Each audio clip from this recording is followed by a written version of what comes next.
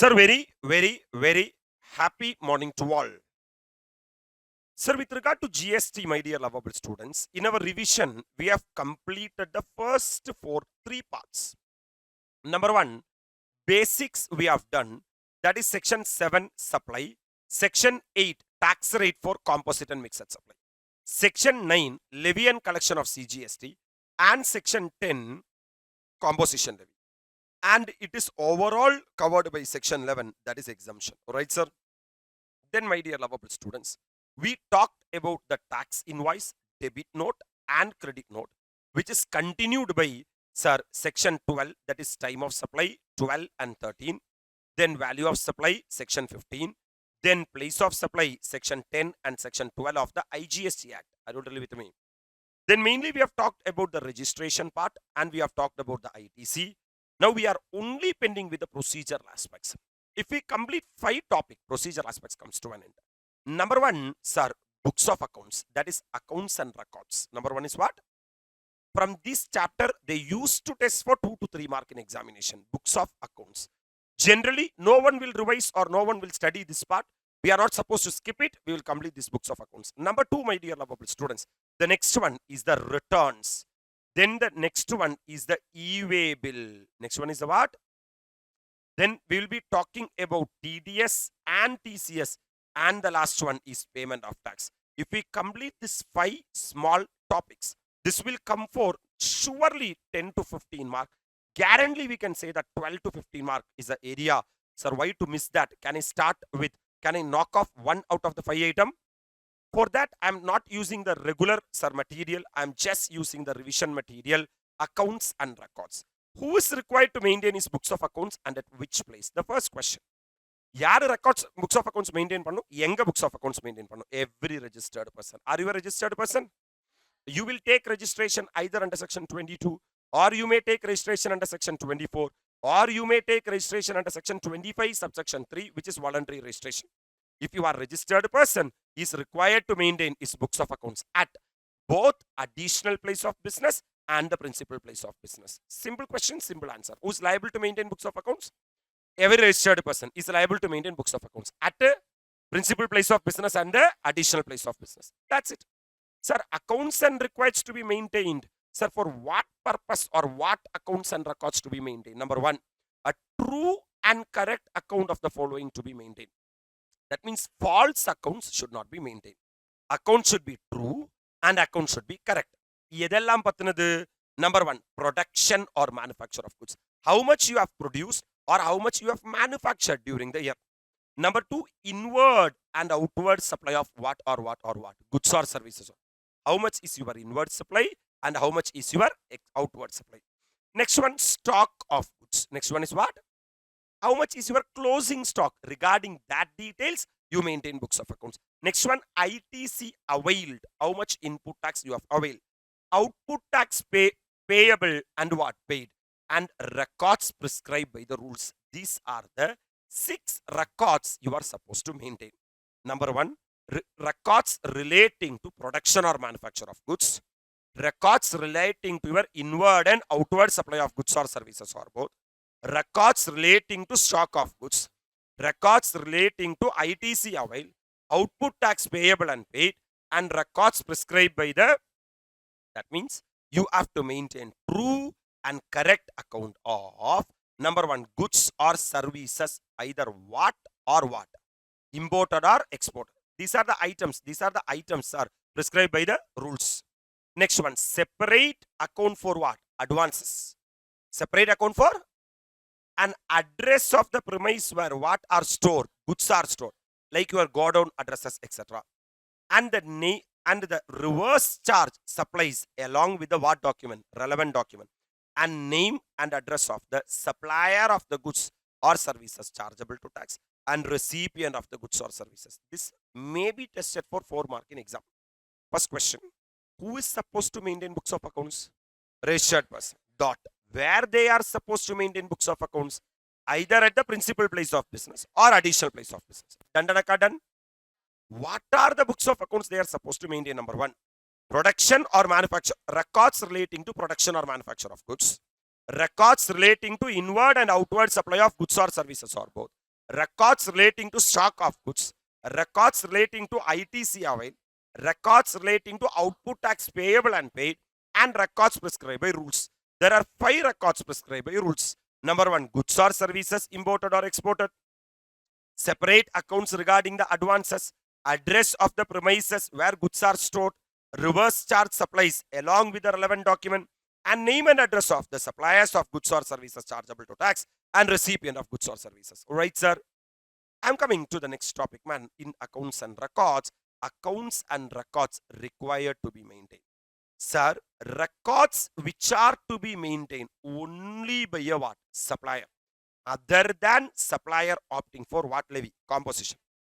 So from here onwards, what we are going to discuss is, if you are supplier, if you are what are the accounts you have to maintain? If you are an agent, what are the books of accounts you are supposed to maintain? So records to be additionally maintained by manufacturer and what provider? If you are a manufacturer and service provider, what are the books of accounts to be maintained? Are you really with me? If you are a GTA, that is records to be maintained by either owner or operator of godown or warehouse and transporter. That means owner or what man? Operator or GTA. What are the books of accounts to be maintained? That's it, sir. Then separate accounts for what contract? If you are a works contractor, what are the accounts to be maintained? And how the accounts has to be maintained, and how the accounts and records has to be maintained. And if you failure to maintain books of accounts, and for how much period it has to be maintained, is what our discussion is all about. In examination, you know one thing, they will ask specifically as an agent, what are the books of accounts you are supposed to maintain. So, number 1, sir, first primarily, prima facie, we understood that every registered person at their principal place of business and additional place of business, they are supposed to maintain the books of accounts. Comfortable? Yes, sir. My dear lovable students, sir, what are the books of account? Generally, normally, everyone are supposed to maintain your records relating to production or manufacture of goods, inward and outward supply of goods or service or both, stock of goods, ITC availed, output tax payable and paid, and records prescribed by the rules. Come on, coming to, if you are a supplier, if you are a what? And if you are not opting for what levy? Composition levy. That means you are traveling through the normal route, that is section 9 route, not the 10 route. Correct? Your account of stock of goods received and what? Supplied, including opening balance, received, supply, goods lost, goods stolen, goods destroyed, goods written off, goods gifted, goods free sample, and the stock balance. That means all the details relating to the stock of accounts. Goods, regarding the goods, stock of the goods, regarding the stock of the goods, because you are not traveling through the composition levy, you are traveling through the normal route. If you are traveling through the normal route, for the items which you have purchased, you are entitled to take ITC. For items which you have sold, you are entitled to collect output tax. Am I right? And for the items lost, stolen, destroyed, written off, gifted, free sample, it is blocked credit. Correct? So department should have proper what of accounts, man? Books of accounts regarding the stock. Regarding the what? Number 2, amount of details of tax payable. Because when you make supply, output tax will be collected or tax collected and paid, ITC claim together with the registrar of what invoice? Tax invoice, debit note, credit note, delivery challan issued or received during any what period? Tax period. That means if you are a supplier, this is very important, man. What are the records to be maintained? Only by a what? Supplier.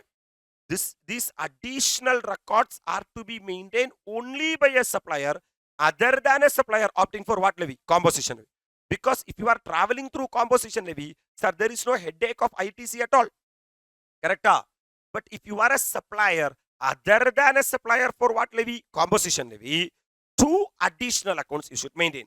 Account for what of goods? Stock of goods. Stock of goods. That is, in that what and all you should maintain? Goods received, goods supplied, including opening balance, received, supply, goods lost, stolen, destroyed, return of, gifted, free sample, or stock balance. Number 2, my dear lovable students, accounts of details of tax. Related to tax, what and all you should maintain? Tax payable, tax collected, tax paid, ITC claimed, together with the registrar of what invoice? Tax invoice, credit note and debit note and delivery challan. Comfortable? Sir, there is a principal agent relationship, sir. I am agent, sir. What are the books of accounts I am supposed to maintain? Authorization received from each principal to receive or supply goods or service in his behalf. Beautiful point. If I am principal, I am giving the permission to you to receive goods on behalf of me.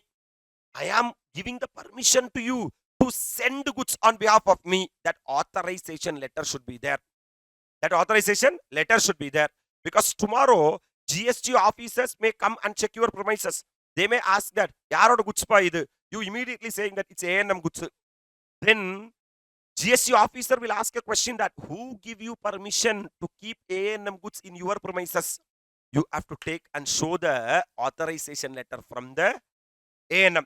Sir, I will give you a letter in my letterhead that it is to certify that this person has been appointed as my agent and this person will be situated in this place and he is having warehouse here. He can keep my goods with my permission. Are you already with me? And particulars of the goods or service received or supplied on behalf of every principal. You may be an agent for 5 or 10 principal. Correct? For every principal you would have received goods. For every principal you would have supplied goods. Sir, principal wise you are supposed to maintain the books of accounts. For principal number 1, this book will give you details. Principal number 2, this book will give you details. Can I proceed? And details of accounts furnished to every principal. That means to every principal you may receive the goods, you may sold the goods, you may send the money, and this much is receivable from him, this much is payable from him. Sir, this much of stock of principal is lying with the agent. Correct? Appadi you have to maintain. And tax paid on receipts or supply of goods or service effected on behalf of every principal. First, authorization should be kept. First point is what? Authorization should be kept. Number 2 is what, man? Goods, particulars of the goods or service received or supplied. Goods or service received or supplied on behalf of the principal. Next one, details of accounts. Accounts furnished to every principal. Are you really with me? Tax paid details should be maintained. That means generally, come on, sir, every person, not a specific person, has to maintain the general books of accounts or general details relating to number 1, production or manufacture of goods, inward and outward supply of goods or services or both, stock of goods, ITC availed, output tax payable and paid, records prescribed by the rules. Right? Now, if you are a supplier, my dear lovable students, other than a composition dealer, you are supposed to additionally maintain 2 records. Number 1, accounts of the stock of goods and accounts of the details of tax. Regarding stock, everything. Stock received, stock supplied, including the opening balance, received, supply, goods lost, stolen, destroyed, return off, gifted, free sample and stock balance. Point clear? Next one, accounts of details of tax. Tax related details such as tax payable, tax collected, tax paid, ITC claimed, together with the registrar of the what invoice? Tax invoice, credit note, debit note, delivery challan issued or received during any tax period. Can I proceed? Sir, I am an agent, sir. Who said that you are an agent? Prove yourself. For that, you have to keep the authorization. Then once you have the authorization, you would have received goods or services or both on behalf of the principal. That details. You would have sent your account summary to the principal. That detail. And what is the tax paid or payable for every principal? That detail. Can I proceed? Sir, I am a manufacturer, sir, or I am a service provider, sir. Then am I liable to maintain any additional books? Monthly production account showing quantitative details of raw material or services used in what? Manufacture.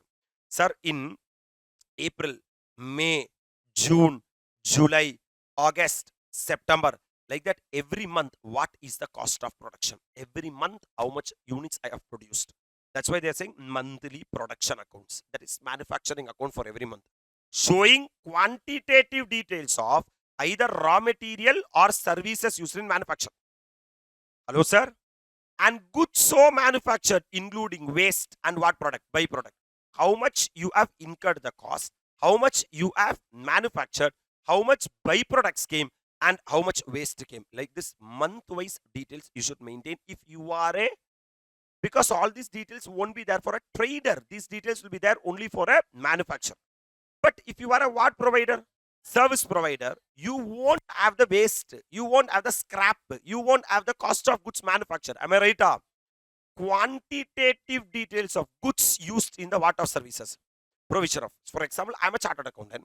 Sir, to provide my audit services, this much photo stat paper I have used. Are you really with me? This much materials I have used to provide the services. And details of what services, input services utilized, and what supplied, service supplied. What are the services I have used to provide the output services? இதோட details நீங்க தெளிவா என்ன பண்ணணும்னா maintain பண்ணணும். Sir, what are the records to be maintained by the owner or operator of godown or warehouse and what? Transporters. Sir, you are the owner of godown, you are the operator of the godown, you are the operator of the warehouse or transporter. Then records to be maintained by owner, operator of godown or warehouse or transporters are whether in or not.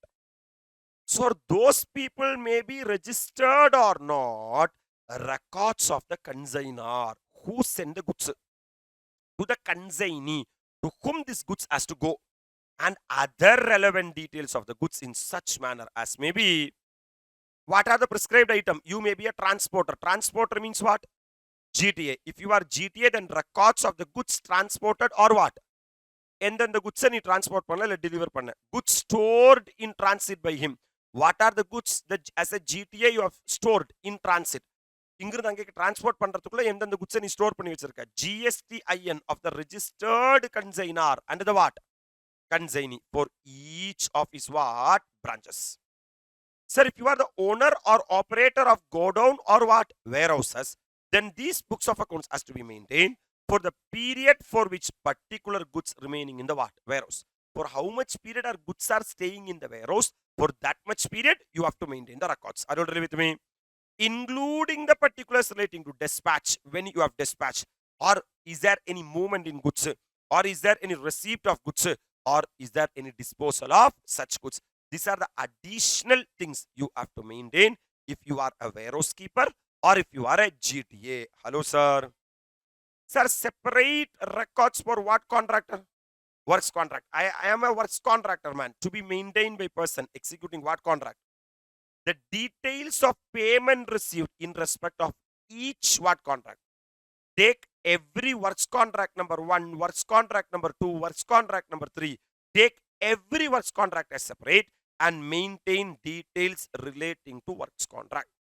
That is name and address of the person on whose behalf the works contract is executed, for whom you are doing the works contract.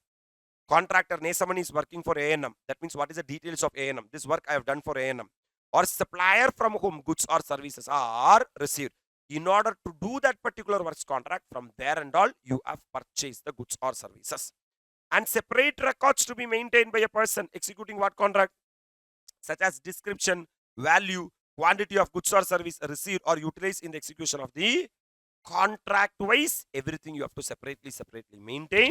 This is your additional responsibility. How the accounts and records will be maintained. Okay, sir, you said that every registered person is liable to maintain books of accounts at the every principal place of business and the additional place of business. Yes, sir.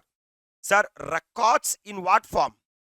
Books of accounts include any electronic form of data stored on any electronic device.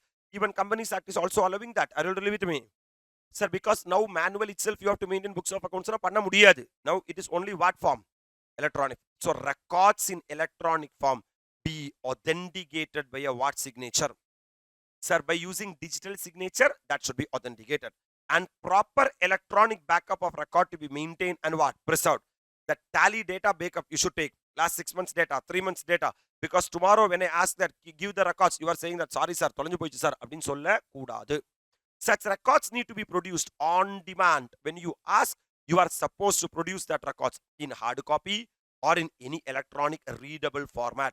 Sometimes we may ask in future, give your bank account print, then you have to give it print, or we may ask in pen drive. At that time you have to give it details of the files, their password and explanation for code and any other information required for the access. That means you are allowed to maintain the books of accounts in what form?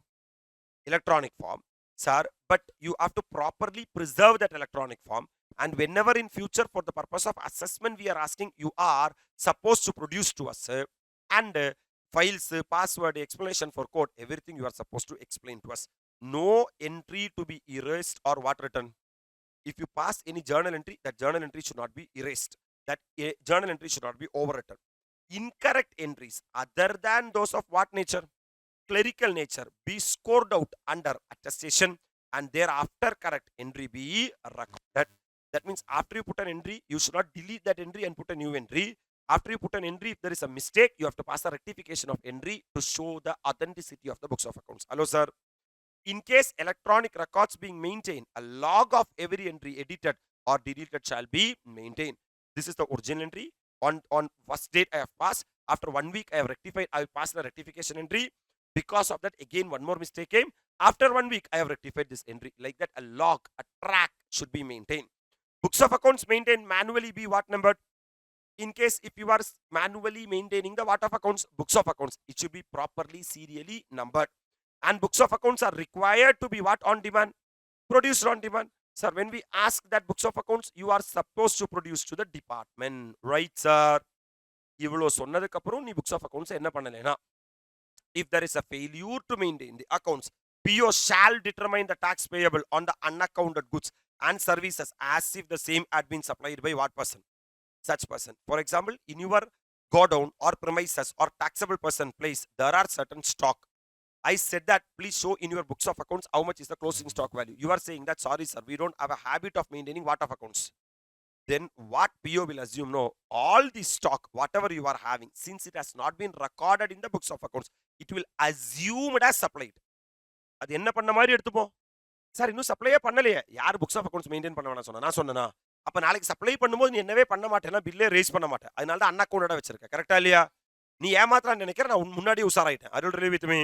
So PO shall determine the what payable, tax payable on the what goods, unaccounted goods or what services, as if the same had been supplied by such person.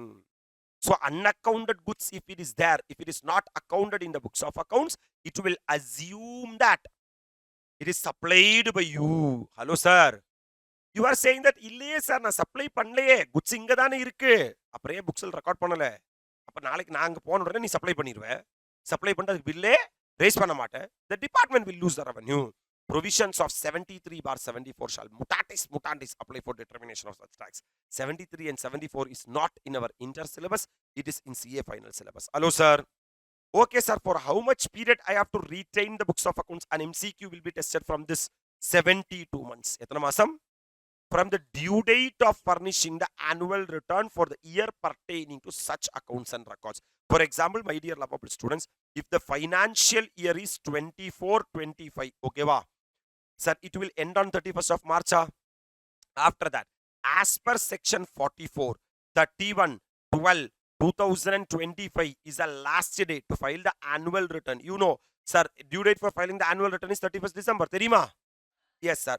From this annual return, for 72 months from the due date of furnishing of what return? Annual return. 72 months means 6 years. 6 years. But you are not supposed to say 6 years because Act is saying how much months? So 72 months from the due date of furnishing of what return? Annual return. For the year pertaining to such accounts and records. If that accounts and records is pertaining to financial year 24-25, its due date for annual return is 31/12/2025. Am I right? From here, you can add 72 months, basically 6 years. So 25 means 26, 27, 28, 29, 30 and 31. So till 31/3/2000 and சொல்லு 31/12, sorry. Till 31/12/2031, you are supposed to maintain what accounts? For which financial year? Financial year 24-25. அப்ப financial year 24-25 ஓட என்ன of accounts? Books of accounts 31/12/2031 வரைக்கும் நீ கட்டாயமா maintain பண்ணி தான் ஆகணும். Can I proceed, sir? Sir, where an appeal, revision or any other proceedings before any appellate or revision authority or appellate tribunal or court or an investigation is going on. For example, in this year, you gone for appeal to the appellate authority, higher authority. Hello, sir. Then 1 year after final disposal of such appeal, That means after appeal is over, you have to at least keep for how much year? 1 year. Or how much months? Normal time limit, 72 months from the due date of furnishing the annual return, whichever is what? Later. What is the problem? I will tell you. Sometimes for financial year 24 and 25, some appeal or case to the appellate authority you may taken. This appellate authority would have given the order only after 10 years. Then after completion of the appeal, minimum for a period of 1 year or general time limit of 72 months from the due date for filing the annual return, whichever is later, not earlier. If it is earlier, there is no use in the provision.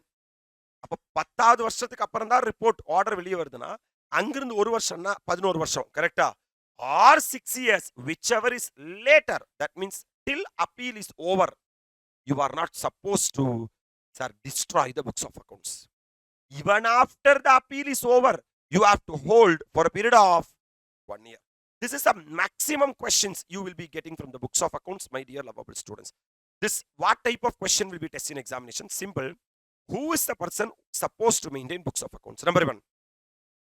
Every registered person is required to maintain his books of accounts at either both the principal place of business and at the additional place of business. Either both the principal place of business and the what are the general books of accounts to be maintained? Production or manufacture of goods, inward and outward supply of goods or services or both, stock of goods, ITC avail, output tax payable and paid, records prescribed by the rules. What are the 5 records prescribed by the rules? True and correct account of number 1. Goods and services imported or exported, separate accounts of advances, address of the premises where goods are stored, reverse charge suppliers along with relevant document, name and address of suppliers of goods or services chargeable to tax, recipient of goods or services. Clear? Now I am going to talk about the specific books of accounts to be maintained by specific people. If you are exclusive supplier and other than composition dealer, 2 additional documents you should maintain. Number 1, stock of goods and the details relating the tax. That's it, game over. That's the keyword. Are you with me? If you are an agent, prove yourself that you are an agent. Sir, what are the particulars of goods or service or both received or supplied on behalf of every principal, not principal, every principal, and details of accounts furnished to every principal, tax paid on behalf of every principal. Are you able to appreciate? Sir, I am a manufacturer, sir. ஒரு மாசம் எவ்வளவு goods manufacture பண்ணேன். இவ்வளவு goods என்ன பண்றதுக்கு manufacture பண்ணும்போது how much waste came, how much என்ன sir by products came. That's it, game over.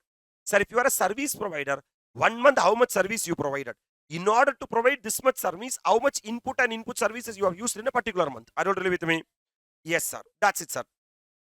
Sir, if you are a owner, sir, or operator of godown or warehouse keeper, whether you are dash or not, this point is a highlight, man, whether you are what or not, registered or. Sir, yaar sir consignor, yaar sir consignee, and NSR details of the goods. These 3 things you should maintain. Yaar sir consignor, yaar sir consignee, and the details of the. Okay, sir. Regarding the goods, what and all I should maintain, sir? What are the goods delivered or transported? What are is there any goods stored in transit? What is the GST IN of the registered consignor and the consignee for each of his branches? If you are owner of or operator of the godown or what? Warehouse, sir, books of accounts for the period for which particular goods remain in the warehouse. For 5 வருஷம் என்கிட்ட அந்த goods என்கிட்ட இருக்குனே warehouse-ல இருக்குனா, for that 5 years I have to maintain the books of accounts for 5 years. Hello, sir. Including the particulars relating to when you are dispatching, movement, receipt and disposal of such goods. Comfortable, sir? If you are a works contractor, my dear lovable students, sir, for every works contract separately, what are the payments you have received?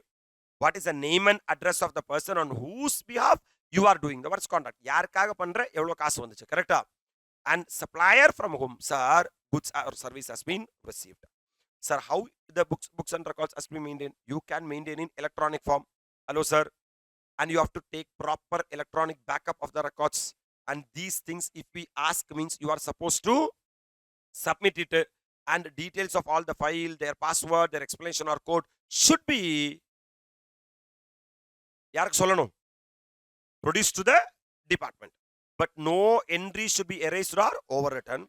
You are not supposed to pass any incorrect entry. If any incorrect entry is there, sir, you have to rectify only after attestation. Are you already with me? Sir, if any electronic records are maintained, a log of every entry should be, you have to maintain. That means what is the original entry, what is the rectification entry, what is the rectification entry. Sir, if you are maintaining the books of accounts manually, then it should be what numbered? Serially numbered. And whatever it may be, whether it is books of accounts in original, in the manual form or the electronic form, when we ask, you are supposed to produce it. Purida? Sir, even after saying this, if you are not maintaining books of accounts, if you are having any unaccounted goods, it will be deemed that you have supplied the goods in the course of furtherance of business. And you are liable to pay the tax liability. And that will be determined as per 73 bar 74. And you are generally, you are supposed to maintain the books of accounts for 72 months from the due date for furnishing the annual return for which the books of accounts relates to. But during that period, if you have gone for any appeal or revision to appellate authority or revisionary authority or appellate tribunal or court, or if any investigation is going on, sir, after the conclusion of that event, how many year? 1 year. Or general time limit of 72 months from the due date of furnishing the annual return, whichever is later is the time period for which you are supposed to maintain the books of accounts. That's it. We are done with 1 out of 5, my dear lovable students. Books of accounts discussion comes to an. Sir, I am with you, sir, from your heart. Anybody is there? Where is the grand clap? Take a 15 minutes of time, study these 4 pages, and come back. We will connect with our, sir, workbook. Sir, at the end, sir, in the coming slot, we will be coming into the next a beautiful, important, very important, very, very important, sure short question area called as NAV bill. Sir, what is e-way bill?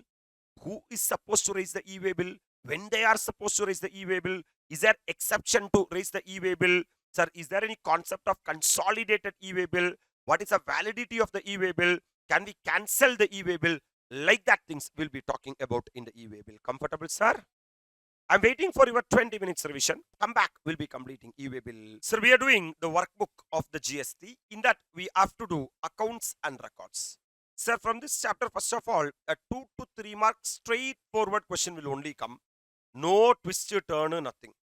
Who is required to maintain books of accounts? Every registered person is required to maintain. And at which place in terms of section 35 read with the relevant rules? In every principal place of business, and also the a 2 mark question. That's it.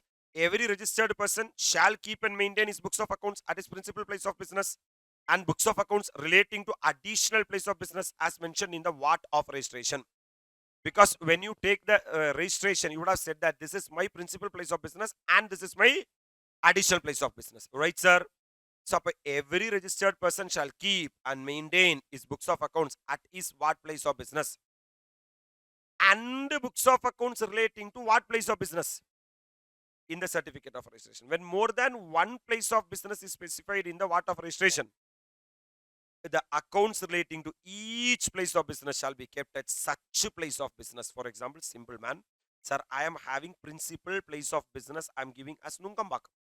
But I am having additional place of business 1 and additional place of business 2 and additional place of business 3. Hello, sir. In Nungambakam, all the details regarding the principal place of business should be kept.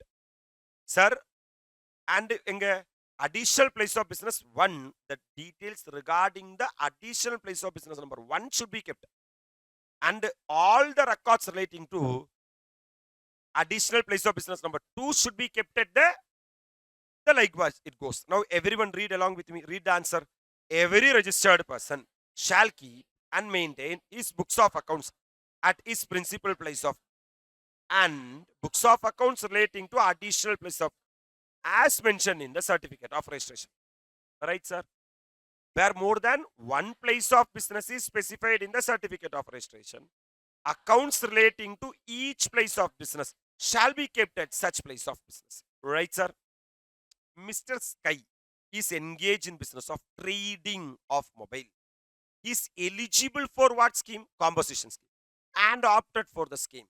He seeks your advice for records which are not required to be maintained him. as a composition what person? Taxpayer. Sir, question அப்படியே உல்டாவா கேட்டிருக்காங்க sir. If you are a manufacturer, you are supposed to maintain two things. That means that manufacturer should be, sir, not manufacturer. If you are a supplier, you are supposed to maintain two things additionally.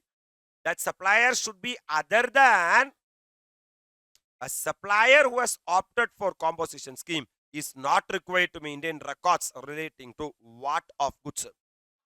That is accounts of stock in respect of goods received, supplied by him, and such account shall contain particulars of the opening balance, receipt, supply, goods lost or stolen, destroyed, return of or disposed of by way of gift or free sample, and the balance of stock including raw material, finished goods, and scrap and wastage thereof. And number 2 is what thereof? Details of tax. Tax, that is account containing the details of what payable, including tax payable under reverse charge, tax collected and paid, input tax credit claim, together with registrar of tax invoice, credit note, debit note, delivery challan issued or received during any tax period. Thus, Mr. Sky is not required to maintain the above mentioned records. Are you able to understand how the question is testing? Coming to illustration number 3.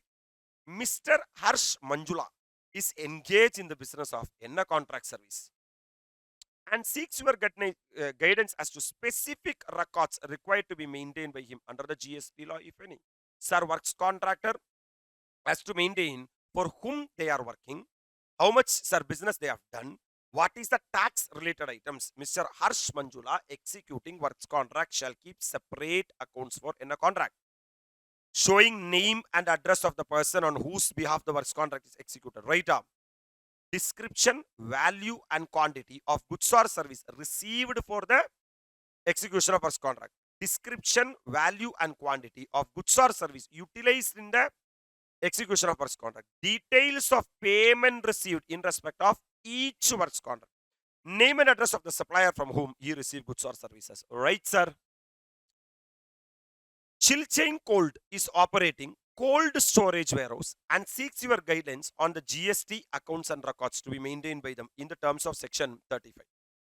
If you are a operator or a warehouse keeper or a GTA, whether what or not, registered or not, you are supposed to maintain the details regarding the consignor, regarding the consignee, and for how much period the goods are with you, the dispatch details. Are you able to appreciate? Chilchin Cold shall maintain records of the consignor, consignee, and other details of the goods in the what manner. Chilchain Cold shall also maintain books of accounts with respect to the period for which particular goods remain in the warehouse, including the particulars relating to dispatch, movement, receipt, and disposal of such goods. Chilchain Cold shall store the goods in such manner that they can be identified in a wise. That means I should be able to separate or segregate the item in item wise, correct earlier? And what wise? Owner wise. Please, sir, segregate the goods item wise and owner wise, and shall facilitate any physical verification or inspection by the proper officer on demand. In case stuck in proper officer வந்து என்ன சொல்றாருன்னா, this particular consignor ஓட goods நான் வந்து என்ன பண்ணணும், inspect பண்ணணும்னா அதுக்கான வசதி பண்ற மாதிரி நம்ம என்ன பண்ணணும்னா ஸ்டாக்கை மெயின்டைன் பண்ணணும். எங்க கோடவுன்ல. அப்போ ப்ராடக்ட் வைஸ் மெயின்டைன் பண்ணியிருக்கணும், பிளஸ் ஓனர் வைஸ் மெயின்டைன் பண்ணியிருக்கணும். And if the proper officer is asking on demand, we should be able to allow him to come and check. Are you all really with me? Illustration number 5. Mr. X is of the view that records are to be mandatorily maintained manually only. அப்படி யார் சொன்னா? You are required to examine the view taken by Mr. X. The view taken by Mr. X is not in law. Books of accounts include any electronic form of data stored or any electronic device. The registered person may keep and maintain such records and other particulars in what form? Stored on any electronic device, and record so maintained shall be authenticated by means of what signature? The registered person maintaining electronic record shall produce on demand the relevant record or documents duly authorized by him in what copy? Hard copy or in any electronically readable format. Pakka? Where the accounts and records are stored electronically by any what person? Registered person. He shall on demand provide the details of such file, password of such file, and explanation for codes used where necessary for access and any other information which is required for such access along with the what copy. Sample copy in the what form? Print form of the information stored in such files. That means there is no need that under the GST you have to maintain the books of accounts in what form itself, manual form itself. You can maintain in electronic form also. Appreciate pandra. If you maintain in electronic form, every bill should be authorized. Point number 1. Sir, proper backup should be there. Whenever we are asking, you have to produce on demand. Are you really with me? That's it. With regard to the chapter what and what, accounts and records. You tell me this is a 2 to 3 mark area for exam. How much time we need to prepare this, including the workbook? If you read 2 times, 3 times perfectly or study this 5 question, that 4 pages, that's it, done, done. We can ensure that 2 to 3 mark in exam. Comfortable, sir? My dear lovable students, spend your 15 minutes of time and revise it very properly and come back.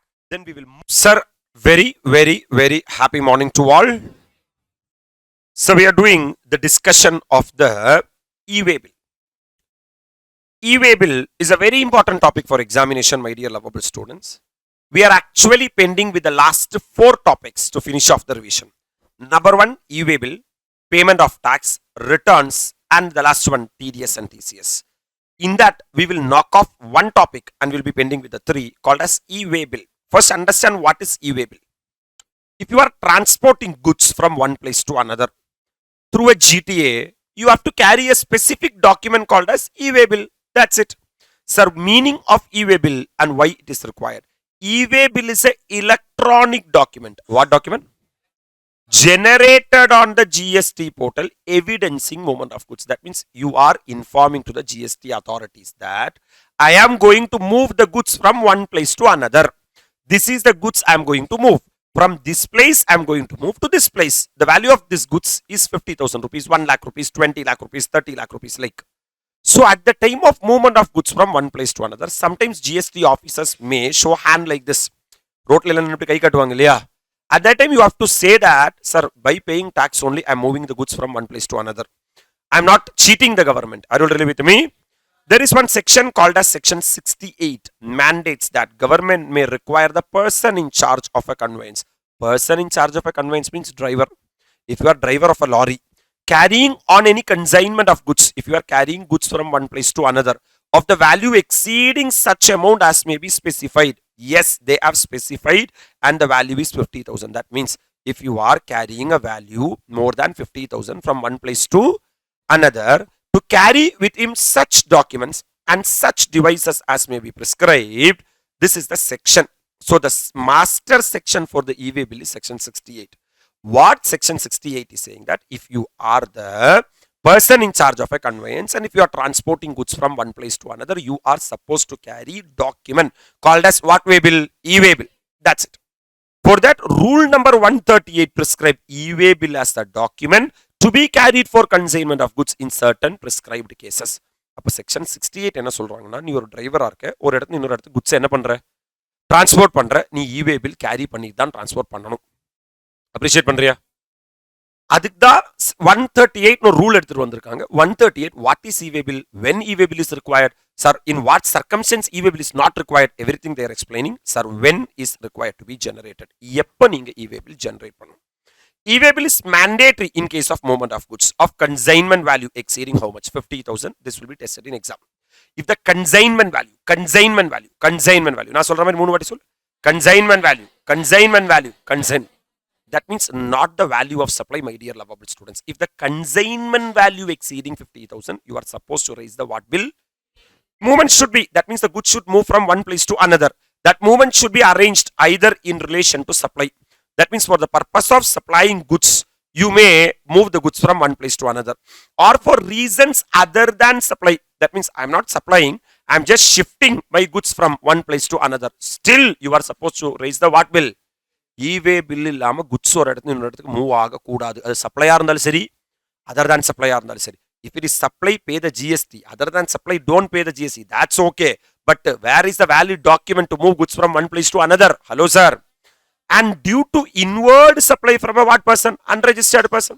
That means supplier is an unregistered person and recipient is a registered person. Hello, sir. Or unregistered person is moving goods from his place to the registered person. Are you registered person? You raise the e-way bill and transport the goods from one place to another. That means the logic of the GST department is, are you moving goods from one place to another? Mandatorily, my dear lovable students, raise the what bill? E-way bill. Registered person causing movement of goods shall furnish the information relating to said goods in part A of form GST e-way bill 01 before commencement of such movement. That means if you are going to move goods from place number 1 to place number 2, before you start moving from place number 1, the registered person has to raise a dash way bill, e-way bill. Comfortable? But exception to minimum consignment value of 50,000.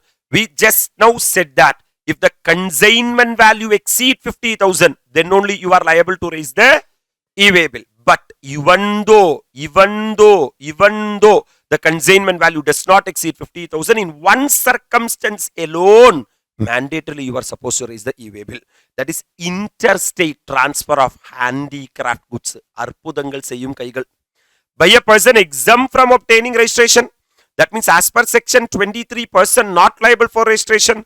If you are a interstate handicraft supplier of goods up to 20 lakh or 10 lakh, you are not liable to take the registration. But sir, you have to raise the what bill? E-way bill. At that time, don't come and say that, sir, my consignment value does not exceed 50,000 and all. Because you are not a what person? Registered person. You got exemption. So mandatorily you are compulsory liable to raise the e-way bill. So tell me, sir, first question, when is required to generate e-way bill? If your consignment value exceed 50,000, compulsory you are liable to raise the e-way bill. Who should make the movement? If goods are going to move from one place to another place, you have to raise the e-way bill. Sir, yaar sir and the movement pannanu? Edhukku sir and the movement pannanu? Maybe movement may be for in relation to supply, or for reason other than supply, or due to an inward supply from a what person? Whatever may be the circumstances, the registered person, what person? Causing the movement of goods. What man? Causing the movement of goods. Sir, he is supposed to raise the what bill? E-way bill. Sir, registered person na pa eppovume e-way bill raise pannanuma if he is causing the what of goods. Sir, what is causing the movement of goods? What do you mean by causing the movement of goods? If supplier is registered, assume I am the supplier, I am supplying this calculator from Chennai to some other place. Hello sir. That means I am a what person? Registered person. And undertake to transport the goods. That is what of goods? Movement of goods. You are my recipient. I am saying to you that that means it is a responsibility of the supplier to move goods from my premises to your premises. Correct? Then the movement of goods is caused by the supplier. Then supplier is the person who are responsible to raise the bill, e-way bill. But recipient is saying that you just sell the goods at Nungambakam, Chennai, and I will take the goods and I will take to Trichy, or I will take to Coimbatore, or I will take to Kerala. Hello sir. If recipient arrange what? Transport, movement of the goods would be caused by him. அப்போ movement யார் பண்ணாங்களோ, supplier move பண்ணா supplier e-way bill raise பண்ணணும், recipient move பண்ணா recipient has to raise the e-way bill. Hello sir. If goods are supplied by what supplier? Unregistered supplier to a what? Recipient, registered recipient, known at the time of commencement of movement of goods, movement shall be caused by such a recipient. Act itself saying that if the supplier is an unregistered person and recipient is a registered person, even though it is a responsibility of the supplier to give the goods at the premise of the recipient, it will be deemed that recipient has caused the movement of goods. Hence, he is the person responsible for raising the what bill? E-way bill. Simple. Are you going to transport goods from one place to another? Raise the what bill? Question arises. When I am supposed to raise the e-way bill? If your consignment value exceed 50,000. One exception, Arpudangal seyyum kaigal. Right, sir? Who is supposed to raise the e-way bill? Sir, the person who are causing what of goods? Movement of goods. If registered person, supplier is saying that I will deliver the goods at the whose premises? Recipient premises. Then who's the person moving the goods? Supplier. Then let him raise the e-way bill. Recipient is saying that I will take the goods from your premises. Then recipient is the person Suppose to raise the e-way bill. My dear lovable students, sir, Act is saying that if the supplier is a what person? Unregistered person. And recipient is a registered person, we will not see who is moving the goods and all. It will be deemed that recipient is the person who are supposed to. Okay இப்போ எப்போ இவே bill rice பண்ணணும்னு புரிஞ்சிச்சு, யார் இவே bill raise பண்ணணும் புரிஞ்சு, இப்போ எப்படி இவே பில் ரைஸ் பண்ணணும், information to be furnished in the VAT bill. Directly you go to GST common portal. Okay, sir. Sir, there you will be having part A and part B. Two parts will be there in an e-way bill. That is like a form. You have to fill part A of the form and also you have to fill the part A to be furnished by the what person? Registered person who is causing what of goods, movement of the goods. That means if I am causing the movement of goods from one place to another place, I have to fill part A, which is like source information, which is like my name is ANM. I am situating in Nungambakam. I am going to transport 30 fridge from Nungambakam to X place. Are you really with me? Sir, however, information in part A may be furnished by the transporter if what? Authorized. I am supplier. I am what? Supplier. Like a dealer called as what? Vasant & Co. Correct, sir? Yes, sir. I am very busy in supplying goods. So I am saying the GTA that, a GTA, enak badala nee information upload pannidu. Are you really with me? So if supplier authorized to the GTA, then GTA can also fill part number A. Or by the dash commerce operator, e-commerce operator, or what agency?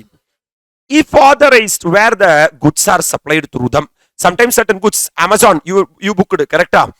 Sir, if the goods are supplying through the what commerce operator, e-commerce operator, supplier can say that, sir, on behalf of me, please fill the part A. Generally, registered person is the person. But if they authorize either GTA or the e-commerce operator or the what agency, courier agency, according to GST Act, யாராவது ஒருத்தங்க fill பண்ணா போதும். Are you really with me? E-way bill இல்லாம goods ஒரு இடத்துல இன்னொரு இடத்துக்கு move ஆக கூடாது. Are you really with me?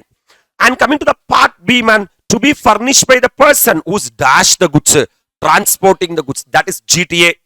But generally part A, supplier, and generally part B, GTA. Are you really with me? But sir, if the supplier is authorizing to the GTA that I am busy in supplying goods, then GTA can fill both part A and part B. There is no problem. Are you really with me? Now, who can generate the what way bill? E-way bill. Okay, part A fill பண்ணியாச்சு, part B fill பண்ணியாச்சு. இப்போ generate பண்ணணும் இல்லையா? E-way bill is to be generated by registered consignor or registered consignee. If the transportation is done in either own or hired conveyance or by railway, by air or by patram. Hello, sir. For example, I am Dash and Co, Vasant and Co. I myself are having lot of trucks to transport goods. If you book, sir, big fridge, Vasant and Co itself will deliver the fridge to you. Correct? They are having delivery van. That means if Vasant & Co itself is going to arrange the transportation, then Vasant & Co itself has to raise the e-way bill. Rather, sir, or the transporter, that is what? GTA. If the goods are handed over to a transporter for transportation by road. Sometimes Vasant & Co is saying that, illa sir, we don't have delivery system. We are handing over to GTA. That means who is going to transport goods from one place to another? Then GTA is the person responsible for generating the e-way bill. Appo, if the vehicle is owned by the Vasant & Co has to raise the bill. If vehicle is not owned by Vasant & Co, if they are handing over to a GTA is the person who are responsible to raise the, where neither the consignor nor the consignee generate the what bill? E-way bill. Consignor means Vasant & Co. Consignee means general public who have purchased the fridge. Hello, sir. Sir, Vasant & Co is showing like this. Hello, sir. And the consignee, the person who are going to receive the goods is showing like this. That means who is going to take the goods from one place to another? GTA, and the value of goods is more than 50,000. It shall be responsibility of the transporter to generate it, because you are only going to transport the goods from one place to another. But generally, if the consignor or the supplier as having their own vehicle, supplier. Sir, otherwise GTA. Are you really with me? Other points, man. Sir, goods transported by railway shall be delivered only on production of what way bill? E-way bill. Don't expect Indian Railway will generate the e-way bill and all. Hello, sir. வேலை இல்லாம இருக்காங்கன்னு நினைக்கிறேன். அவங்க இருக்கிற வேலையை அவங்க பண்ண முடியாது. So what they are saying, the supplier has to raise the what way bill? E-way bill. Sir, if you show the e-way bill only, Indian Railway will deliver the goods to you. Are you really with me? E-way bill can be optionally generated even if the consignment value is less than 50,000, like our voluntary registration under 25 subsection 3. If you want, even though your value of consignment is less than 50,000, even I also want to generate a what way bill? E-way bill. Aram say you generate the e-way bill. Are you really with me? Details of conveyance may not be furnished in what B, man? Part B. Come on. These are exception. Now, in one lorry, I am going to transport goods from one place to another. Am I right, sir? In case of intra, tell me, intra statement of goods, sir, movement of goods up to 50 kilometers. Very important, man. That means from Nungambakam, I am going to transport the goods to a 50 kilometers distance. 50 kilometers distance. Then from place of business, sir, which is, sir, to of consignor, to place of business of transporter. For what transportation? Further transportation. For example, I am Vasandanko. I am situated in Nungambakam. Okay. GTA is situated in Mailapur. GTA is situated in? So, I am taking 10 fridge from Nungambakam to hand over to the GTA who is situated in Mailapur. Both are in intra-state. Correct, Dane? And the distance is less than 50 kilometers. Distance is less than 50 kilometers. Then, in part number B, when I am taking the goods from Mailapur to the, Nungambakam to the Mailapur, and the vehicle details kudukanum enna illa avasiyam illa, or from principal place of business of the transporter finally to the principal place of business of the consignee. For example, I am situated in Nungambakam. I gave 10 fridge to GTA. They are situated in Mailapur. Then details of the conveyance need not be furnished in part B. That means just fill the part A. Part A in the sense means basic details, source details, right? And part A contains the destination details also. Appreciating அப்ப part A மட்டும் fill பண்ணிடு. யாரு supply பண்றா? யாருக்கு supply பண்றா? Are you really with me? The part B contains எதுல supply பண்ற? Part B contains எதுல சப்ளை பண்ற? நான் லாரியில சப்ளை பண்றேன். In case if you are supplying dash state supply, intra-state supply, with a distance of, don't fill part B, just fill part A. E-way bill generate பண்ண வேணாம்னு சொல்ல. Part B. So details of conveyance may not be furnished in the part B. Comfortable. That means if I am supplier, I am situated in Nungambakam, I am, sir, giving to GTA, they are situated in Mailapur, which are intra-state and within 15 kilometers. 50 kilometers. என்ன தேவையில்லைனா part B தேவையில்லை. Comfortable? ரெண்டாவது, sir, from principal place of transporter, now the goods are in Mailapur. Now they are going to supply to the consignee. They are in T Nagar. They are in T Nagar. You tell me, sir, is it intra-state supply? Yes, sir. Is it within 50 kilometers? No need to fill the part B of the e-way bill.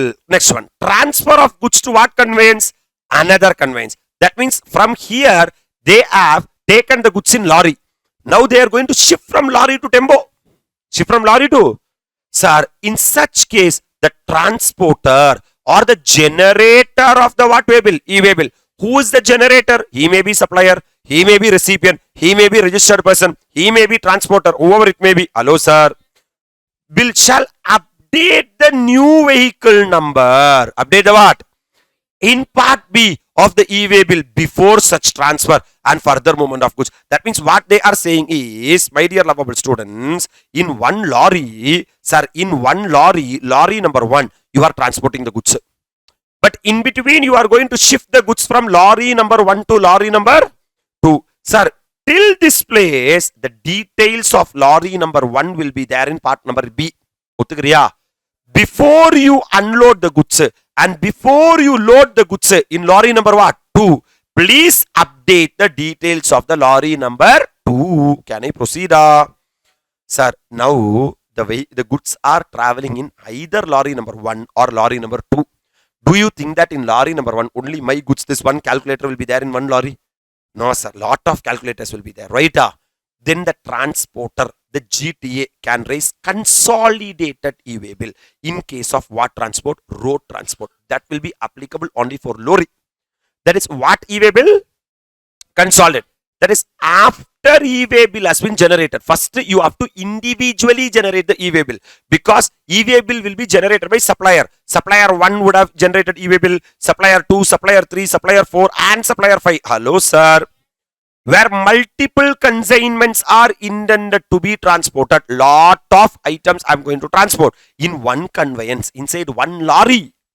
Consignment 1, consignment 2, consignment 3, consignment 4, consignment 5. The transporter may indicate the serial number of what bill generated in respect of each such consignment electronically on the what portal, and consolidated e-way bill in form GST e-way bill 02 may be generated by him on the said common portal prior to what of goods, movement of goods. As a GTA, what I am supposed to do now? Lorry inside the lorry, consignment 1 is there. I should ask, where is the e-way bill? Consignment number 2 is there. Where is the e-way bill? Consignment number 3 is there. Where is the? Consignment number 4 is there. Where is the e-way bill? Consignment number 5 is there. Where is the? I am the person who are going to drive the lorry. Correct?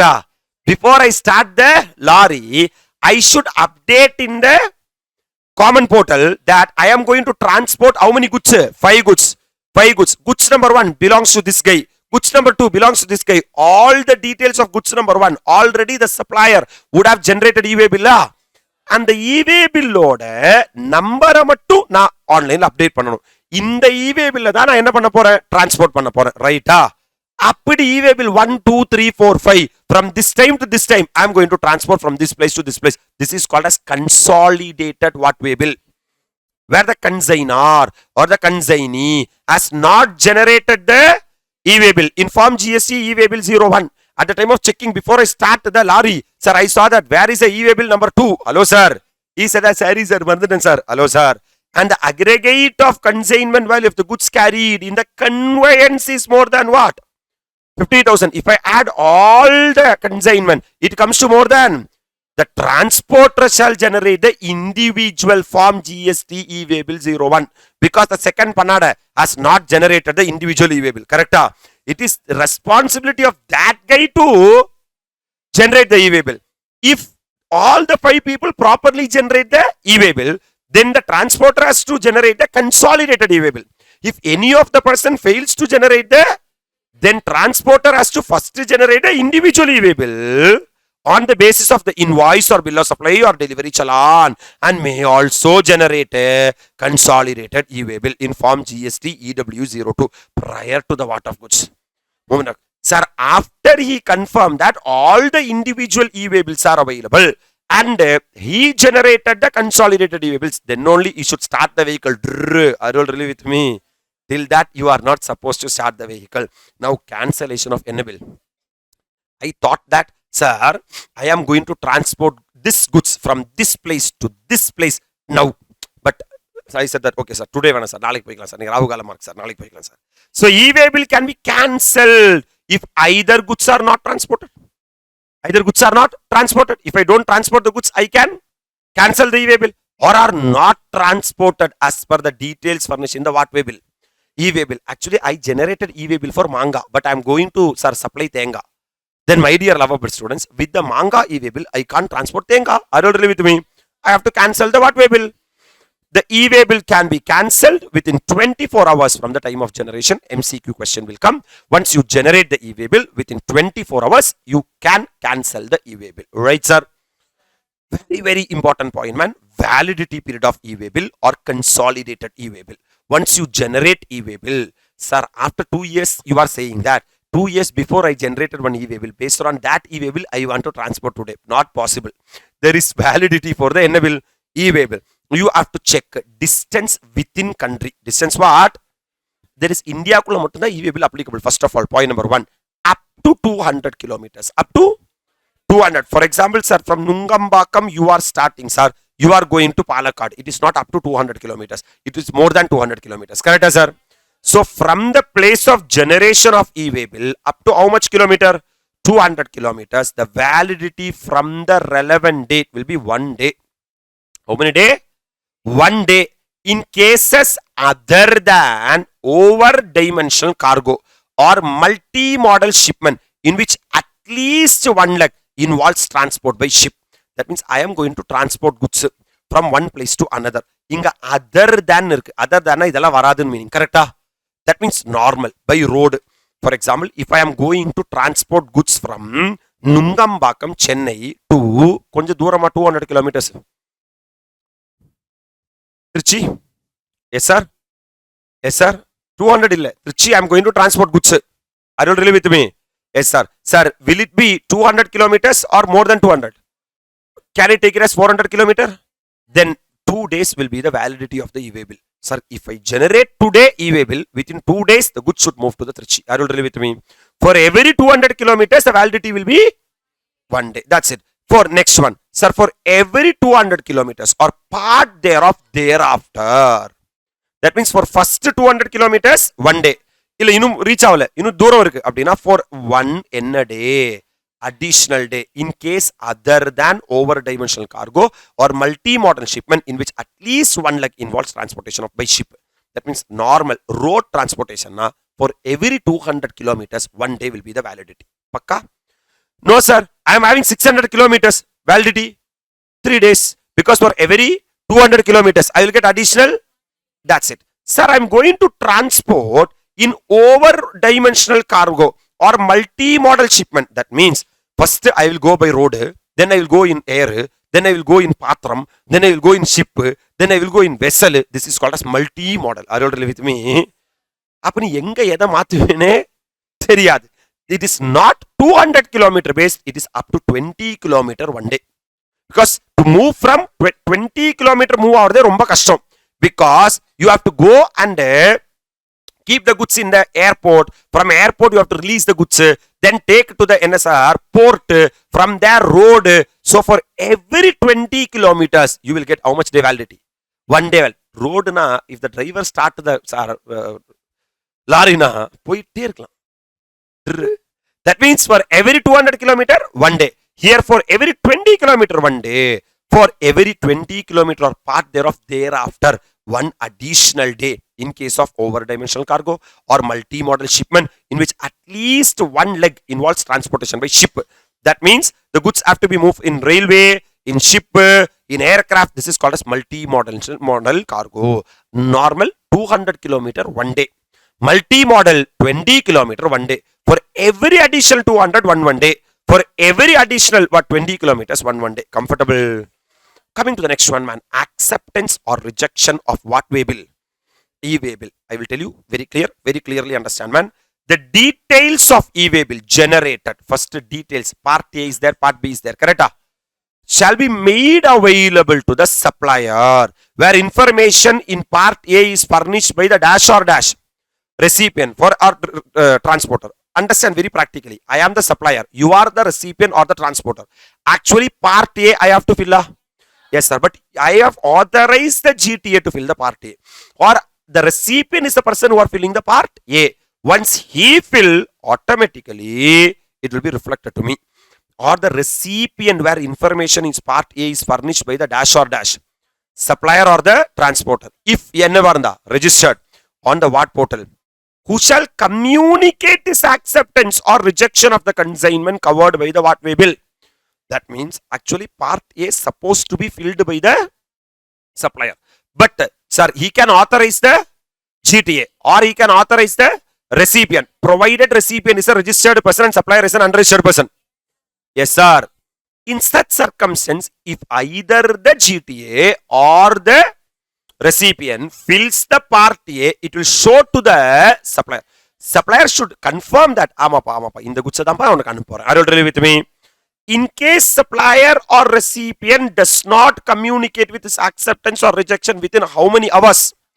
MCQ question, 72 hours of the details being made available to him on the what portal? Common portal, or time of delivery of goods, whichever is what earlier, it shall be deemed that yes, accepted the said details. So within 72 hours, if you are not opening your mouth, it will be deemed that whatever information provided by GTA or the recipient are pakka and you have accepted the e-way bill. That means maunam sammadam. Correct? Sir, is e-way bill required in all cases, sir? Sir, e-way bill is not required to be generated in certain specific cases. There are certain exclusions for the e-way bill. We will be discussing. Don't worry. Sir, documents or devices to be carried by person in charge of conveyance. For example, you are the lorry driver. When you are transporting goods from one place to another, what are the documents you should carry? First invoice should be there, tax invoice, correct? If it is taxable goods or service or both. If it is exempted goods or service or both, or if you are a composition dealer, you should have what? Bill of supply. Or you should have what? Challan? Delivery challan. And one copy of the what way bill? In physical form. That means print out. Or the e-way bill number in the what form? Electronic form. Or mapped to a RFID embedded on the conveyance. Sir, except in case movement of goods by either rail or by air or by vessel.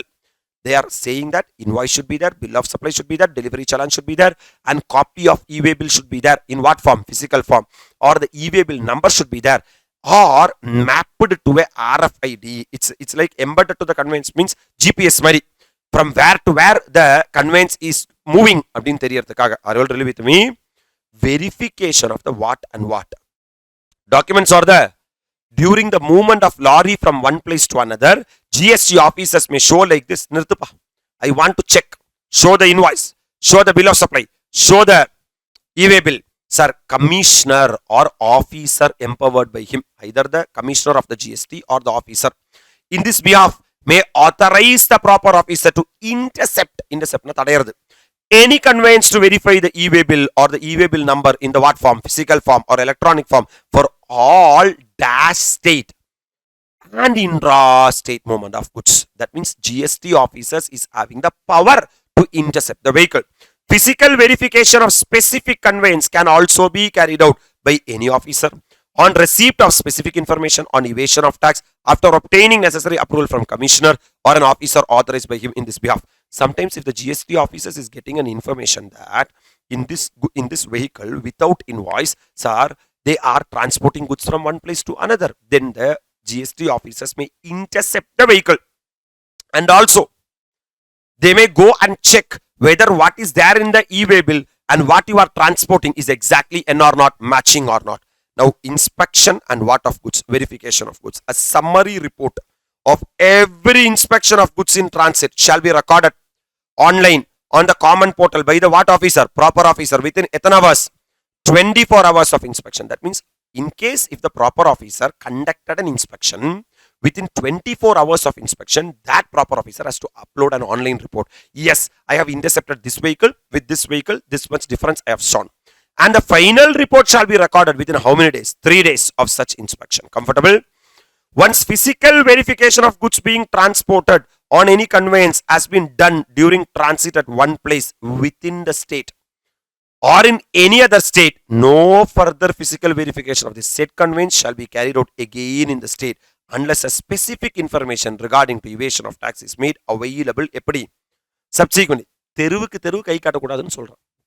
Already நுங்கம்பாக்கத்துல check பண்ணியாச்சுன்னா அந்த state தாண்டற வரைக்கும் இதுக்கப்புறம் நீ கையே காட்ட, but கை காட்டினதுக்கு அப்புறம் தான் இன்ஃபர்மேஷனே வந்திருக்கு. கடத்தினதே லாரியை தாண்டா. Then, my dear lovable students, the proper officer can intercept. Sir, where a vehicle has intercepted and detained for a period exceeding how many minutes? 30 minutes. Transporter may upload the said information on the what portal? Common portal. கை காட்டிட்டு 30 மினிட்ஸ்க்கு மேல நடு ரோட்ல நிக்க வைக்கிறான். ஏன்பா நிக்க வைக்கிறேன்னு கேக்குறேன். நில்லு சும்மா. நாங்க சும்மா தான் நிக்கிறேன். கம்பெனி கொடுன்னு. Then you can upload the details in the what portal? Common portal, saying that unnecessary நிக்க வைக்கிறான். Are you really with me? Then restriction on furnishing on information in part A of form GST e-way bill 01. What they are saying that if you are a bad boy, we will also be bad boy. Hello, sir. Sir, no person, including a consignor, consignee, transporter, e-commerce operator, courier agency, shall be allowed to furnish the information in part A of form GST e-way bill 01. In respect of outward movement of goods of registered person, who you are a registered person, you want to move goods from one place to another, you have to generate e-way bill. For that purpose, you have to fill part A of the GST e-way bill 01. But you are a composition supplier, man. You have not furnished the statement for payment of self-assessment tax for 2 consecutive quarters. For last 2 quarters, you have not paid the tax at all. Hello, sir. You only said that in the aggregate turnover in the immediately preceding previous year does not exceed 1.5 crores or 75 lakhs as there. I want to travel through the Composition levy. I will pay 1%, 5% or 1% as the Enge. So, already supplied item itself, you have not paid the tax. Now, again, e-way bill. Who will pay the tax? First to do all the pendings. Then only, sir, GST Part A will be opened. Otherwise, for you, e-way bill or provisions will not be opened. அப்ப நீ வேணா கேட்கலாம் without e-way bill I will transport நான் கை கட்டுவேன் are you really with me yes sir sir being a person paying tax under the regular scheme I am not traveling through 10 route I am traveling through 9 route has not furnished the return for a consecutive period of how many tax period 2 tax period அங்க ரெண்டு குவார்ட்டரா return file பண்ணல இங்க ரெண்டு tax பீரியடுக்கு அதாவது 2 மாசத்துக்கு return file பண்ணல e-way bill part A option will be closed being a person tax under regular scheme has not furnished GSCR1 for any 2 months or quarters as the case may be. You have not furnished your outward supply. GSCR1 you have not furnished. Returns, non-complaints are there. E-way bill will not be open. Being a person whose registration has been what? Suspended. Other registration suspend பண்ணி பின்னதுக்கு supply பண்ற correct? That means you are not supposed to raise e-way bill. Our commissioner நல்கிற வேலையில or jurisdictional commissioner may on sufficient cost being shown. நீ போய் காரணம் காட்டுற sir I am a composition dealer sir I am a composition dealer what you said is exactly correct sir for last 2 quarters I have not filed the return sir because my own wife gone with some other person with that mental stress sir I am not filing the return commissioner is saying that I can understand that pain because I am also in the same situation man then reason to be recorded in writing yes he can record the reasons in writing allow furnishing of the said information in part A of GST e-way bill 01 subject to prescribed conditions and restriction this is what the details of the e-way bill right sir my dear lovable students we are having very small November 2022 question Mr. Sakura Enterprise made an interstate supply of taxable goods valued at 47,500 and exempt goods valued at 2,000. Rate of IGST for taxable supply was 6%. Determine with brief reason whether the e-way bill generation is mandatory for the above supply made by Mr. Sakura Enterprises. Sir, what is the cutoff? If the consignment value exceeds 50,000, you are liable to raise the... Sir, in the given case, consignment value of the goods including GST. This is not value of supply. This is not value of supply. This is what value? Consignment value. Consignment value include tax. Consignment value. And excluding value of what supply? Exempt supply. Very, very important. Sir, consignment value includes tax. Consignment value and excludes, sir, exempt supply. Excludes what supply, man? So you tell me, man. Sir, Sakura, what is the taxable goods valued 47,500 plus sir exempt value will you include or will not include will not include IGST 47,500 into 6% comes to 2,850 so 47,500 plus 2,850 comes to 50,350 is the what value consignment value is consignment value more than 50 yes sir so 50,350 since there is a movement of goods of consignment value exceed 50,000. Mrs. Sakura is mandatorily required to issue e-way bill. So what is the criteria? If the consignment value exceeds 50,000, you are supposed to raise the e-way bill. What is the definition of consignment value? Consignment value includes taxes, excludes exempt supply. Comfortable? May 22 past examination 4 more question. One consolidated e-way bill can be generated for multiple invoices. Comment on the validity of the above statement with reference to GST law. Sir, 10 invoice-க்கு ஒரு consolidate பண்ணா பத்தாது.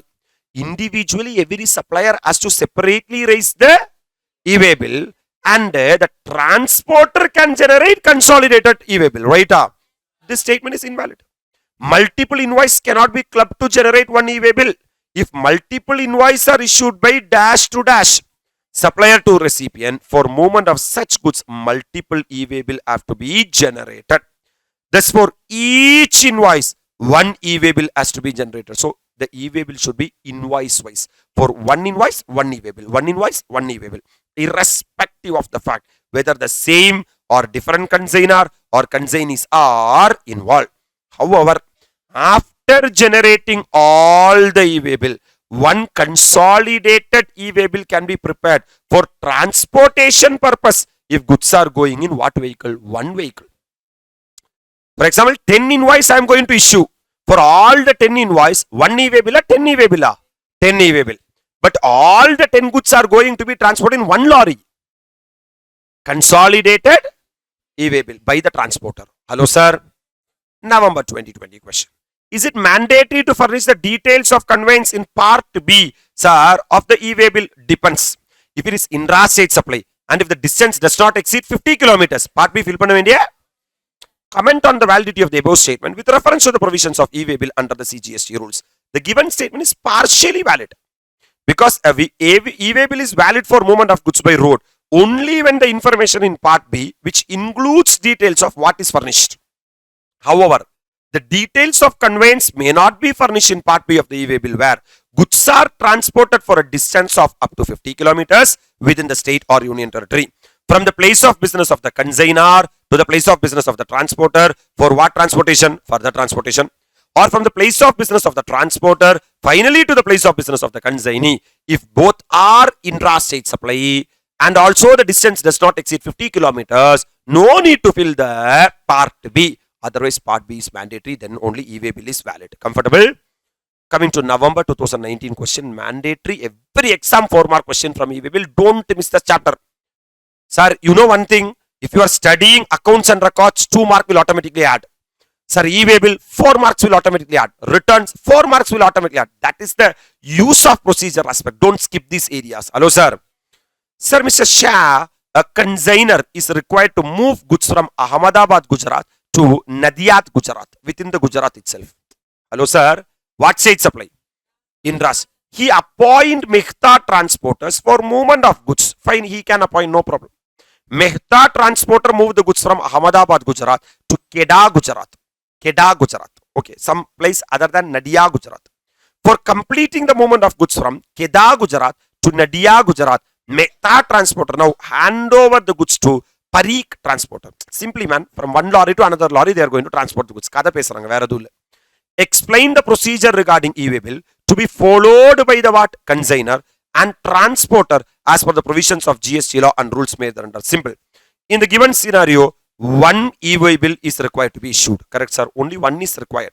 From, sir, actually, one e-way bill epdina, from which place to which place goods are going to move? From Ahmedabad, Gujarat to Nadia, Gujarat. Correct? But from Ahmedabad to Nadia, hello, sir, in between Kedah, they are going to drop. So, supplier information part A you give. When the lorry is moving from this place to this place, this transporter's information you upload. Before you are going to Nadia, sir, that means before you going to shift from the Kedah to Nadia, update the details of the second lorry. Are you with me? Sir, part A can be filled by either Mr. Shah. Who's Mr. Shah? Supplier. Or by the recipient of goods, if he is a registered person. Or by Mehta transporter on the appropriate authorization. Generally, supplier. If supplier is saying that recipient, I'm busy, you generate. He may generate. Or supplier is authorizing the GTA to generate. GTA can generate. This understood? Where the goods are transferred from one conveyance to another. That is lorry number 1 to lorry number consignor. Or the recipient who has provided information in what A? Part A. Or the transporter shall before such transfer and further movement of goods update the details of conveyance in e-way bill in the common portal in the what B? Part B. ஒன்றும் இல்லை, lorry number 1லேருந்து இறக்கி lorry number 2ல ஏற்றுறதுக்கு முன்னாடி lorry number 2ஓட information update பண்ணிருங்க. எங்க? Part பியில். யார் பார்ட்டே fill பண்ணாங்களோ அவங்க தான் அது பண்ணணும். Are you really with me? Thus on reaching Kedah, once you reach Kedah, Mr. Shah, who's Mr. Shah? Supplier. Or the what of goods? A recipient who has filled what A? Part A of what bill? E-way bill. Or Mehta transporters can before the transfer and further movement of goods update the details of conveyance in part B of the e-way bill. Understood? Further, the consignor or the recipient who has furnished the information in what A? Part A or the what? Transporter may assign the what way bill number?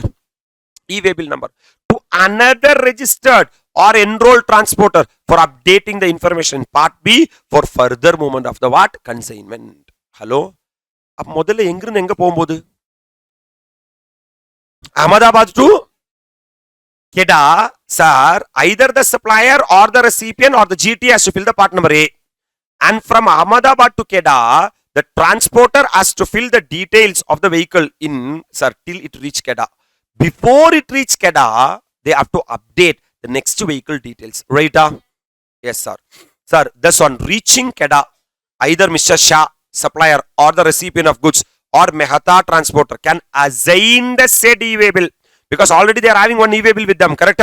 This e-way bill they can hand it over to the Parikh transporter, who will thereafter update the details of conveyance in part number B. Appreciating. So first in part number A, either supplier or the recipient or the GTA can update part number A. And this transporter is responsible to fill the part number B. Enapa? Once they reach that e-way bill, they can hand over to the new transporter. Correct? அப்பவும் part A change பண்ண வேண்டிய என்ன இல்ல அவசியம் இல்ல. Just they have to update the part number B. So one e-way bill is enough. Two e-way bills are not required. However, upon validation of details of conveyance by whom? Parikh. In what B? Either Mr. Shah or the what? Recipient, as the what may be, who has furnished the information in part A shall not be allowed to assign the e-way bill number to another transporter. That means once they fill it, transporter has to give the e-way bill to the another transporter, and supplier should not give the e-way bill to the another transporter. Are you ready with me? Sir, coming to Jan 21 question. Agni Limited, a registered supplier. You are a supplier, registered supplier. Wishes to transport cargo by road. Okay, between two cities. Situated at a distance of 368 kilometers. 400 divided by 200, 2 days. Correct? Calculate the validity period of e-way bill under rule something for transport of said cargo if it is over dimensional cargo or what otherwise. Hello, sir. Oh, if it is over dimensional cargo means every 20 kilometer.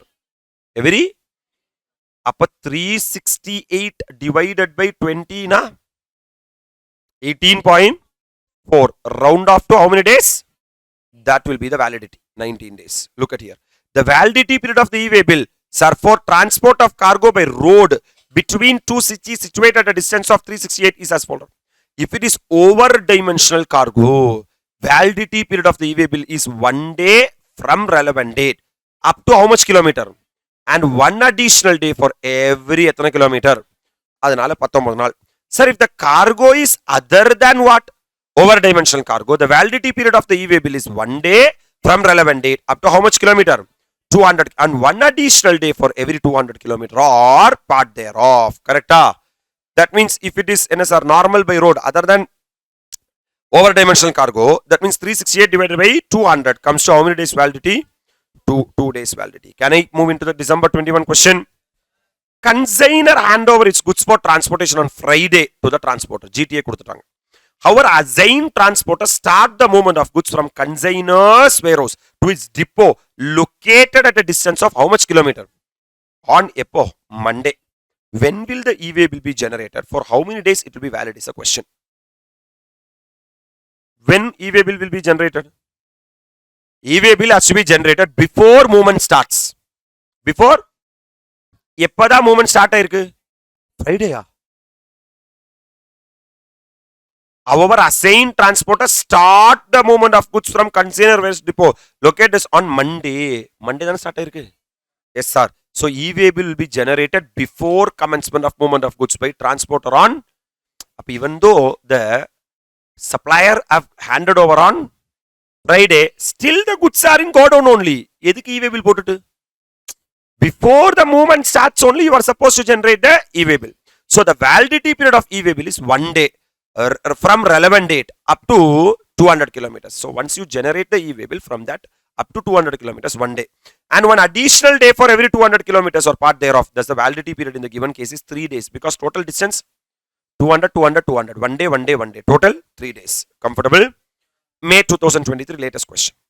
When goods are transferred by principal to the what worker? Job work. So, principal send goods to the job work. There is no need to issue e-way bill. Comment on the validity of the above statement with reference to the what law? GST law. Hello, sir. If a principal is transporting, sending goods to its what worker? Job worker. irrespective of the value of 50,000, they are compulsory liable to what? Generate the what way bill. One அற்புதங்கள் செய்யும் கைகள், ரெண்டாவது principal to agent. So it is mandatory to issue what way bill when movement of goods from principal to job worker, irrespective of the what involved. Therefore, in the above case, principal should mandatorily issue the what way bill. Hence, the above statement is not valid. Are you able to appreciate, sir? By this time, what you are supposed to do is, I will tell you, man, these 5 topics are important, very important, very, very important for exam. One is books of accounts. You would have understood, sir. I will just ask you one question. Up to what period you are supposed to maintain books of accounts? 72 months, generally. Or appeal cases, 1 year after the end of the appeal, or 72 months, whichever is later. Correct? You understood now what is books of accounts. You have to revise that for examination. So today, after this, spend 20 minutes of time. Revise books of accounts and study e-way bill. We are only 3 topics pending. One is return, TDS and TCS, and payment of tax. In the coming slot, my dear lovable students, we'll be talking about what of tax and its related question from the workbook. Then we will move into the returns and the other part. Are you comfortable? Sir, I am with you, sir, from your heart. Anybody is there? Where is a grand clap? Sir, very, very, very happy morning to all. Sir, we have completed the revision of basics. We have completed the revision of tax invoice, debit note and credit note. Then registration and ITC. We are in the procedural aspects. In that books of accounts 35, 36, section 35 and 36. Done. Then e-way bill we have done. And sir, today I am going to talk about payment of tax. What of tax? A very easy chapter, logical chapter. Just listen 30 minutes with me. I will make you understand what is payment of tax. First of all, we are having certain terms called as output tax. What man? Sir, generally if you are a taxable person, when you supply goods or service or both, you will collect from the other person. You will collect tax from the other person. That is called as what tax? Output tax. Output tax means GST chargeable on taxable supply of goods or services by a taxable person or by agent of what person? Taxable person. Are you supplying goods or service or both? If you are supplying goods or services or both, on the supply of goods or service or both, at the time of supply of goods or service or both, you will collect tax. Inime nama adu enna kupadanuna output tax collected. Right, sir? Sometimes you may receive supply. You may receive supply from, sir, GTA, Goods Transport Agency, and you may be a 7 specified person. Then you are the person liable to pay GST on a reverse charge basis. That is not output tax. So output tax exclude tax paid on what charge basis. One line. நான் பொருள் விற்கும் போது collect பண்ற டாக்ஸை தான் output டாக்ஸ்னு சொல்றது. நான் பே பண்ற tax output tax கிடையாது. That is input tax. Are you really with me? That's it. Sir, who is taxable person? Taxable person means a person who is registered. So every registered person is a taxable person. Are you a registered person under section 22 or 24 or 25 subsection 3? You are what person? A registered person. Every registered person is a taxable person. Or who is liable to be registered under section 22 of the CGST Act. What section 22? Person liable for registration. Or section 24 of the CGST Act, which is compulsory registration. So, taxable person means a person who already registered or who are liable to be registered. Hello, sir? These are the 2 technical terms first. Then, payments to be made in the GST regime. You all know.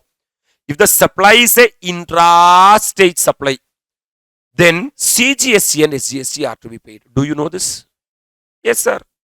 Sir, when a supply will be called it as intra-state supply, if the location of the supplier and place of supply are in the same state and same union territory, it's an intra-state supply.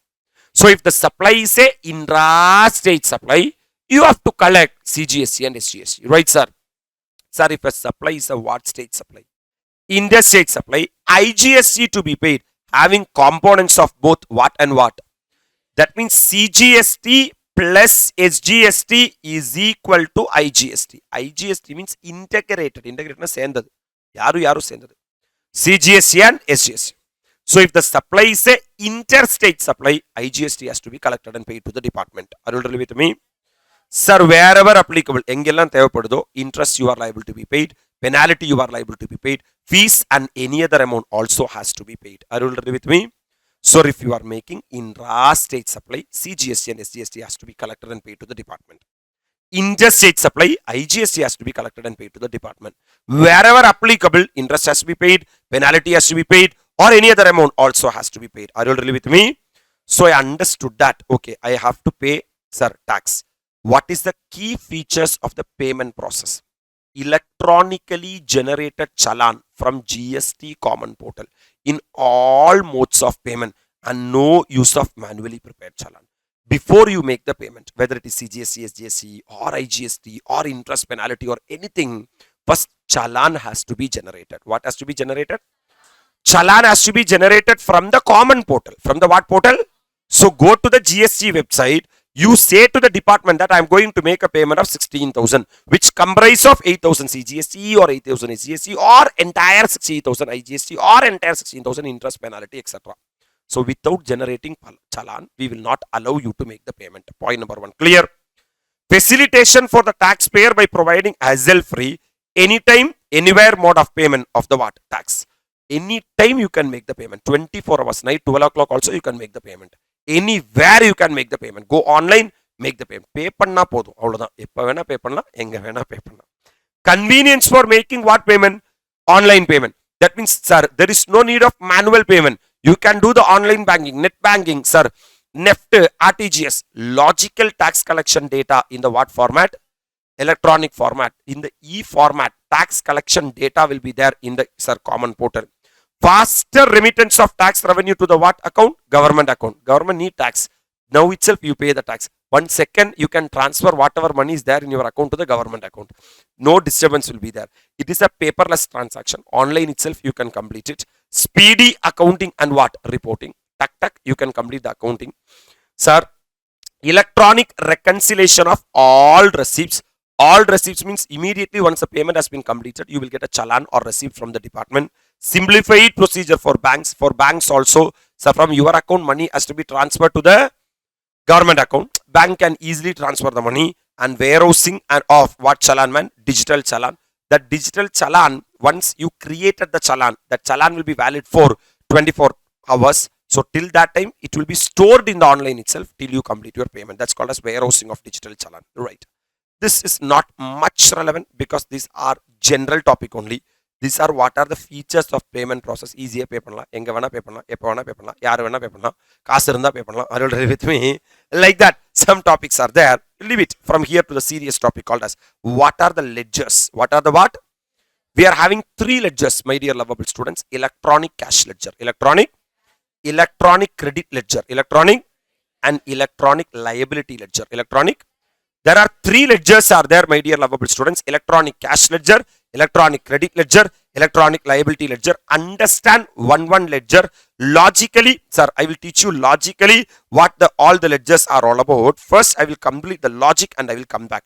Electronic cash ledger, I will talk. Electronic credit ledger, I will talk. Electronic liability ledger, I will talk. Understand logically, right? For example, in your bank account, money is there. Is it your asset or liability? Your asset. You are going to make payment of 10 lakh from your bank account to the government account, right? Chumma, you are going to make the payment. So from your bank account, you transfer this 10 lakh to the government account. My dear lovable students, if you simply give 10 lakh rupee money to the government, is it government's asset or government liability? Government liability. So if you deposit how much lakh? 10 lakh. That is any deposit made towards either what?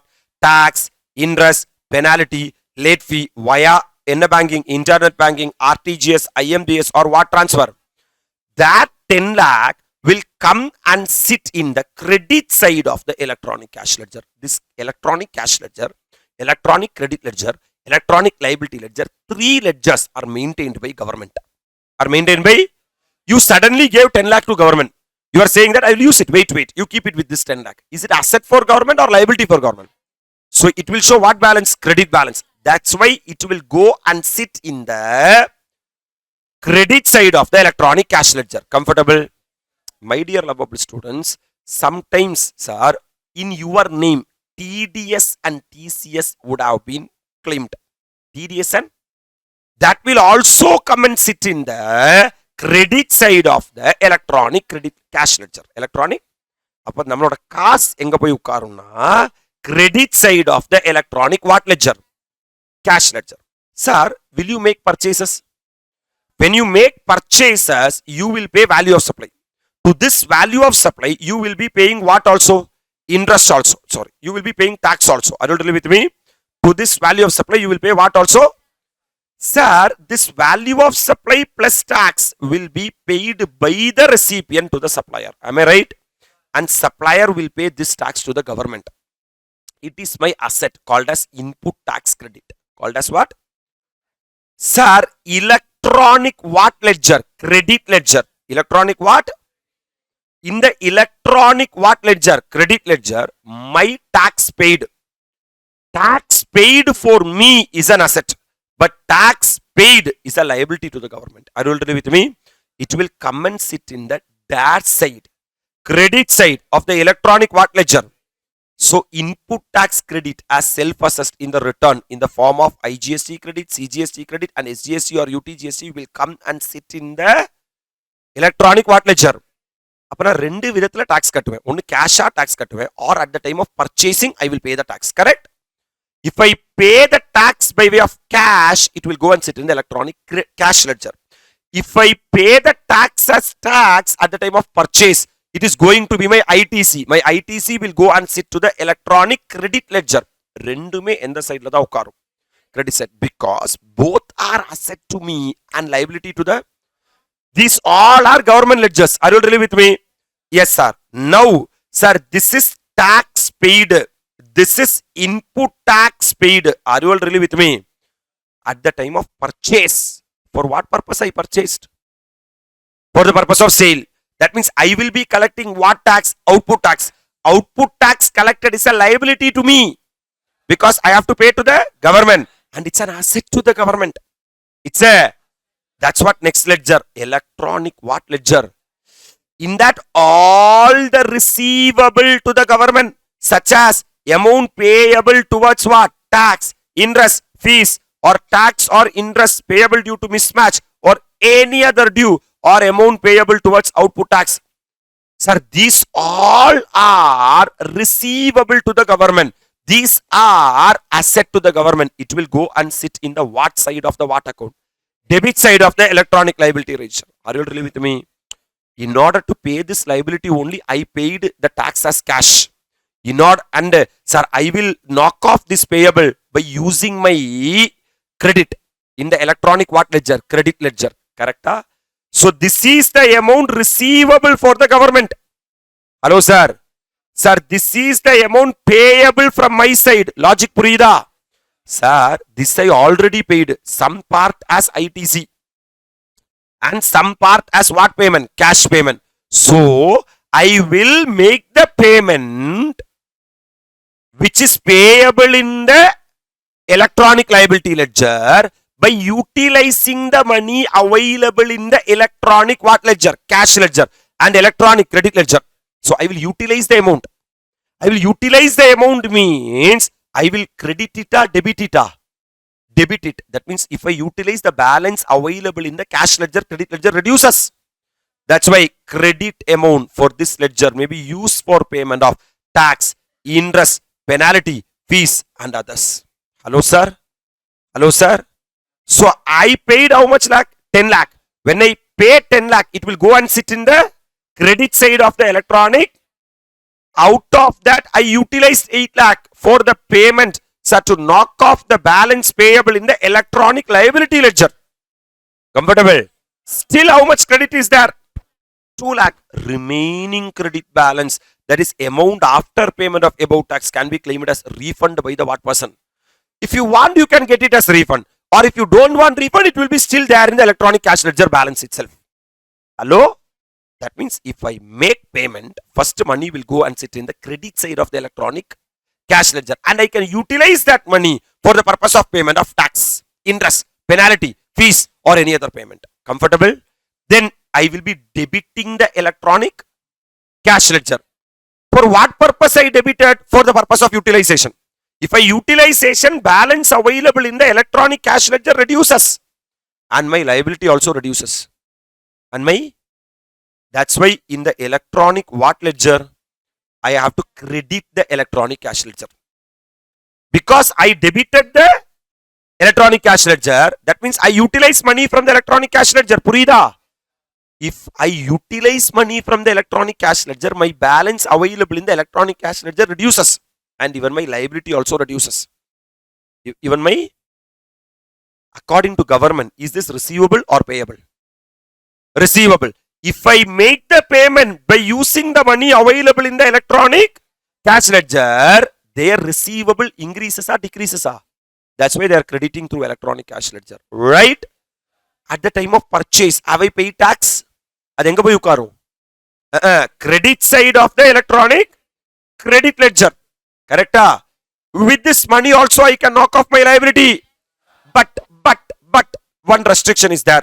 Credit amount of this ledger may be used for payment of output tax. This is input tax credit. Input tax credit. Tell me input. So any amount available in the electronic what ledger can be used only for payment of tax. Payment of. But any amount available in the electronic cash ledger can be utilized for payment of tip for. What for? Tell me, tip for. What for? Tax, interest, penalty, fees or any other payment. என்ன சொல்றான்னா electronic cash லெட்ஜர்ல இருக்கிற பேலன்ஸை வச்சு depot பே பண்ணிக்கலாம். ஆனா electronic credit லெட்ஜர்ல இருக்கிற பேலன்ஸை வச்சு டாக்ஸ் மட்டும் தான் பே பண்ணும். Why? Because input tax credit. Input tax credit. Are you with me? Sir, so I utilized the money available in the electronic credit ledger. So balance available in the electronic credit ledger reduces. Correct? And also my payable also. That's why electronic credit ledger. Are you all really with me? By that automatically the balance available in the electronic cash ledger will close. Electronic credit ledger will close. Automatically electronic liability ledger will also close. I will show you, man, how this is working once again for your benefit. 3 ledgers are there. Number 1, electronic cash ledger. Number 2, electronic credit ledger. Number 3, electronic liability ledger. Hey, comfortable? Are you all really with me? My dear lovable students, electronic what ledger? Cash ledger. Sir, it is having debit side and credit side. This is also debit side and credit side. This is also debit side and credit side. Whatever tax, interest, penalty, fees or other fee deposited or paid will go and sit in the credit side. Whatever TDS deducted, TDS, whatever TCS collected will go and sit in the electronic cash ledger. Comfortable? This is my money available with the government. It is my asset, government's liability. That's why it is go and sit in the credit side. Pakka? Sir, at the time of purchase, I would have paid what? Tax, GST. That GST may be IGST. That GST may be CGST or SGST. That GST may be UTGST. Are you all really with me? All these are my asset. But all are government's liability. That's why it is going and sitting in the credit side. Right? After purchase the goods, na poojiya pannirpen. What I would have done? I would have sold. At the time of sale, I am supposed to collect output tax. That output tax is a liability to me. It's a asset to the government. So government have to get CGST. Government have to get SGST. Government have to get IGST. Or government have to get UTGST. In addition to the tax receivable, government have to get any interest. Government have to get any penalty. Government have to get any fees. Hey, clarity, yeah. These all are payable to me. It's a liability to me. It's an asset to the government. Asset means what balance? That's why government is debiting. Now I have to pay all these things. To pay this only, I deposited this amount. Hello, sir. So by utilizing the electronic cash ledger, I will be debiting electronic liability ledger. That means I will be utilizing this money to payment of the balance payable to the electronic what ledger? liability ledger. That means whatever amount I am payable, I paid by using by electronic cash ledger. By electronic cash ledger. Assume here 10 lakh totally available. Hello sir. I paid how much lakh? 10 lakh. This will become 0. Ennappa. So 10 lakh, 10 lakh, this will become 0. So electronic cash ledger closed. Here it will be how much lakh? 10 lakh. But here CGSC, SGSC, UTGSC, IGSC receivable to the government. Some amount I would have already paid at the time of purchases. So I will be writing to electronic what ledger? Liability ledger. Electronic liability ledger. Are you able to appreciate? That means, my dear lovable students, here by electronic what ledger? Sir, electronic liability ledger, electronic credit ledger here. In electronic liability ledger. In electronic credit ledger, I have to write electronic liability ledger. So this amount I have utilized. So this has become 0. This also has become 0. This also has become 0. Comfortable?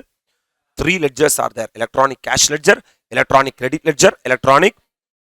This is what they are trying to say here. Now you here you will be able to appreciate or understand. Sir, how many ledger? 3 ledger. Electronic cash ledger, credit ledger, and sir, electronic cash ledger is an account. Cash ledger is an account where records of the deposit or receipts and utilization towards liabilities are maintained.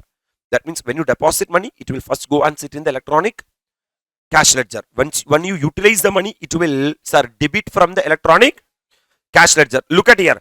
Cash receipts, that is credit side. Sir, IGSC, CGSC, SGSC, UTGSC says whatever money you are paying as tax will go and sit in the electronic cash ledger. That is cash receipts using online mode or OTC deposit. OTC means over the counter. OTC means what?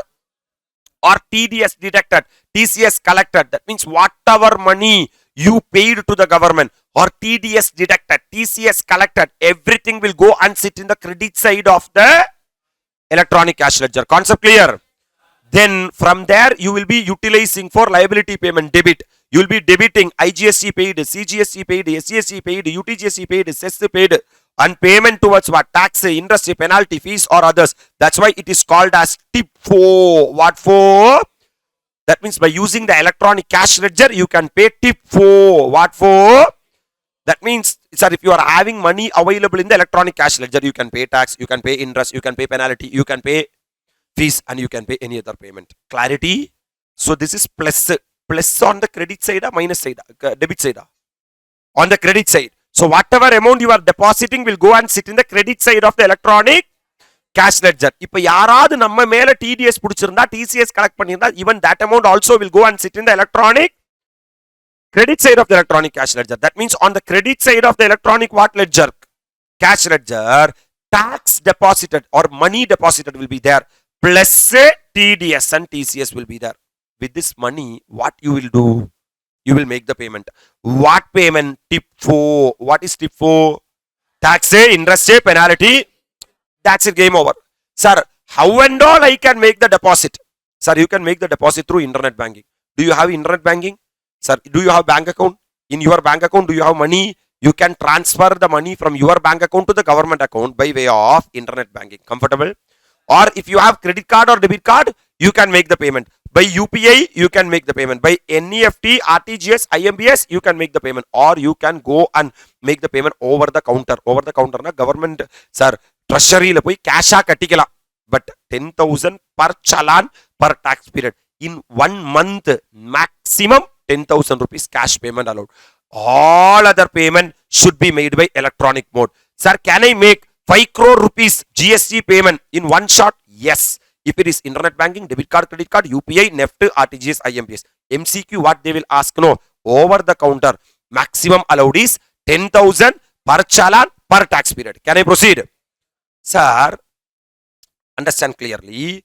We are having minor hit and major hit. We are having what hit? What hit? There are 4 major hit are there. You know, one is what? IGSC. Number 2 is what? CGSC. Number 3, SGSC or UTGSC. Number 4 is what? CES. Exam MCQ they will ask. How much major hit? 4 major hit. Number 1, IGSC, CGSC, SGSC or UTGSC, CES. Each of this what hit? Major hit. Have 5 minor hit. That is under IGST, these 5 things are there. Under CGST, these 5 things are there. Under SGST or UTGST, 5 things are there. Under CES, 5 things are. What are the 5 things? Tip 4. What is tip 4? T. Tax, interest, penalty, fees or others. What they are trying to say is, you are having cash ledger. In your cash ledger, under the credit side of the what ledger? 4 major heads are there. Number 1, IGST, CGST, SGST or UTGST and CES. Okay, ba? Under IGST, you will be having 5 what head? Minor head. Number 1, tax, interest, penalty, fees, others. அப்ப நம்ம காசு கட்டும்போது எப்படி தெரியுமா கட்டணும்? 5 lakh rupees IGST payable. 5 lakh IGST. For that IGST, whether it is tax or interest or penalty or fees or others. Like that, I have to deposit in my electronic what ledger? Cash ledger. Are you really with me?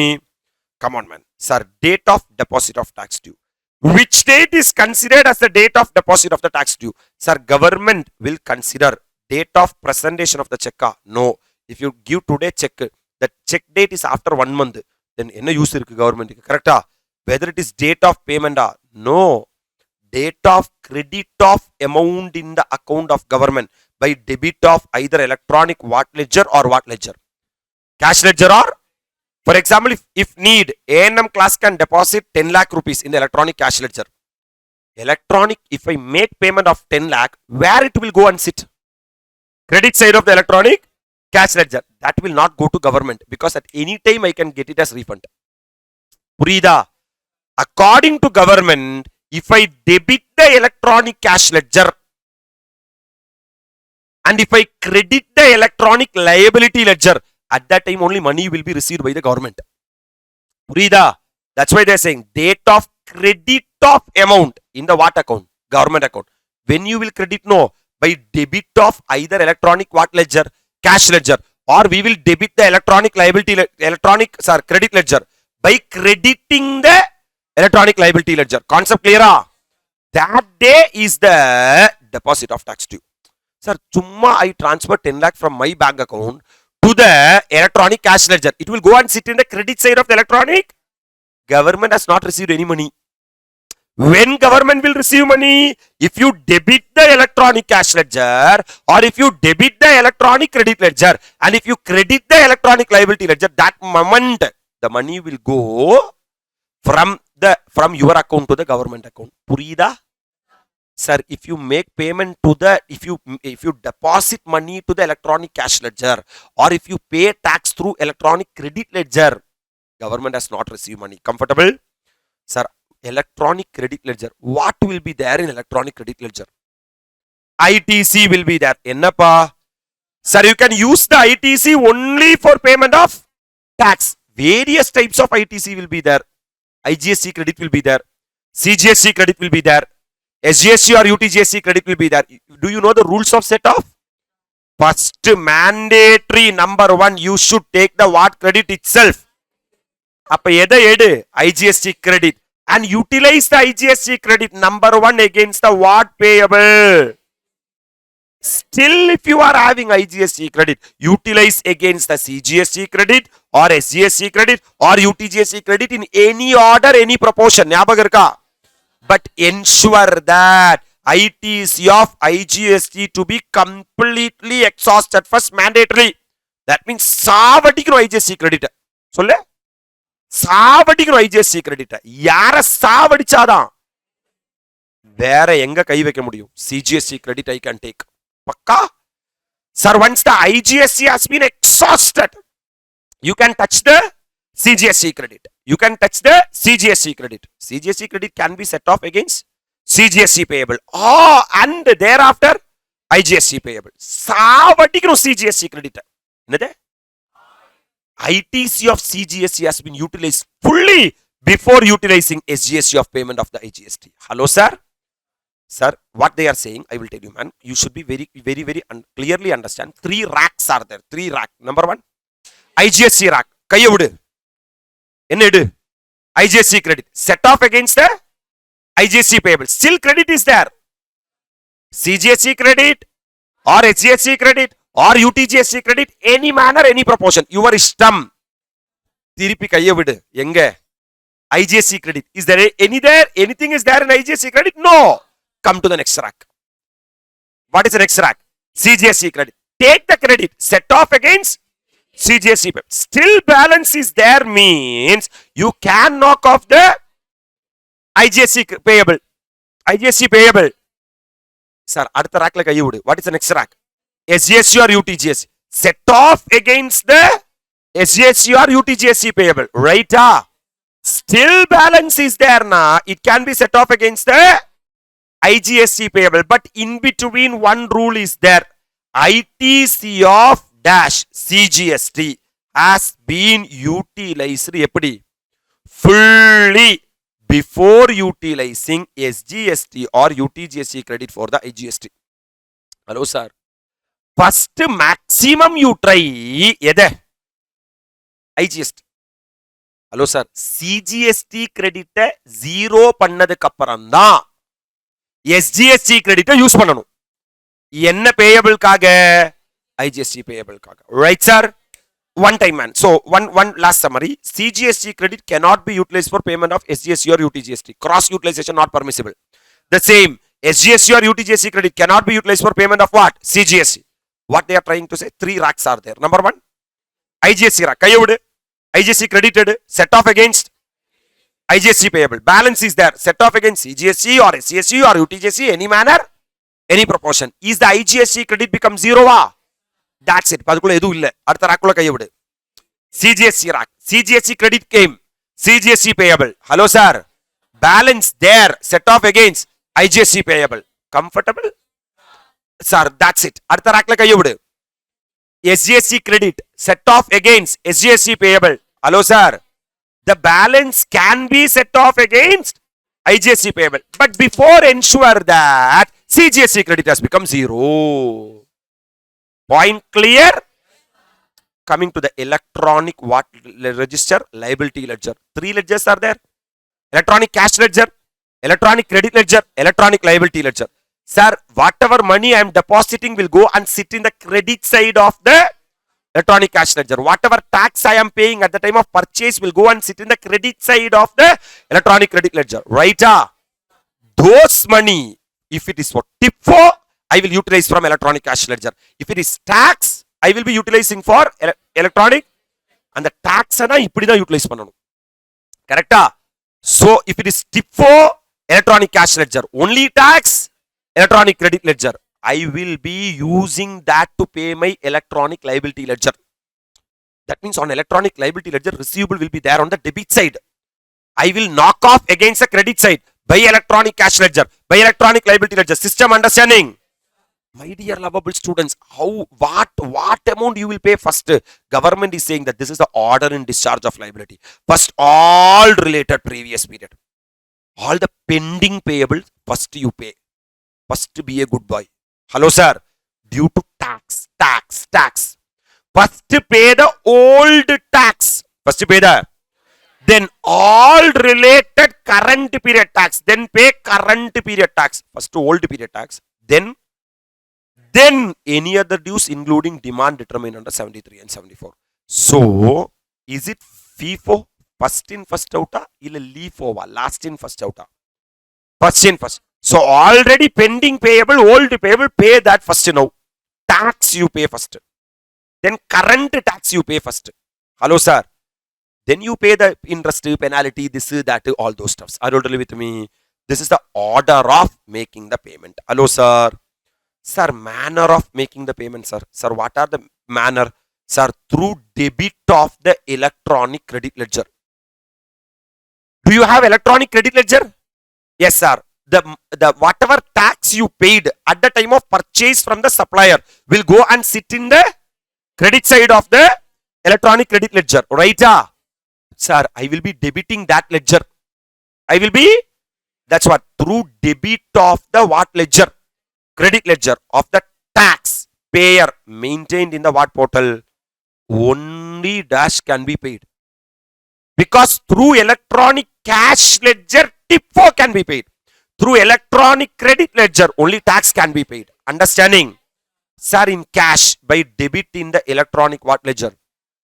Either you can utilize your electronic credit ledger for payment of tax. From your pocket, you have to pay cash. So payment can be made in cash by debit in the electronic cash ledger of the taxpayer maintained on the what portal? Common portal. What is the manner of making payment? You go and check your electronic credit ledger. Is balance available in credit ledger? Is the payable amount is tax? That can be utilized from the electronic credit ledger. Purida? But the balance available is not there in the electronic credit ledger. That means at the time of purchases, hello sir, I would have paid the tax. I would have, and I got the raw material. Will I sell the material for the same amount or more amount? That means my output tax collected should always be higher than my input tax paid. That means the money available in the electronic credit ledger is not sufficient to pay off my electronic liability ledger. Right? That means I have to pay from my pocket. Output tax collected pay from who you would have collected money. By way of what tax collected? Output tax. That will be there in your bank account. Correct? That you pay through the electronic cash ledger. So it will go and sit in the credit side of the electronic cash ledger. So for the purpose of set off my tax payment, first I will utilize my electronic credit ledger. I will debit my electronic credit ledger. If short, I will pay from my pocket. It will go and sit in the credit side of the electronic cash ledger. That payment can be made in cash by debit in the electronic cash ledger. Because once I make the payment, it will go and sit in the credit side of the taxpayer maintained on the what portal? Common portal. Now you read, you will be having where level clarity. 3 ledgers are there. Electronic cash ledger, credit ledger, and you tell me, what is the purpose of cash ledger? 2 sides are there. Credit side, debit side. Credit side, what will be there? All deposit. It will reflect all deposit made in cash. TDS, TCS made on account of the taxpayer. Correct? With the cash ledger, what payment you can make?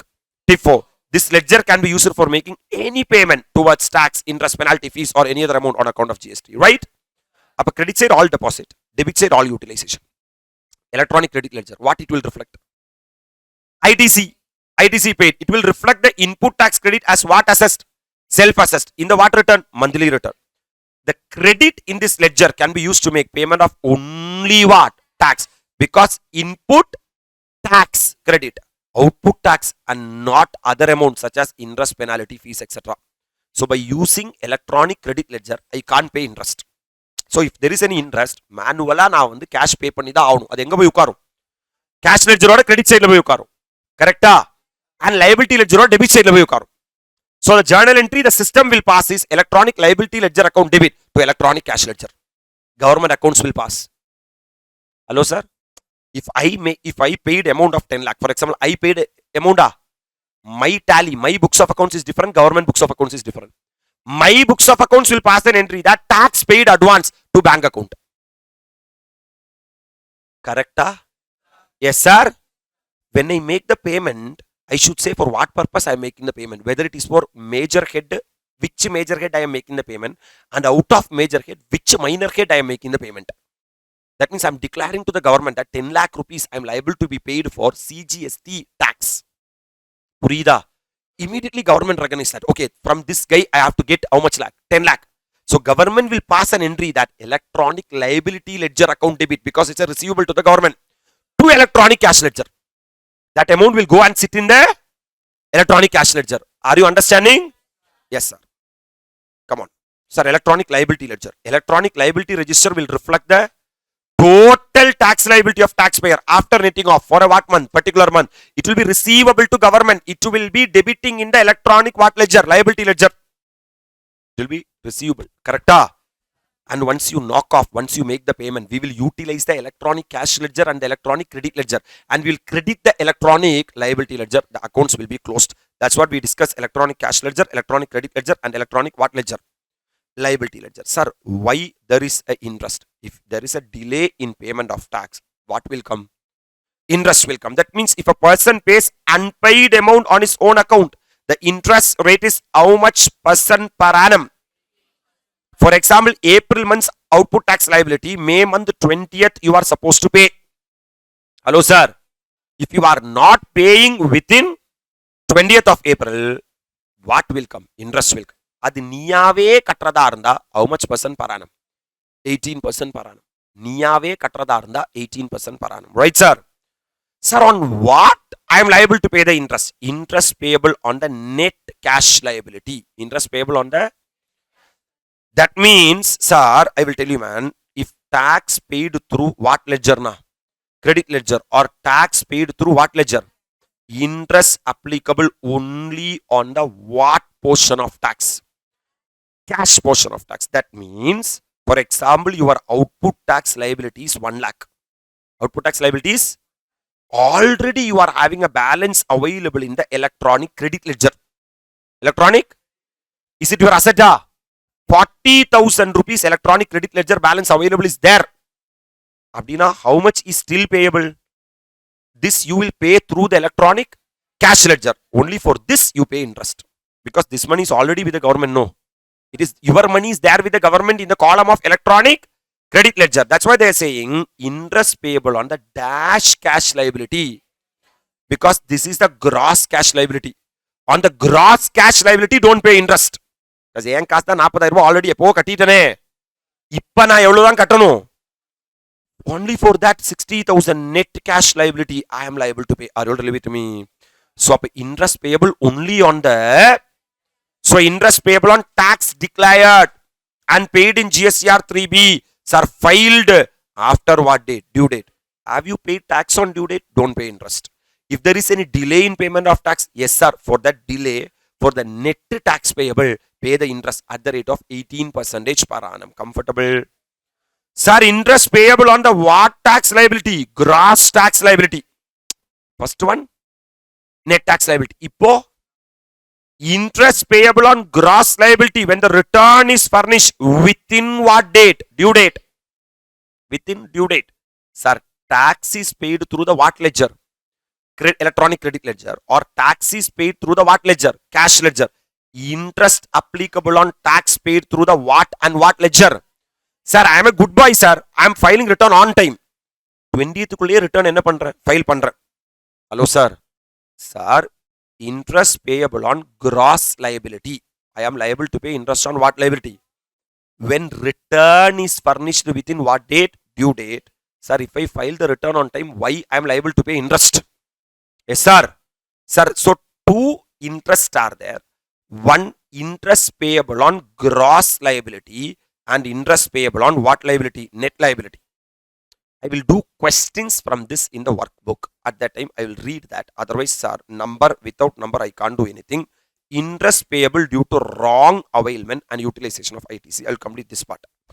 Sir, actually, I am liable to take only 1 lakh rupees as ITC. There are some blocked credit. You know what is blocked credit? Even those blocked credit item also I have taken as ITC. Edukalama?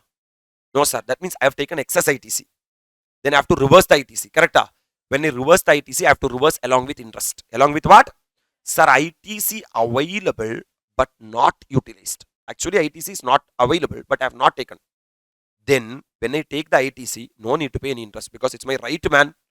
Sir, ITC availed as well as what? Utilized. That means wrongly availed, wrongly utilized. Interest from the date of utilization till the reversal date. From the wrong reversal, from that date till what date you are reversing, till that date you are liable to pay the interest at the rate of how much percentage? 18% per annum. Comfortable? Transfer of input tax credit. You are having ITC of CGST. எதுல உனக்கு ITC இருக்கு? CGST rackல. It can be used for payment of what? IGST. Amount equivalent to ITC so used is transferred by central government from the CGST account to the what account? In your rack, you are having credit of CGST.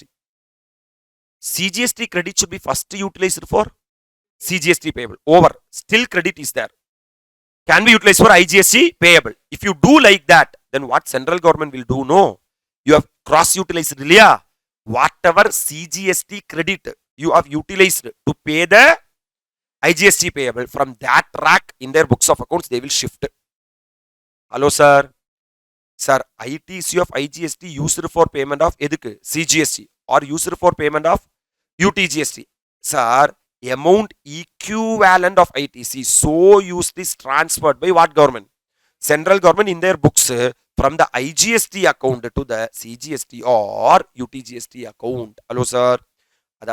If you use the IGST credit towards the payment of the CGST or UTGST, இப்போ நீ இந்த rock எடுத்து இந்த ராக்கு பே மாத்திட்ட இல்லையா, in your books of accounts you would have shifted. Government also will shift. This is called as what of ITC? Transfer of ITC. Even they will also transfer from one head to the another head. Or if you are using the IGST for payment of what? Cross utilization.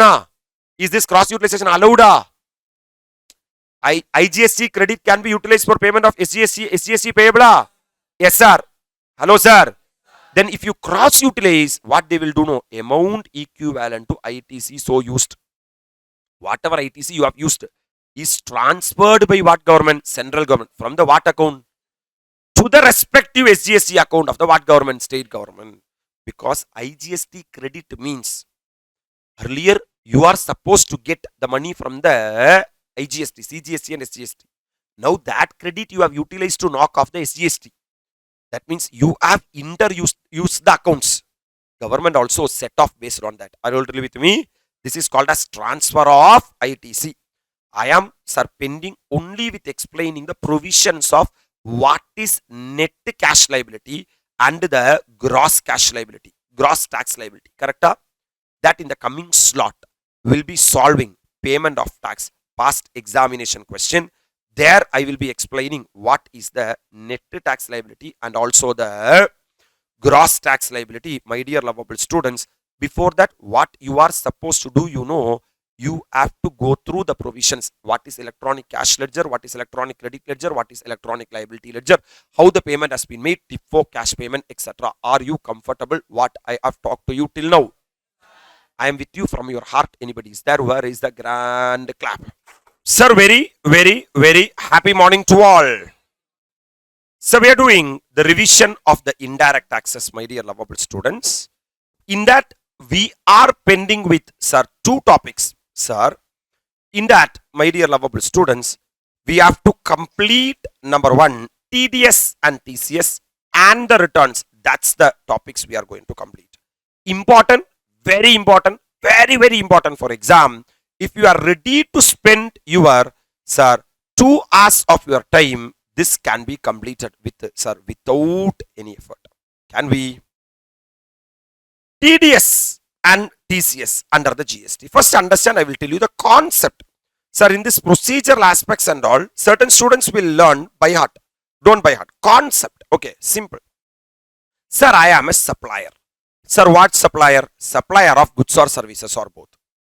I am supplying to a recipient. Okay. Then, if I am supplier, then recipient is supposed to pay consideration to me. Am I right? That's it. I am the supplier of goods or service or both. I am supplying to a recipient.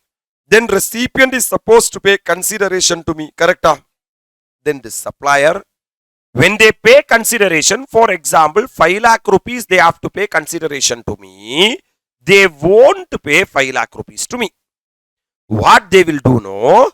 Out of this, how much lakh? 5 lakh. Some amount they will deduct as TDS. Some amount they will deduct as. That's what the first discussion. Rate of TDS under CGST 1%.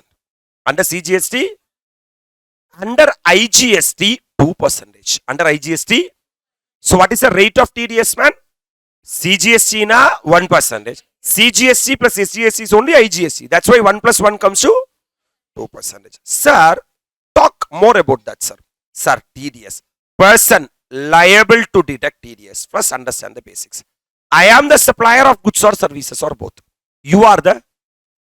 Will I pay consideration to you or you will pay consideration to me?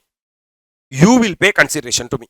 So students are the persons who are liable to deduct TDS. Being supplier cannot deduct TDS. Logically clear.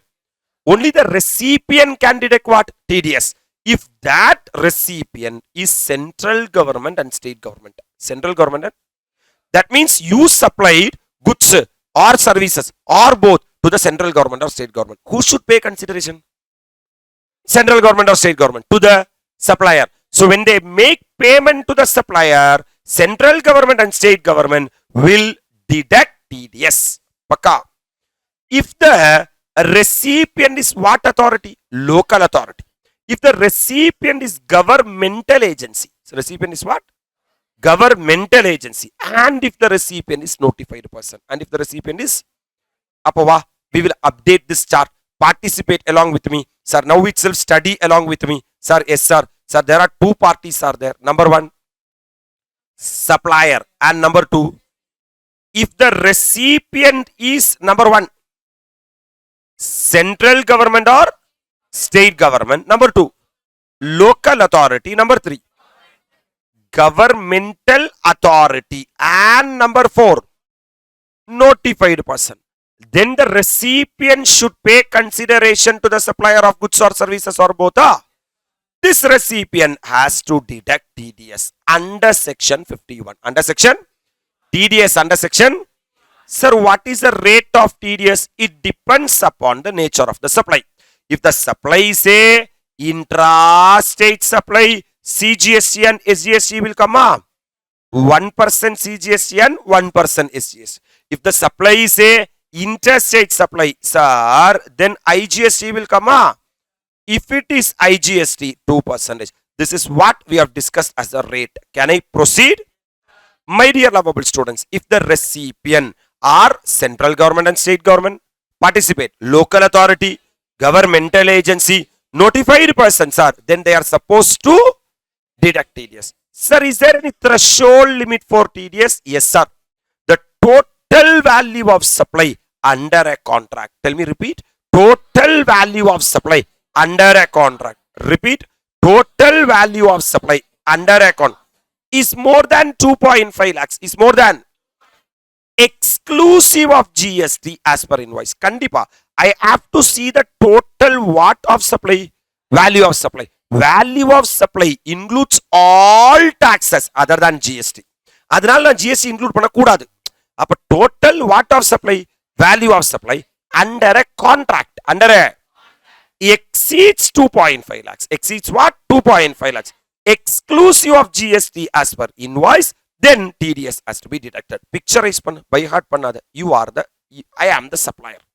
I am supplying either goods or services or both to you. Assume you are central government or state government. You are local authority. You are governmental agency or notified person by the government. Right, sir? Then I supplied goods or services or both to you. Then you have to pay me consideration. What government is saying that if the value of supply under a contract exceeds 2,50,000, you have to deduct TDS under section 51. Up to this clear? I am continuing, my dear lovable students. What is the rate of deduction under CGST? We already discussed that. CGST 1%, SGST 1%, IGST 2%. Comfortable? Sir, no TDS. No TDS. That means, is this applicability or non-applicability?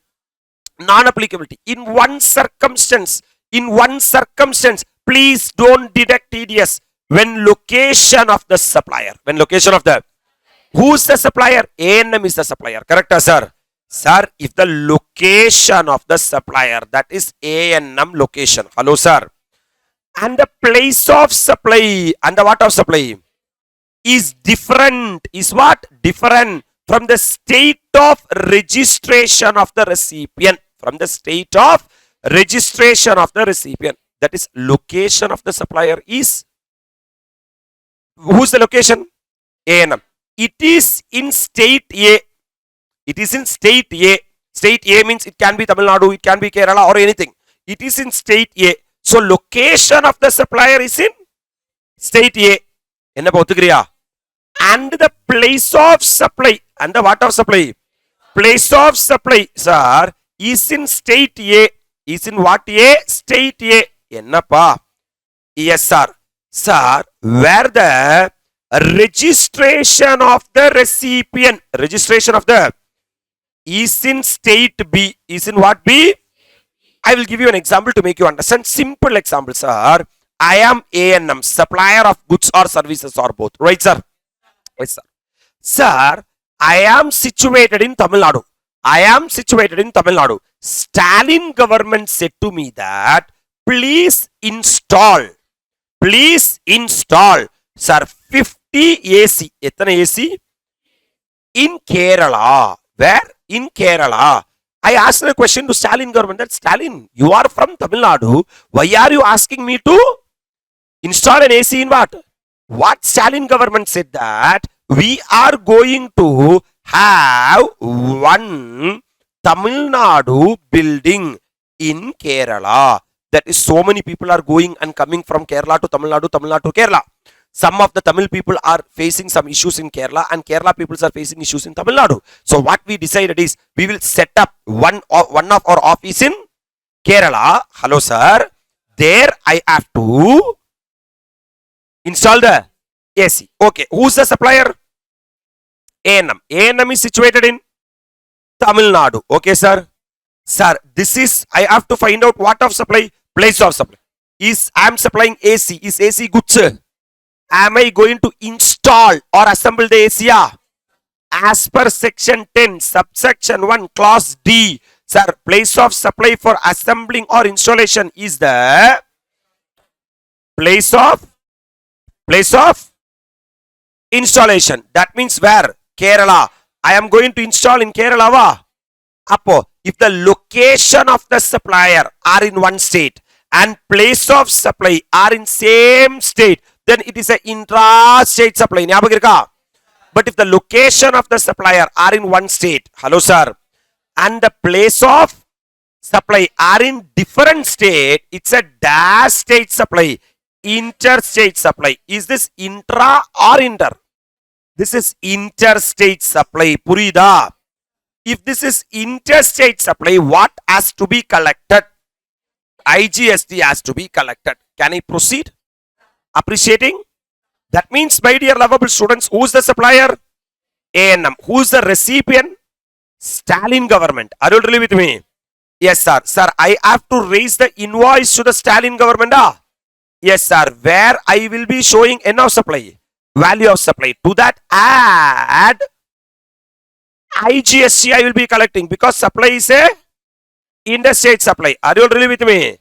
Yes, sir. Sir, now the state government, Stalin government have to pay me value of supply and IGST. At that time, what they will do, you know, at the time of settlement of value of supply, full payment எனக்கு தர மாட்டாங்க. They will deduct TDS. They will deduct what? அவங்க என்ன பிடிப்பாங்க? TDS பிடிப்பாங்க. Are you really with me? Because I am the supplier and the recipient is either central government or state government, local authority, governmental agency, and the notified person. If the recipient is one among the four people, hello sir, they are liable to deduct TDS under section 51. So the TDS will be deducted. Sir, எதுக்கு மேல TDS? IGST க்கு மேல அவங்க TDS பிடிப்பாங்களா? If they deduct TDS on what? IGST. Hello sir. Sir, appo according to the Stalin government, sir, they paid what? They paid consideration which comprise of value of supply and IGST. Yes sir. Are you really with me? இப்ப யாரு TDS பிடிச்சிருக்கா? Stalin government, state government, correcta? That TDS should come and sit in the electronic cash ledger. Are you remembering electronic cash ledger? In the credit side of the electronic cash ledger, whatever deposit made by ANM will come and sit in the credit side. And my dear lovable students, by TDS, by TCS will come and sit in the credit side. ஞாபகம் இருக்கா? Is this IGST? IGST means integrated goods and services tax. Clear? Is IGST means integrated goods and service tax. So the person who are in Kerala, that is ANM, can that IGST taken as credit? Yes sir. Yes sir. Are you really with me? Now I am giving the example number 2 and I will come back to example number 1. Wait for 2-3 minutes. Sir, the same sir. Sir, Stalin government is there. What man? Stalin government purchased AC from whom? ANM. ANM is situated in Kerala. ANM situated in? Sir, Stalin want to install 50 AC in Tamil Nadu. Sir, acceptable example. Are you really with me? But he has not, sir, get the Tamil Nadu dealer. He got the Kerala dealer. Are you really with me? So you tell me, ANM is going to install the AC in Tamil Nadu. Appa place of supply Tamil Nadu. Location of supplier ANM is in Kerala, but place of supply is in Tamil Nadu. Are you really with me? That means, sir, location of the supplier and the place of supply are in different state. This is a what state supply? Interstate or intrastate? Interstate supply, right? Because location of the supplier is in Kerala, place of supply is in Tamil Nadu. If two things are in two different states, it's an interstate supply. If it's an interstate supply, what has to be collected? IGST has to be collected, right? If I collect IGST, it will be equal to example number 1. Hello. So what I am doing is, sir, who is the recipient? Stalin government. What they want? AC. How many AC? 50 AC. Where they are going to install? I am going to install that AC in Kerala. Hello, sir. I am going to install the AC in Kerala. So, what is the location of the supplier? Kerala. What is the place of supply? Kerala. It's a dash state supply. Intra-state supply. That means dash ST and dash ST should be collected. CGST and SGST should be collected, right? CGST means central government, correct? SGST means state government. Which is state government? It's not SGST, it is Kerala SGST. Are you really with me? Yes, sir? Sir, as a dealer in Kerala, I will be collecting Kerala SGST because Kerala SGST is different and Tamil Nadu SGST is different. Because Kerala SGST should go to the Kerala government, whereas Tamil Nadu SGST should go to the Tamil Nadu government, right? In this situation, I am raising bill to the Stalin. Look at here, value of supply will be one amount, right? Add NSC, CGST, add NSGST, Kerala SGST, bill purida? Now, since I am the supplier of what? Goods or services or both. I supplied to either central government or state government, local authority, governmental agency or any other notified person by the government, and if the value of supply under a contract exceed 2,50,000, then the supplier recipient should deduct TDS, right? Assume they are deducting TDS for CGST, how much percent? 1%. So CGST 1% TDS will be deducting. So this CGST will come and sit in the credit side of the electronic cash ledger of ANM. Purida. But they will be deducting 1% on what ST? Kerala CGST. Hello. If they deduct 1% on Kerala CGST, hello sir, this state government, Stalin government, sir, taken registration in Tamil Nadu. Correct? That means if they pay that 1%, it will go only to the Tamil Nadu government, not to the Kerala government. Puriyarada? So that 1% will not come and sit in the electronic cash ledger of the supplier. அப்ப நீங்க என்ன புடிச்சீங்கன்னா TDS புடிச்சீங்கன்னா தேவையில்லாம என்னோட 1% நாசமா போயிடும். தேவையில்லாம என்னோட 1%. அப்ப இந்த ஒரே ஒரு சர்க்கம்ஸ்டன்ஸ்ல மட்டும் don't deduct the TDS. Don't deduct the. Sir, when the location of the supplier, who's the supplier? ANM. And the place of supply. What of supply? Place of supply. Sir, location of supplier Kerala. Where I installed AC? Kerala. That means then only it will become what state supply? Because if it is interstate supply, IGST will come. If it is IGST, Stalin government will deduct TDS on IGST. Correct? Can IGST be passed from Tamil Nadu to Kerala? Yes. Because for IGST, there is no Tamil Nadu government, there is no Kerala government. But for, sir, CGST, SGST, We are having Kerala different, Tamil Nadu different. Correct? That means when the location of the supplier, ANM is in Kerala, place of supply is different from the state of registration of the recipient. Whose recipient? Stalin government. Where they would have taken registration? Tamil Nadu. That means for me it's a dash state supply, Indra state supply. I will collect what? CGSC and Kerala SCSC. Correct?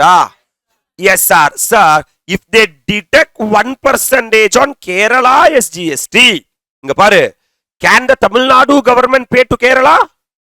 No, sir. எப்படி sir pay பண்ண முடியும்? Because they are having registration in Tamil Nadu. But the Tamil Nadu government can pay to central government. Are you agree with me? Sir, they can pay IGST, sir. Hello, sir. They can pay CGST, sir. But they can't pay to the Kerala government, sir. நீ கேரளால tax கட்டணும்னா எங்க தான் registration எடுக்கணும்? கேரளால தான் registration எடுக்கணும். Are you agree with me? தமிழ்நாடுல registration எடுத்து எங்க கட்ட முடியாது? கேரளா டாக்ஸ் கட்ட முடியாது. அதுல யாருக்கு டவுட் இல்ல? அப்போ I am the supplier, I am in Kerala, my place of supply is in Kerala, so I will be collecting CGSC and Kerala SGSC. Hello, sir. Sir, if the recipient deduct TDS on that Kerala SGST, that 1%, if the Stalin government pays that 1% will go only to the state government of Tamil Nadu. It will not go to the state government of Kerala. அப்படினா it will not come and sit in the credit side of the electronic what ledger, so that 1% will be swaha. So government said that in this one circumstance don't deduct TDS. Clarity? Conceptual clarity? Now, sir, okay, sir. Sir, that means in all other circumstances, sir, what has to be deducted? TDS has to be deducted. I will tell you one shortcut for your examination. This can be used for you. Supplier எங்க வேணா இருக்கட்டும், ரெசிபியன் எங்க வேணா இருக்கட்டும், supply என்ன வேணா இருக்கட்டும், நீ என்ன தெரியுமா பார்க்கணும்? சப்ளை இன்டர் ஸ்டேட்டான்னு பாரு, இல்ல சப்ளை இன்ட்ரா ஸ்டேட்டான்னு பாரு. இஃப் சப்ளை இன்டர் ஸ்டேட்டா இருந்தா என்ன கலெக்ட் பண்ணுவீங்க? Can IGST credit passed? Cannot be passed. Can be passed. So no restriction for all cases. TDS has to be deducted. Pakka? Next, the supply is a dash state supply. Indra state supply. Sir, I am ANM, location of the supplier, location of the recipient, and what of supply, place of supply. This is Tamil Nadu, this is Tamil Nadu, this is Tamil Nadu. Hello, sir. Since the location of supplier and place of supply is in Tamil Nadu, it's a dash state supply, Indra state supply. So I will collect what and what in my bill? CGSC and Tamil Nadu SGST. CGSC and Tamil Nadu SGST. That means, sir, Stalin government will deduct TDS on Tamil Nadu SCSC. They will pay to the Tamil Nadu government. The Tamil Nadu government can give that credit to me. Correct? Hence, in this case, what should be there? TDS should be there. Able to appreciate that. But my dear lovable students, if the location of supplier is in Kerala, place of supply also is in Kerala, whereas the location of the recipient is in, sir, for me it's a dash state supply, Indra state supply. I will collect what and what? CGST and Kerala SGST. Correct? Now the Stalin government, if they deduct TDS, now they can deduct only TDS on Kerala SGST. Correct? But they can't pay to the Kerala because they are having registration only in Tamil Nadu. புரியுதா? So அந்த credit என்ன போயிடும்னா லேப்ஸா போயிடும். அதனால இந்த ஒரே ஒரு சர்க்கம்ஸ்டன்ஸ்ல மட்டும் என்ன பிடிக்காதீங்க, மிச்ச ரெண்டு சர்க்கம்ஸ்டன்ஸ்ல என்ன பிடிங்க? that deducted TDS, due date for payment of TDS to government within how many days? From the end of the month. For example, April month TDS deducted, next month 10th, that central government, state government, local authority, governmental agency should pay to the SAR state government. Are you really with me? அப்போ பிடிச்ச TDS அடுத்த மாசம் எத்தனாம் தேதிக்குள்ள கட்டிடணும்? 10th. அப்போ மைண்ட்ல the concept you clearly understand. Sit straight is the call. Simple, sir. Sit straight is the call. Sir, concept be with me. I am the supplier of what or what or what. The recipient should be one among the four people. Number one, central government or state government, local authority, governmental agency, notified person. Correct? And if the value of supply exceeds 2,50,000, the recipient is liable to deduct TDS. Right, sir? Sir, what is the rate of TDS? Depends upon supply. Whether the supply is a intra-state supply or interstate supply. If it is an intra-state supply, 1% CGST, 1% SGST. That means if it is an interstate supply, 2% IGST. Can I proceed? My dear lovable students, sir, in one circumstance, no need to deduct the what? TDS. What is that one circumstance? If the location of the supplier and the place of supply are in one state. இது ரெண்டு ஒரு ஸ்டேட்ல இருந்தா தான் intra state வரும். Intra state supply வந்தா தான் பிரச்சனையே. ஏன்னா if it is interstate supply, then IGST will come. IGST credit can be passed on. But sir, state government credit cannot be passed on. Clarity? If the location of the supplier and the place of supply are in one state, whereas location of the recipient are in some other different state, then it's a dash state supply, intra-state supply. Then the state government credit cannot be passed on in that circumstance. Please don't deduct. Whatever TDS deducted by the deductor. Whatever TDS deducted by the deductor. Hello, sir. He has to make the payment to the government within 10th of the next month. Right? இப்போ ஒரு 1% 2% பிடிக்கிறார்ல அந்த 1% 2% எடுத்து ஓடி போலாமா யார் கூடயாது இல்ல that has to be paid to the government within 10th of the next month. Pakka? Now general. What is the manner of account of TDS by the TDS deductor? My first question. How many people TDS deductor? 4 people. Such deductor need to get compulsory registered under section 24 of the CGST or SGST Act. Sir, section 24 compulsory registration. Person who are liable to deduct TDS under section 51 is compulsory liable to get, sir, what registration? TDS registration. It's not normal registration. Pala types of registrations are there under GST. Compulsory TDS registration is there. TCS registration is there. Because if you take TDS registration, you can only deduct TDS. You can't collect output tax. If you want to collect output tax, you have to take the normal registration. Purida.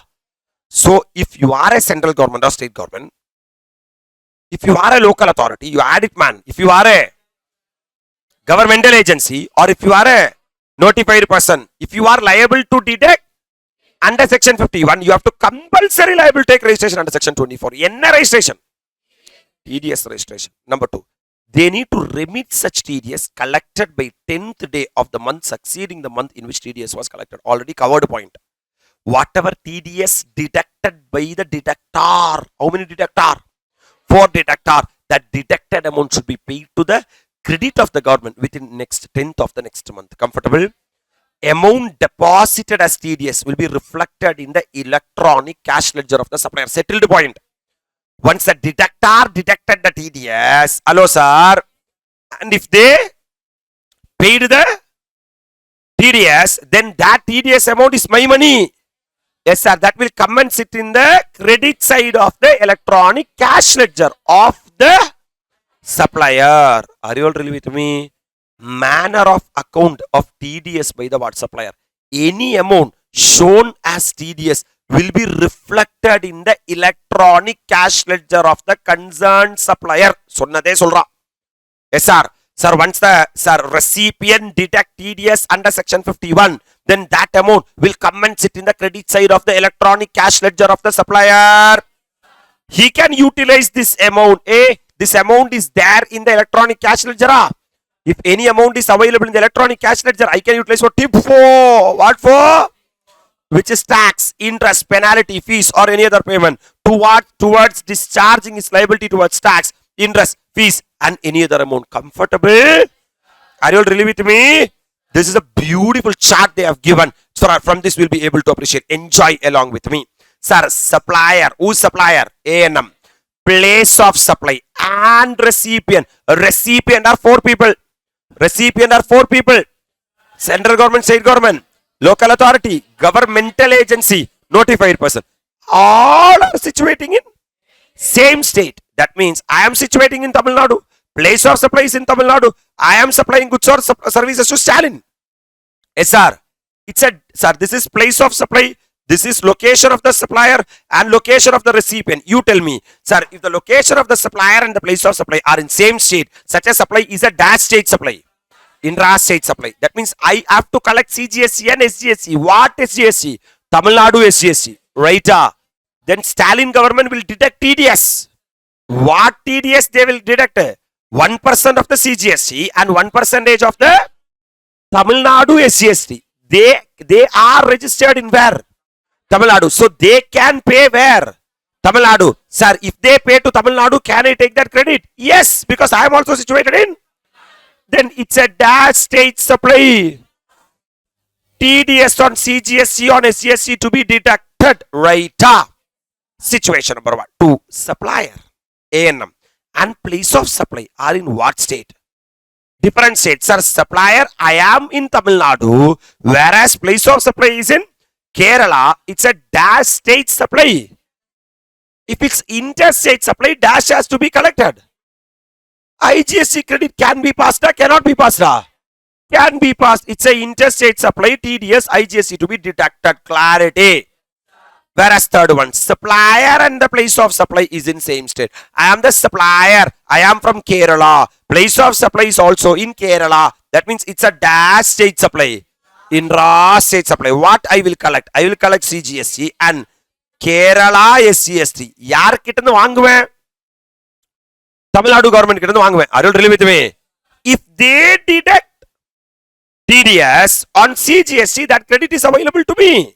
If they deduct TDS on Kerala SGST, they cannot pay to Kerala because the government is registered only in. They can pay only to Tamil Nadu. So on the credit varave varadu, and a recipient located in what state means?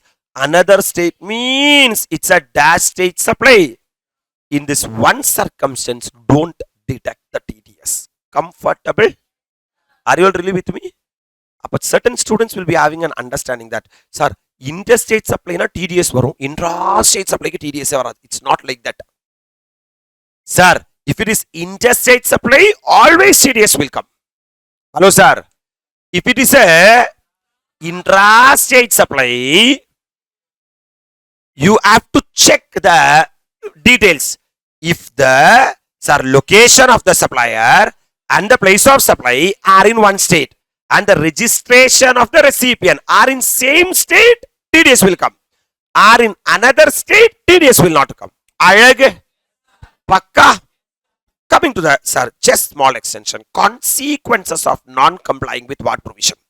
TDS provision. This central government, state government, local authority, governmental agency, and the notified person after deducting the TDS. This is the TDS not deducted at all. TDS, even after the value of supply exceed 2,50,000, they have not deducted what at all. Then interest to be paid along with the what amount? TDS amount. Else the amount shall be determined and recovered as per the law. The consequences, if the central government, state government, local authority, governmental agency, or any other person, notified person, if they are actually liable to deduct, they have not deducted, and the amount from the hands of deductor, it will be recovered. It will be, நீ புடிச்சிருக்கும் TDS எங்க பார்த்துட்டு இருக்க? யார் TDS பிடிக்காம பே பண்ண சொன்னா? அப்ப along with the interest, that amount will be recovered from the deductor. From the என்ன? Sir, TDS deducted, sir, but not paid to the what? Government, or paid later than 10th of the what month? Succeeding month. Sir, interest to be paid along with the what amount? Else the amount shall be determined and recovered as per the law. அப்போ TDS பிடிக்க வேண்டியங்க TDS பிடிக்காம இருந்தாலோ இல்ல பிடிச்ச TDS டைமுக்கு கட்டாம இருந்தாலோ, you are liable to pay that amount along with the, that's it with the story of the TDS. TDS comes to an end, my dear lovable students. Are you really with me? Such a beautiful small 4-mark area, easy picking. Hello, sir. What this chapter is saying that if you are supplying, sir, taxable goods or services or both to a recipient being central government or state government or local authority or governmental authority or any other notified person as may be provided by the government, and if the value of the supply, sir, that is, sir, as per contract exceed 2.5 lakhs, TDS has to be deducted. Dot. Can I move to TCS? Sir, Another 2 more pages. TCS are there. Sir, inge TDS la supplier was there. In TDS, my dear lovable students, the recipient was central government or state government, local authority, governmental agency, notified person. Sir, these 4 people are the person liable to deduct TDS under section 51. Under section 51. Clarity? But with regard to section 52, that is another, only one person is liable to collect TCS, that is e-commerce operator. Yaru? What man?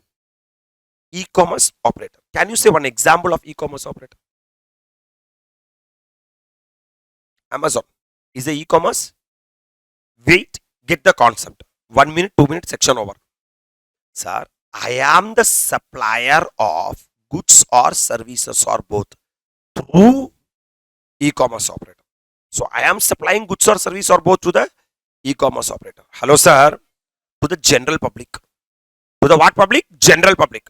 To the general public. Sir, இப்ப நீ வந்து ஒரு செருப்பு வாங்குற, sir ஏதோ ஒரு product வாங்குற e-commerce operator வழியா, Amazon வழியா, you are actually the product is delivered by Amazon to you and you are making payment to the Amazon. You are making payment to the Amazon and Amazon will make the payment to the supplier. So this Amazon is the e-commerce operator. So what act is saying that as per section 52, please picturize this. There is a supplier of goods or services or both. He is supplying that goods or services or both through the e-commerce operator to the general public. So according to the general public, who is the real supplier? So e-commerce operator is supplying goods or services or both to the general public. Correct. General public will pay the consideration to the e-commerce operator. Ennappa clarity ya? Now e-commerce operator will make the payment to the supplier of goods or service or both, right? Epidina last 51 there was supplier of what or what or what, goods or services or both, right? And the recipient was government or local authority, right? When government or local authority made the payment to the supplier, they have deducted TDS, right? Comfortable? But here, sir, who is the party supposed to do this?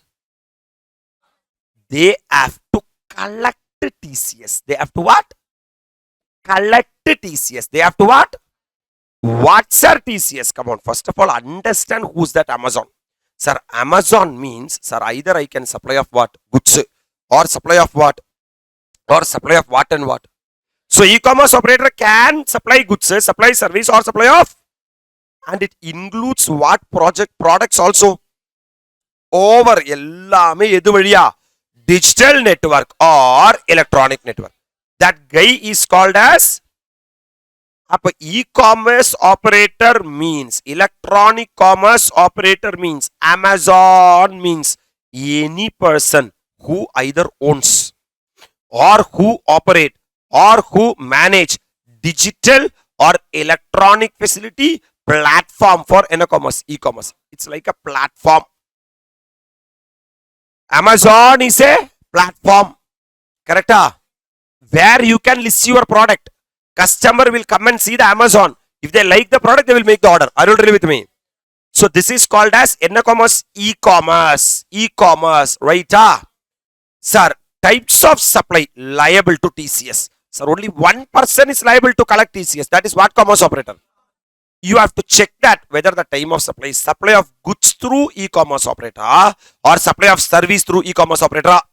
You are selling serupu through e-commerce operator. Is serupu goods or service? Goods. Then it is subject to TCS under section 52. Subject to TCS under section? Sir, I can supply what also through e-commerce operator? Service also through e-commerce operator, right? That service classified into 2 categories. Happier service, other than happier service. 9555. Sir, if happier service are supplied through the e-commerce operator, person liable to pay GST itself is the e-commerce operator. Correct? If e-commerce operator is the person liable to pay GST, அப்படின்னு வந்தா பின்ன இந்த supplier of goods or service or more மேல TCS புடிச்சு என்ன பண்ண போறான்? புரியுதா? அப்ப the service should be classified into two category. Number one, sir, notified services and other than notified services. If it is what services? Notified services. E-commerce operator have to pay GST under what charge? Actually, this is not reverse charge. This is eco charge. TCS not applicable because 9555. 9555. Purida. But if the service is a other than notified services, then dash will be applicable. TCS will be applicable because the person who are liable to pay tax is the supplier. So e-commerce operator can collect the GST, that is tax collected at source. Comfortable? So, inga paru. TCS concept is fully applicable only for one person. One person. Yaradu? You have to assume Amazon in your brain. Through Amazon, you can supply either goods or services. If you are supplying goods through e-commerce operator, my dear lovable students, then e-commerce operator has to collect TCS. Purida. Whereas, if they are supplying services through e-commerce operator, check whether it is notified service. If it is notified services, TCS will not be applicable. Other than notified service, TCS will be applicable. Comfortable? Come on, man. TCS applicability in major types of e-commerce. Major types of e-commerce. Understand clearly. Selling own product through what website? Own website. I am having ANM Virtuals. Through ANM Virtuals, I am selling my own product. Yes, sir. Loose sumari na enake TCS pudikka mudiyuma. TCS pudikana middleman should be there. That means TCS provisions will not be applicable. Nyayam. Sir, selling, sir, bought out product. What product?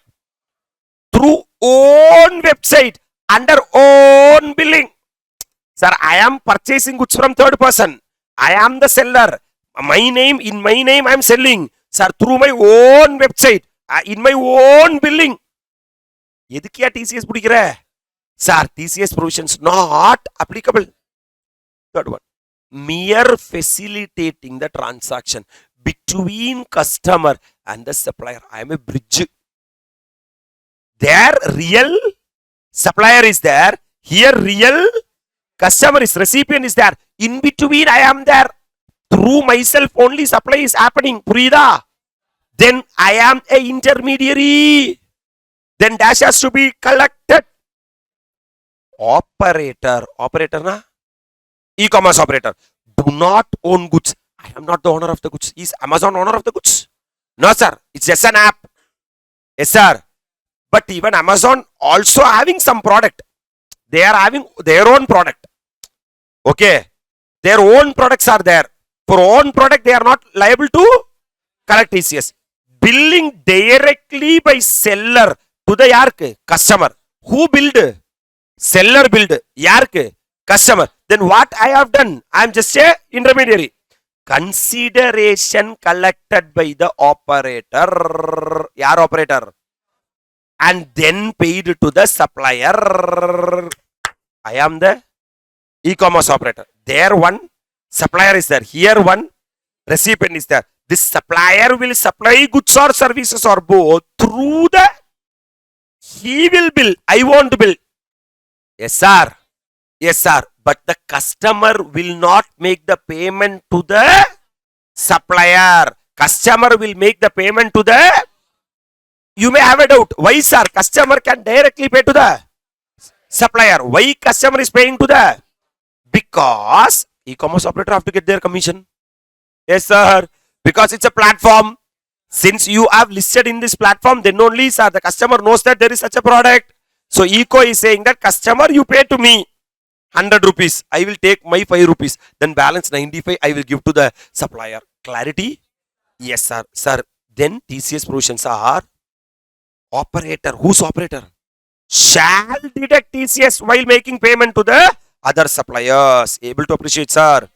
Sir, what is the rate of TCS, sir? What is the rate of TCS, sir? Sir, TDS, CGST 1%, SGST 1%, IGST 2%. Here, CGST, SGST, UTGST 0.25%. Under IGST 0.5%. So 0.25 plus 0.25 comes to 0.5. That's why under IGST it is 0.5%. Hello, sir. Sir, this is a beautiful chart, sir. Steps to determine whether eco is liable to collect tax. So, இத்தனை நேரம் நம்ம என்ன படிச்சோமோ அது அப்படியே வந்து என்ன பண்ணிருக்காங்கன்னா கொடுத்துருக்காங்க. இங்க வா. You have to answer. Check yourself. Ensure yourself that you are thorough. Do you own, operate or manage an e-commerce platform? If yes, please come down. That means you are Amazon. Amazon. Hello, sir. No, sir. I don't have a e-commerce. I'm not an e-commerce operator, sir. Sir, no TCS liability, sir. Sir, I am an e-commerce operator, sir. I'm Amazon, sir. Next question to you. Whether the supplier make taxable supply through e-commerce operator, e-commerce platform. Answer may be what or what? Sir, no, sir. Then no TCS liability, sir. Sir, yes, sir. Then next question. Whether the consideration is collected by e-commerce operator. Answer may be yes, sir, or no, sir. If it is no, condition has not been satisfied. Then என்ன பிடிக்க வேணாம்? எதுல பிடிப்ப TCS? The consideration has been paid by recipient directly to the supplier. That means who has not received money at all. Then how e-commerce operator will collect TCS? Logic clear? No, sir. No, sir. I am an e-commerce operator, sir. Through me only goods or service or both has been supplied, sir. Sir, customer has paid consideration to me, sir. Again, one more question. Whether the following service are supplied through it? Transportation of passenger by radio taxi, motor car, maxi or any other motor vehicle except omnibus. Transportation of passenger by omnibus except company suppliers, hotel accommodation club unregistered supplier, housekeeping service like plumbing, carpentering unregistered supplier, restaurant service other than restaurant located at specified premises which is nothing but happier services. H stands for housekeeping services, A stands for accommodation services, P stands for passenger transportation services and R stands for restaurant services. If yes na, no TCS liability. Why? Because e-commerce operator is a person liable to pay GST. Clarity? Sir, no na liable to collect tax on the net value. Net value. Net value. Tell me 3 times. Tell me. Net value. Net value. Net value of taxable supply is 0.25% CGST and 0.25% SGST or 0.5%. Sir, this is the summary for the TCS, sir. Sir, who is the person liable to collect TCS? E-commerce operator. What is the threshold limit? Nil. எதுவுமே சொல்ல இது வரைக்குமே. But TDS க்கு threshold limit இருக்கு. 2 lakh. Value on which TCS is to be computed on what value you have to apply 0.25? Net value. Net value. Net value. 3 times சொல்லு. Net value. Net value. What is the due date for deposit to the TCS to the government? 10th of the month succeeding the calendar month in which TCS has been collected. Correct? Sir, what do you mean by net value, sir? Nothing, man. Sales minus sales return. Net value means sales minus aggregate value of the taxable supply of what or what or what. Other than what services? Minus taxable supply return to the supplier. Hey, this is what salesman. This is what return? Sales minus sales return. Net value of taxable supply. Net value of? That's it. Chapter done. 2 concepts done. One is TCS and other is what? Just 1 minute. You think என்ன நடக்குதுன்னு யோசி. I will give you an example. You just think. You are the supplier of goods or services or both. You are supplying to either Modi government or you are supplying to Stalin government. That is central government or state government. Correct, sir? Yes, sir. Sir, you are supplying to a local authority, Greater Chennai Corporation, or you are supplying to a governmental agency, or you are supplying to other notified person. Government will notify. And the value of supply under a contract exceeds 2,50,000. The recipient is liable to deduct TDS under section 51 at the rate of 1% CGST, 1% SGST or 2% IGST. And whatever deducted TDS should come and sit in the electronic cash ledger of the supplier. That's it. That's it. Maximum. Number 2, TCS. If you are supplying goods or services or both through e-commerce operator and the customer is paying consideration to the e-commerce operator and the e-commerce operator is paying to the supplier, then e-commerce operator is liable to collect TCS under section 52 at 0.25% CGST, 0.25% SGST or 0.5% IGST. Are you agree with me? Yes, sir. Sir, are you got an idea of 51 and 52? In 90 and 92, we will check. Look at here, man. Illustration number 1, I'm going to check. Wow. Whether the rate of 1% notified under section 52. What is 52? Is CGST or SGST or a combination of both of CGST and SGST. First of all, TCS is equal to 52. Correct? Yes, sir. TCS, CGST and SGST. CGST 0.25. SGST point. IGST 0.5%. Correct? But what they are asking? 1%. Now is 1% limit there, not there? Not there. Hey, TCS or rate 1% kadayadu. It's an amendment for our examination. Till now it was this rate. So surely test in exam. Hello sir. The rate of TCS as notified under the CGST Act is payable under the CGST and the equal rate of TCS is expected under the SGST Act also. In effect, aggregate to now. What is the total to total? 0.5%. Cut it and write it, man. Now the rate of TCS has been amended for examination. This is one of the amendment. Are you really with me? Come on. Illustration number 2. Is every e-commerce operator required to collect tax on behalf of actual supplier? Yes, sir. Yes, sir. Sir, yes, sir. Every e-commerce operator is required to collect tax where consideration with respect to supply is being collected by the what commerce operator. However, no TCS is required to be collected in the following case. On supply of service notified under 9(5) of the CGST Act. Sir, if the service is a notified service, as the person liable to pay GST itself is e-commerce operator, please don't collect TCS. Right up. On exempt supply. Sir, exempt supply tax collect panna maata. TCS collect pandra, correct? On supply on which recipient is required to pay tax on what charge basis? That means if the recipient is the person who are liable to pay tax on reverse charge basis, why the e-commerce operator has to collect tax? Right. State whether the provisions relating to tax collected at source under section 52 of the CGST Act will be applicable. If Fitan Limited sells watch on its own through its own website. No sir. Edhik sir TCS. Yena website vadiya na vita enake na TCS collect panna vendiya. As for section 52, every e-commerce operator not being an agent shall collect an amount calculated at such rate not exceeding 1%. Sir, not exceeding 1%. Illa. Not exceeding 1%. Maximum 1% da irukonu. Purida. Ippo inga paru calculated at such rate not exceeding 1%. As per Act, it should be maximum 1%. Wait pannu. As may be notified by the government on the recommendation of the council. Adudhaan 0.25%. Sir, as per section 52, maximum rate should be 1%. From time to time, they will change the rate.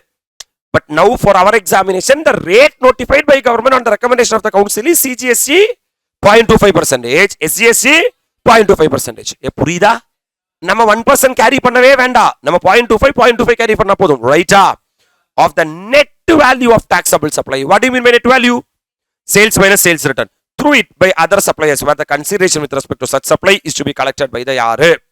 So, however, hence, if the person sells his own goods, provisions pertaining to tax collector and source won't be applicable. A clarity. Sir, there is no onus of filing any monthly and annual statement by e-commerce operator. examine the technical veracity of the statement by explaining relevant provision. Sir, we have understood that whatever TCS has been collected by the e-commerce operator should be paid within 10th of the next month, right? This e-commerce operator is supposed to file return that immediately in the coming return chapter we'll discuss. Are you really with me? Because that is part and parcel of GSTR. I will come there. State whether the provisions relating to tax collected at source under 52 of the CGST will be applicable if ABC Limited, who is a dealer of Royal brand, sells watches through Flipkart, an e-commerce operator. Is TCS liable to be deducted? Sorry, is TCS liable to be collected? Yes, sir. As per 52, every e-commerce operator not being an agent shall collect an amount calculated at such rate not exceeding how much percent? As may be notified by the government on the recommendation of the council on the net value of taxable supply made through it by other suppliers, but the consideration with respect to such supply is to be collected by the, if ABC Limited, who is dealer of Royas brand, sells watches through Flipkart, then provisions of TCS will be applicable to Flipkart. Right, sir? That's it with regard to the concept of what and what.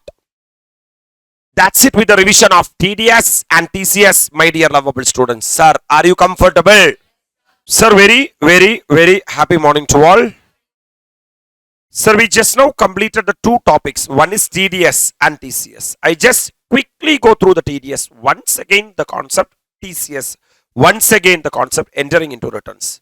Sir, if there is supplier of goods or services or both is there, and if the recipient is central government or state government, recipient is local authority, a recipient is governmental agency, and if the recipient is notified person, if you are supplying goods or services or both to these people, and if the value of supply exceeds 2,50,000 under a contract, a recipient is liable to deduct TDS under section 51 based upon the nature of supply. Supply may be intrastate supply, supply may be interstate supply. If the supply is intrastate supply, CGST 1% and SGST 1%, sir, total IGST of 2%. Sir, when I explained that in the last lecture, I forgot to tell one important point on what TDS has to be deducted. On the value of supply, TDS has to be deducted. On the, for example, this is the invoice the supplier has given. For example, value of supply is equal to 5 lakh. Add CGST, add SGST. This is the bill they are giving. For example, 5 lakh into 18% is what the GST rate applicable now. 90,000 and 90,000. So total, sir, 5 lakh plus 1 lakh 80,000 comes to 6 lakh, and now the recipient is liable to deduct TDS on how much lakh? 5 lakh into either 1% or 5 lakh into 2%. That is 1% CGST, 1% SGST, separately will come. Okay, wow. That means 5 lakh into 1% comes to 5,000 rupees of CGST and 5,000 rupees of SGST or 10,000 rupees of IGST. Okay, wow. On this value of supply only TDS has to be deducted. In by the supplier will show the value of supply as how much lakh? 5 lakhs. Yes, sir. For him, the GST liability will be CGST and what? SGST. Total will be 90k and 90k will be totally payable to the department, right?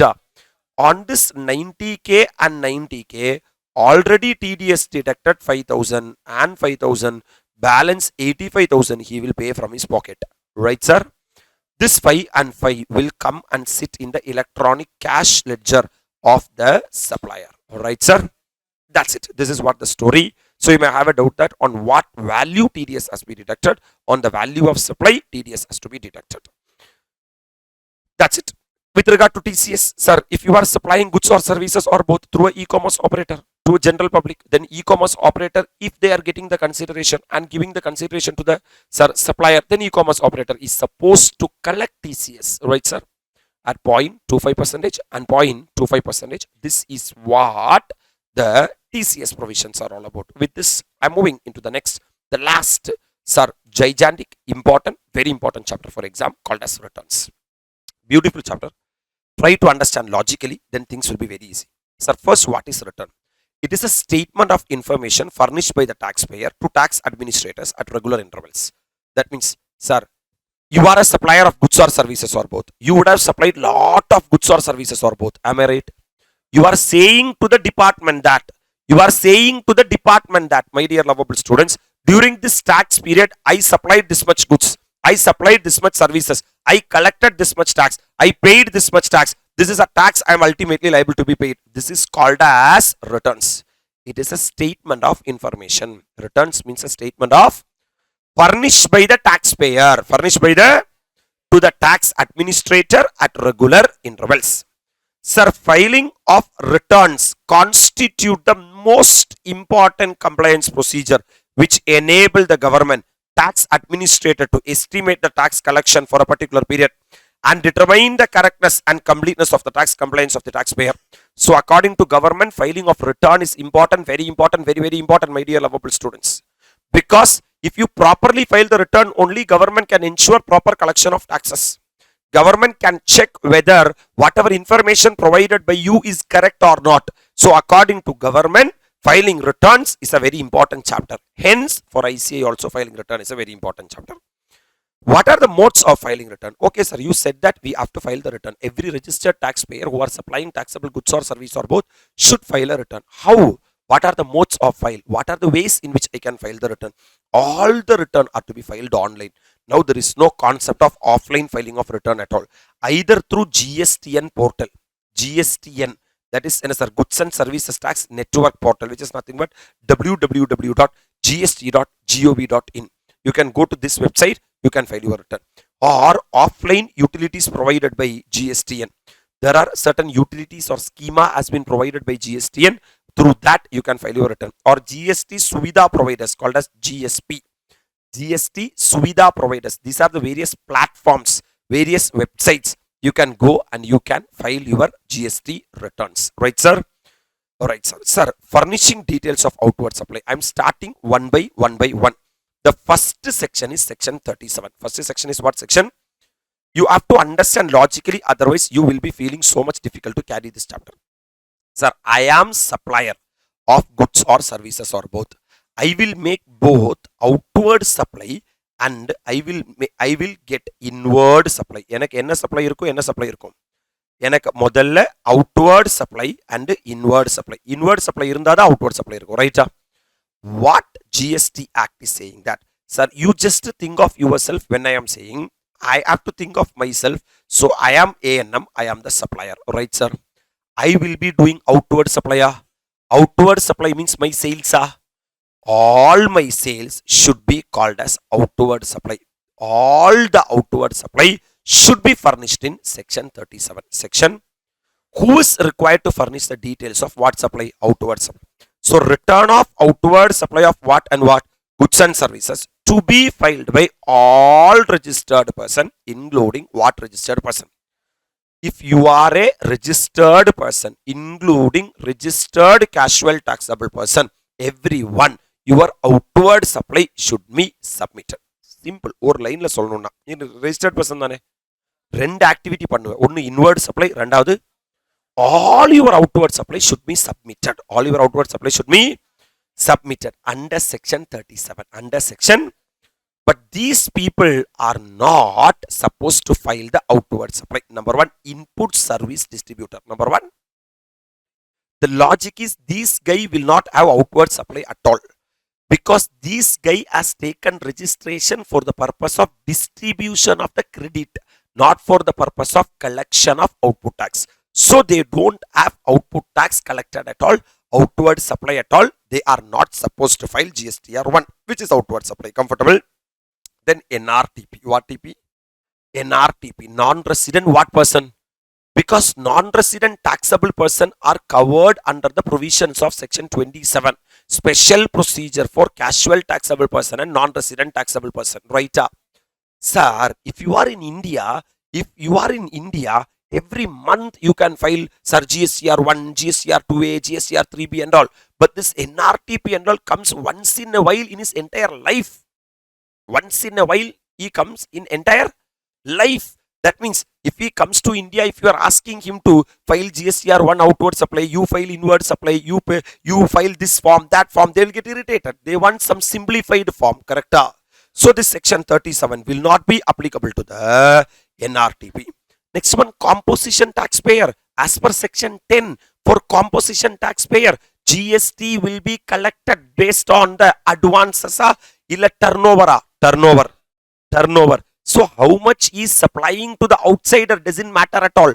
On the turnover, he has to pay 1% or 5% or 1% as the.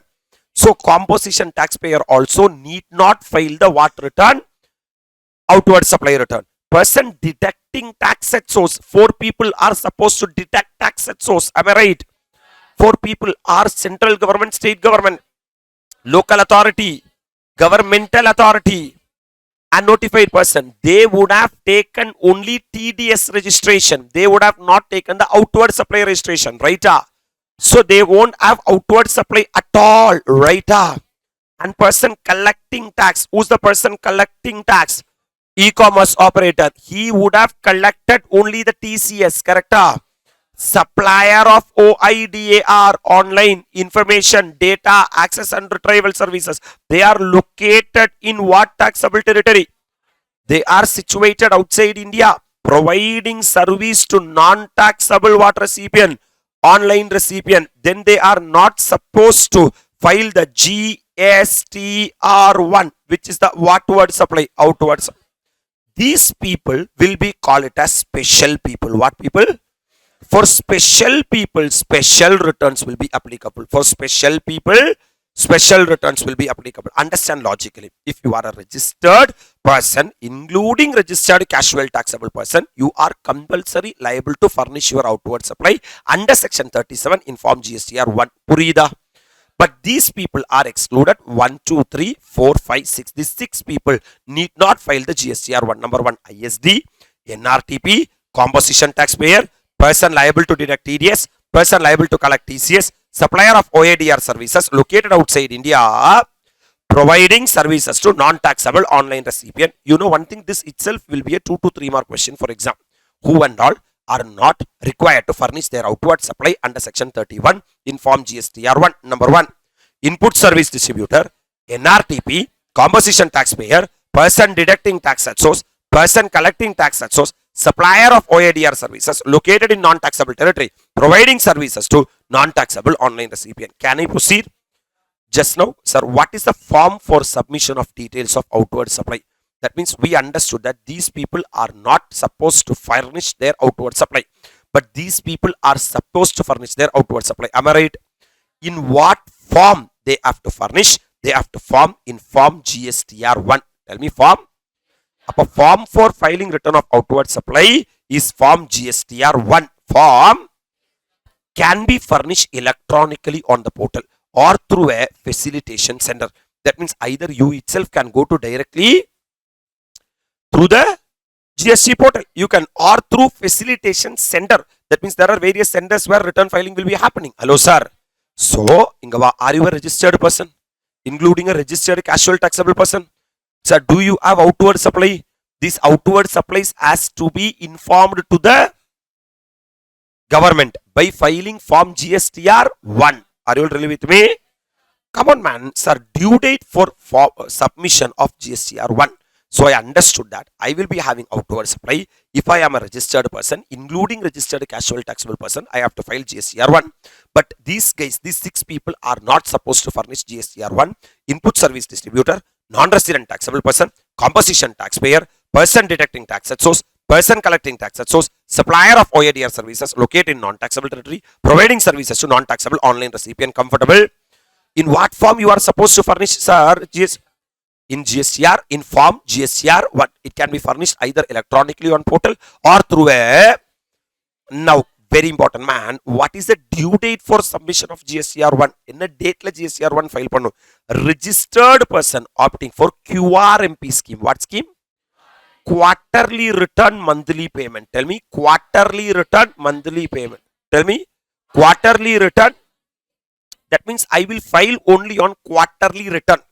Quarterly return. That means I am having 4 quarters are there. Correct? Yes, sir. April, May. சொல்லு April, May, June, July, August, September, October, November, December, January, February, March.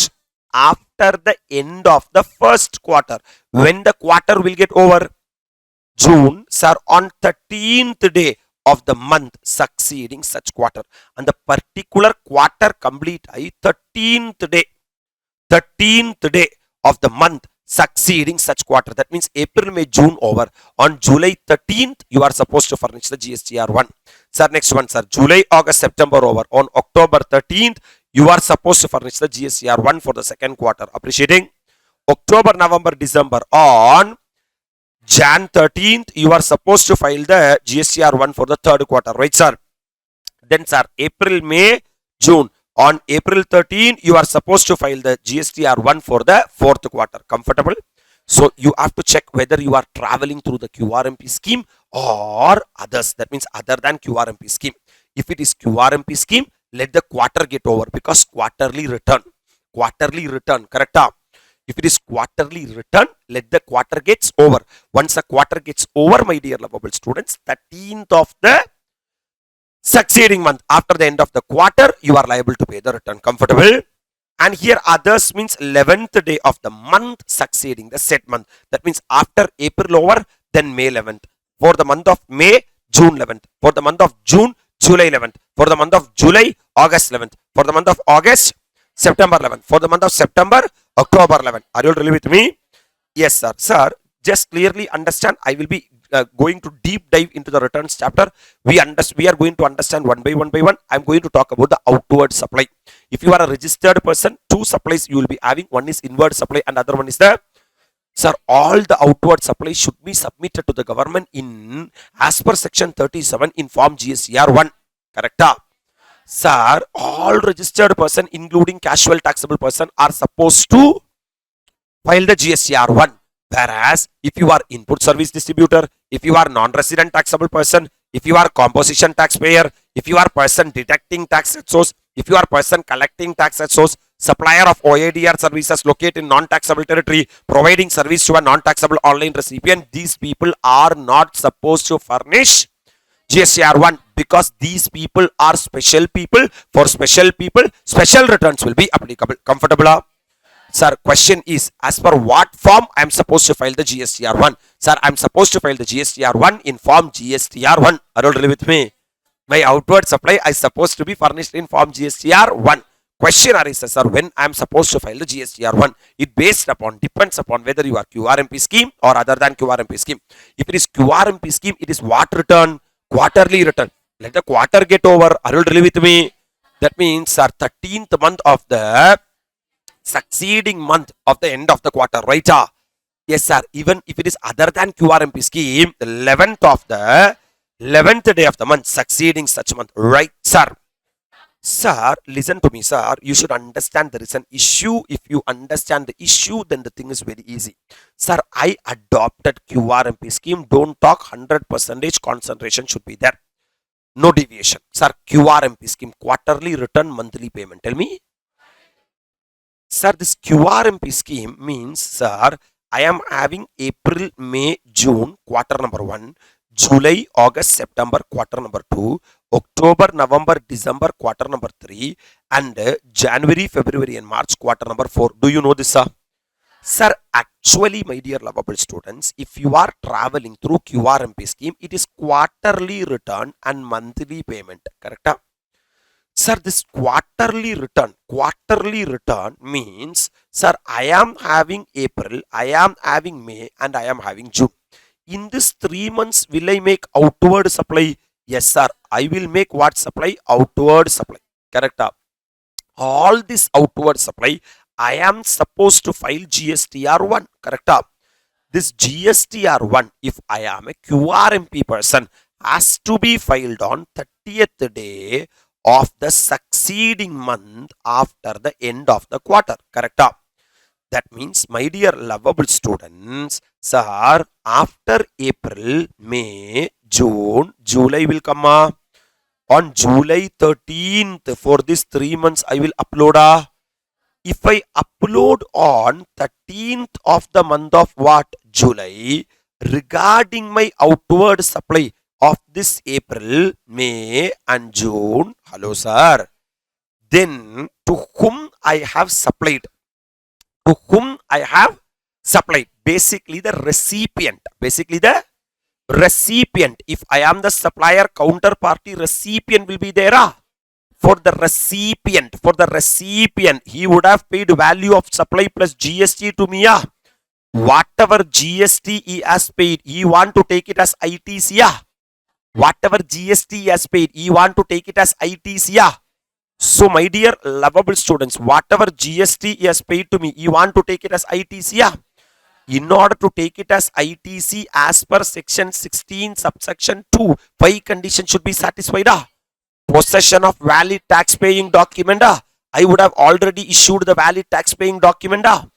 And actual receipt of goods or services or both. I would have really supplied goods or service or both. Number 3, tax should be actually paid to the government. I would have already paid the tax to the government because QR, which is quarterly return, but monthly payment, I would have paid the tax on a month-to-month basis, right? And fourth one is the filing return.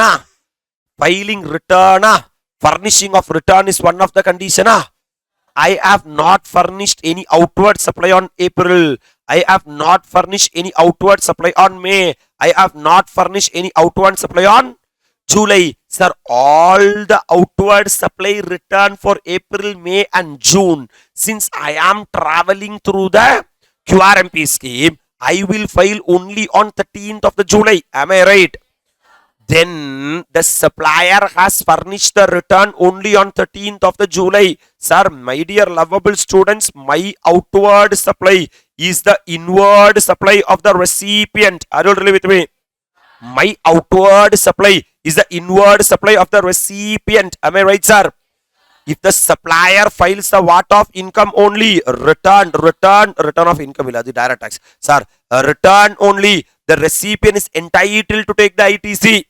Since I am traveling through the QRMP scheme, I am liable to file the GSTR1 only 13th of the succeeding month after the end of the quarter. Yes, sir. That means April month I really made outward supply. Hello, sir. If I would have traveled through the normal route instead of QRMP route, I would have filed on 11th of the next month. Yes, sir. Yes, sir. Then the outward supply, that is the credit, hello, sir, would have been passed to the recipient on 11th of the next month itself. But since I am traveling through the QRMP scheme, I will not file my outward supply in April. I will not file my outward supply in May. I will not file my outward supply in June. I will be filing my outward supply only in the month of 13th of July. 13th of. So April month ITC, the recipient will get only in July. Sir, May month ITC, the recipient will get only in July. Getting the problem? For that, what government said that a supplier you transfer through QRMP scheme, no problem at all. You file the return on 13th of the succeeding month from the end of the quarter, no problem at all. That is your saugaryam. That is your ishtam. Sir, for your ishtam, others can't dance. I don't really with me. For your ishtam, others can't dance. Sir, why the recipient has to get suffered? Because of sole reason that you are going to travel through QRMP scheme, right? Yes, sir. Sir, in order to reduce the time lag of the ITC to the recipient, are you getting it? Government introduced a concept called as IFF. Tell me. Invoice furnishing facility. Tell me. Invoice furnishing facility. What facility? Invoice furnishing facility. What facility? What government said that? What government said that? If you don't understand the concept, this will be very tough. If you understand the concept, yeah, nothing is there. Sir, I am the supplier. You are going to travel QRMP scheme. Sir, I am having April month, I am having May month, and I am having June month. Sir, the next quarter will start. The next quarter will be July. Are you all really with me? My dear lovable students, April month, May month and June month. April month, May month and June month. Right, sir? Once the April is over, don't wait till 13th of July to upload your GSTR1. Upload your GSTR. That's what a concept. Invoice furnishing facility for taxpayers opting for what scheme? QRMP scheme. If you opt QRMP scheme, your GSTR1, hello sir, is on 13th of the subsequent month after the end of the quarter only. There is no doubt about it. But there is an additional tool for you called as IFF. Called as what? What is this IFF? It is an optional facility. It is a, if you want, you use that IFF. If you want, you use that IFF. Okay, va? Provided to quarterly taxpayers who are in what scheme? QRMP scheme. To file their details of what supply? Outward supply in the first 2 months of the quarter. So this QRMP will be available only for the first 2 months of the quarter, and QRMP will not be available for the third month. Why? Because for third month, fourth month, GSTR1 will open. Yes sir. So for third month, I don't want the QRMP scheme. Ennapa. But for the first month and second month, I have to wait till the end of the third month. Right? So you can upload the outward supply in IFF. Between, very important, between the first day of the succeeding month, between the first day of the, till the 13th day of the succeeding month, till the 13th day of the, that means once the April is over means, sir, once the April is over means from May 1st, from May 1st till May 13th, sir, from 1st of May till 13th of May, you can start uploading the outward supply of the April through IFF. Once sir, May month is over, hello sir, from the 1st of June to 13th of June, you can, sir, you can start upload the outward supply of the May month. Purida? Anyway, from July, sir, for the month of June, anyway till 13th of the July, you will be filing GSTR1. First month you furnish, sir, IFF. Second month you furnish IFF. Third month you furnish GSTR1. Right? Very important. Up to a cumulative value of rupees 50 lakh in each of the first 2 months of the quarter. Each of the 2 months of the quarter, to pass on the credit to their what? Recipients. That means what they are trying to say is, I am the supplier. I decided to travel through QRMP scheme. Because of I decided to travel through QRMP scheme, no need to monthly file the GSTR1. What GST Act is saying that if you are going through the QRMP scheme, you are supposed to furnish only your GSTR1 after the end of the quarter within 13th of the next month. Clarity? If I do like this, my recipient will get real blow. Are you really with me? So for that, to safeguard the recipient, to reduce the delay in pass on the credit, they have introduced a concept called as IFF, Invoice Furnishing Facility. என்ன சொல்றான்னா, first month முடிஞ்சா ரிட்டர்ன்லாம் file பண்ண வேணாம். ஏன்னா நீ எந்த ரூட்ல போயிட்டு இருக்க? QRMPல போயிட்டு இருக்க. ஒரு IFFனு ஒரு போர்ட்டல் ஓபன் பண்ணிருக்க. நீ அந்த ஏப்ரல் மந்த்ல ஃபுல்லா எவ்வளவு அவுட்வர்ட் சப்ளை பண்ணியோ, அடுத்த மாசம் 1ஆம் தேதியில இருந்து அடுத்த மாசம் 13ஆம் தேதி வரைக்கும் எல்லா இன்வாய்ஸ் அப்லோட் பண்ணி விட்டுரு. Arul with me. That's it, game over. மே மாசம் நீ என்ன சப்ளை பண்ணியோ அது எல்லாமே ஜூன் மந்த் 1ஆம் தேதியில இருந்து ஜூன் மந்த் 13ஆம் தேதி வரைக்கும் அப்லோட் பண்ணிரு. அப்படி நீ அப்லோட் பண்ணாலே நீ ரிட்டர்ன் ஃபைல் பண்ண மாதிரி. இந்த 2 மாசம் நீ ரிட்டர்ன் ஃபைல் பண்ற பத்தியா, IFF ஃபைல் பண்ற பத்தியா, அந்த IFF திருப்பி again நீ GSTR1ல ஃபைல் பண்ண வேண்டிய அவசியம் இல்லை. அப்ரிஷியேட் பண்றனே. அப்போ if you are traveling through IFF plus GSTR1 route for the third month, just furnish the outward supply what is there in the June month. Clarity? But only thing is, sir, cumulatively for first and second month under IFF, you should not upload more than how much lakh? 50 lakhs. Maximum நீ எவ்வளவு lakhs தான் போடணும்? 50 lakhs தான் upload பண்ணும். அதுக்கு மேல upload பண்ண கூடாது. Sir, what are the cases where a registered person is debarred from furnishing details of outward supply in either form GSTR1 or form GSTR IFF? That means, are you a registered person? Are you making outward supply? If you making outward supply, you are supposed to furnish your outward supply as per section 37 in form GSTR1 or IFF as the government is saying that உன் கூட இருக்கிற பஞ்சாயத்தே தேவையில்லடா, உன்னோட outward supply எனக்கு வேணாம். Don't furnish your outward supply. don't furnish your, look at here man. Sir, registered person not allowed to furnish GSTR1 or GSTR1 or IFF. Number 1, return not furnished in form GSTR3 before the what month? Preceding month. I am a normal taxable person, not QRMP person. Last month ke innu na enna file பண்ணல. GSTR3B file பண்ணல. முதல் last month முடி. அதுக்கப்புறம் current month ஓட GSTR1 file பண்ணிக்கோ. Clarity sir. Are you able to appreciate sir? What government is saying that if you are having pending returns, past pending returns, you will not be allowed to furnish the GSTR1 of the current month. Can I proceed? Are you all really with me? Yes sir. Sir, I am GSTR1 or what? IFF. That means I am traveling through what scheme? QRMP scheme. I am a person opting for QRMP scheme has not furnished GSTR3 before the preceding what period? Tax period. I adopted QRMP scheme. I adopted. That means, sir, for me it's not last month. It is last quarter. Are you agree with me? For the last quarter, I have not furnished the return. I have not furnished the return. That means April, May, June over. Then by July 13th, I am supposed to furnish the GSTR1. Yes, sir. Without furnishing that GSTR1, I am coming to upload the IFF of the July month. Purida. Government is saying that first clear all your pending assignments, then come to the new assignment. Can I proceed? Person to whom intimation has been issued under rule number 88C unless is deposit the amount mentioned in intimation or furnishes a reply explaining reason for the what amount, unpaid amount, or person to whom intimation has been issued under rule 88D unless he pays the amount of excess ITC mentioned in intimation or furnish a reply in respect of excess ITC, a registered person has not furnished the details of bank account as per provisions of rule 10A. I will tell you man. Sir, last either you may be either you may not be traveling through QRMP scheme, you may be traveling through normal route.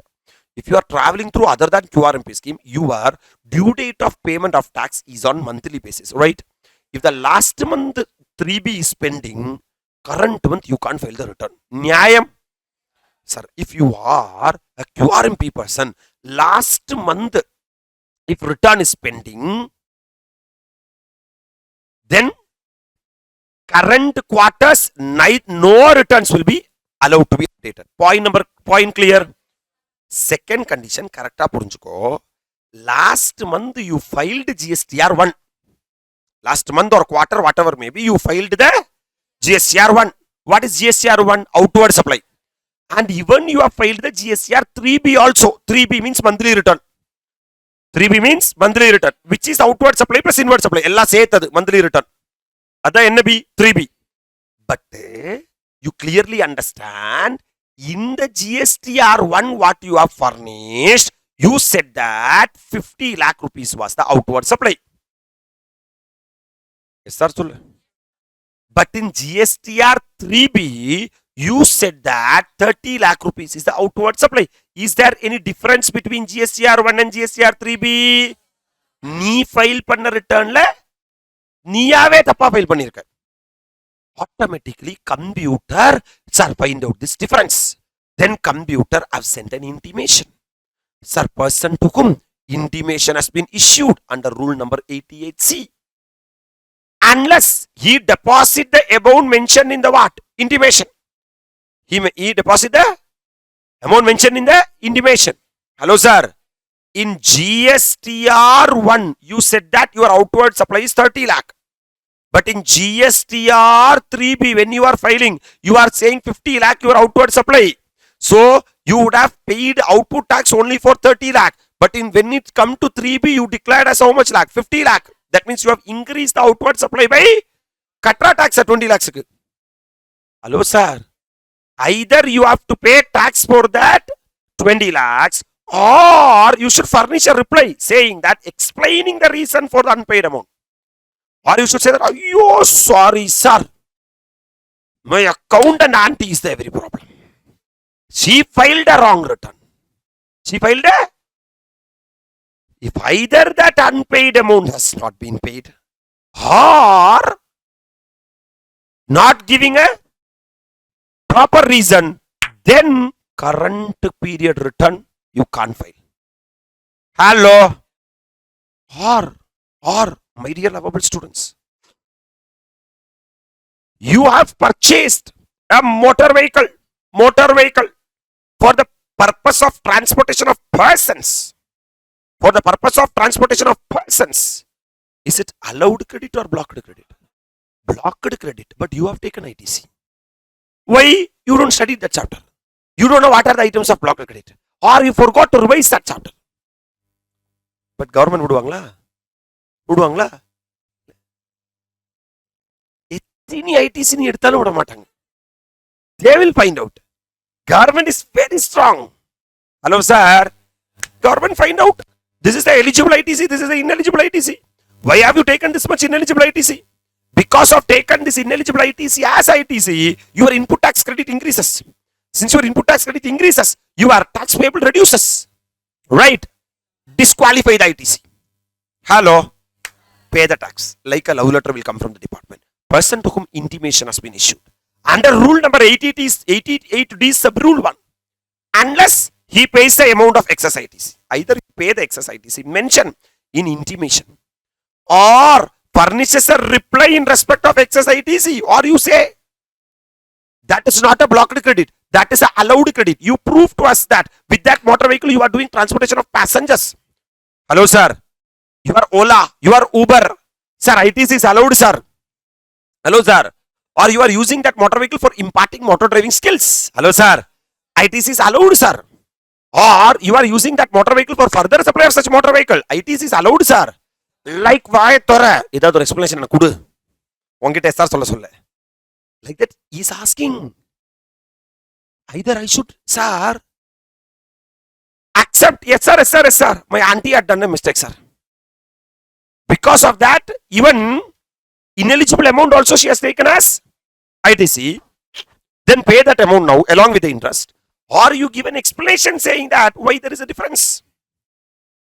If I don't pay the amount, if I don't open my mouth, current period, I can't file the return. My return filing option will be blocked.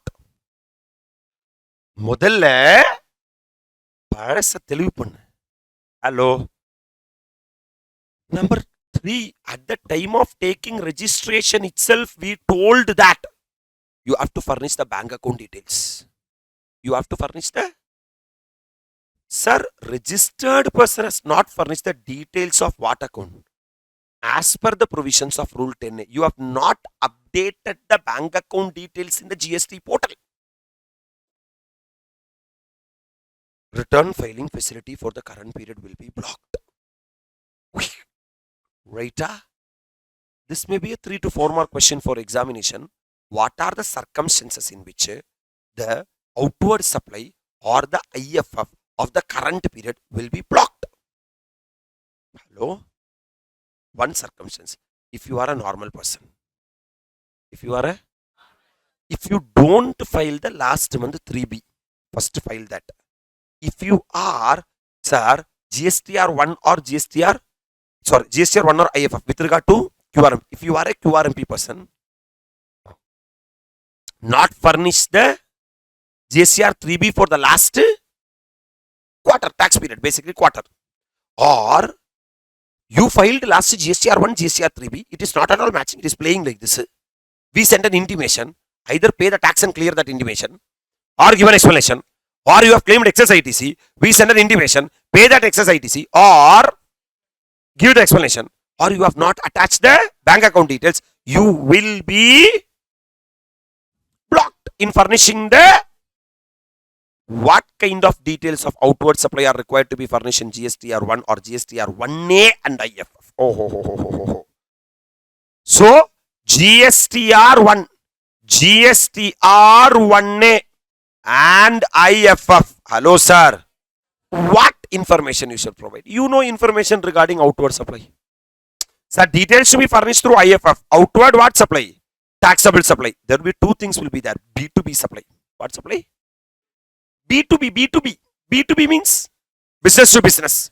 You tell me. I am a QRMP person. Am I liable to furnish monthly return? Yes, no, solle. No, sir. Am I liable to furnish quarterly return? Yes, sir. Am I liable to furnish GSTR 1? Yes, sir. When? 13th of the succeeding month after the end of the quarter. But there is an option to me not to disturb my recipient called as IFF, which is Invoice Furnishing Facility. This IFF is to safeguard supplier or recipient. What type of recipient? Registered person, because only a registered person can take ITC. Correct? So as a supplier, I would have made B2B or I would have made B2C. Hello sir. This B2C, wait till GSTR1. This B2B, I will upload in IFF. Are you all with me? That's the logic. They are saying that you can upload through IFF. Another? Outward taxable supply of only dash to dash B2B. Don't upload B2C. Don't upload through. It may be interstate supplies or whether it is interstate supply or whether it is intrastate supply. Since the recipient is a registered person, since the recipient want to take it as an ITC, invoice-wise details of all supply to be uploaded.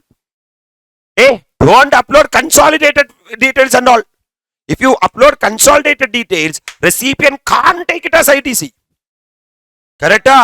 Because the purpose of IFF itself is to claim ITC. So you have to upload in IFF dash wise. First of all, in IFF, only registered person's invoice should be uploaded. That too dash wise.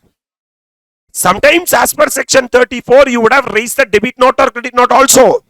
Debit note, credit note issued during the month for such invoice issued previously to be uploaded. So in IFF, invoice can be uploaded. In IFF, debit note can be uploaded. In IFF, credit note can be uploaded. Are you able to appreciate what I am talking to you? That means, who will upload the details through IFF? Supplier who are adopting dash scheme, QRMP scheme. He would have supplied to B2B, B2C. What he has to upload? B2B he has to upload. That too, how he have to upload? Invoice wise he has to upload. Right, sir? And there may be dash note, debit note, credit note.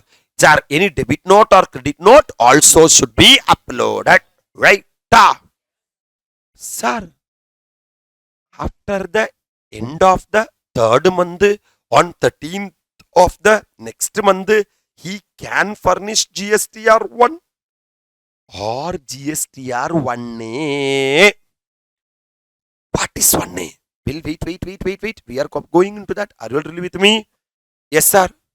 Come on.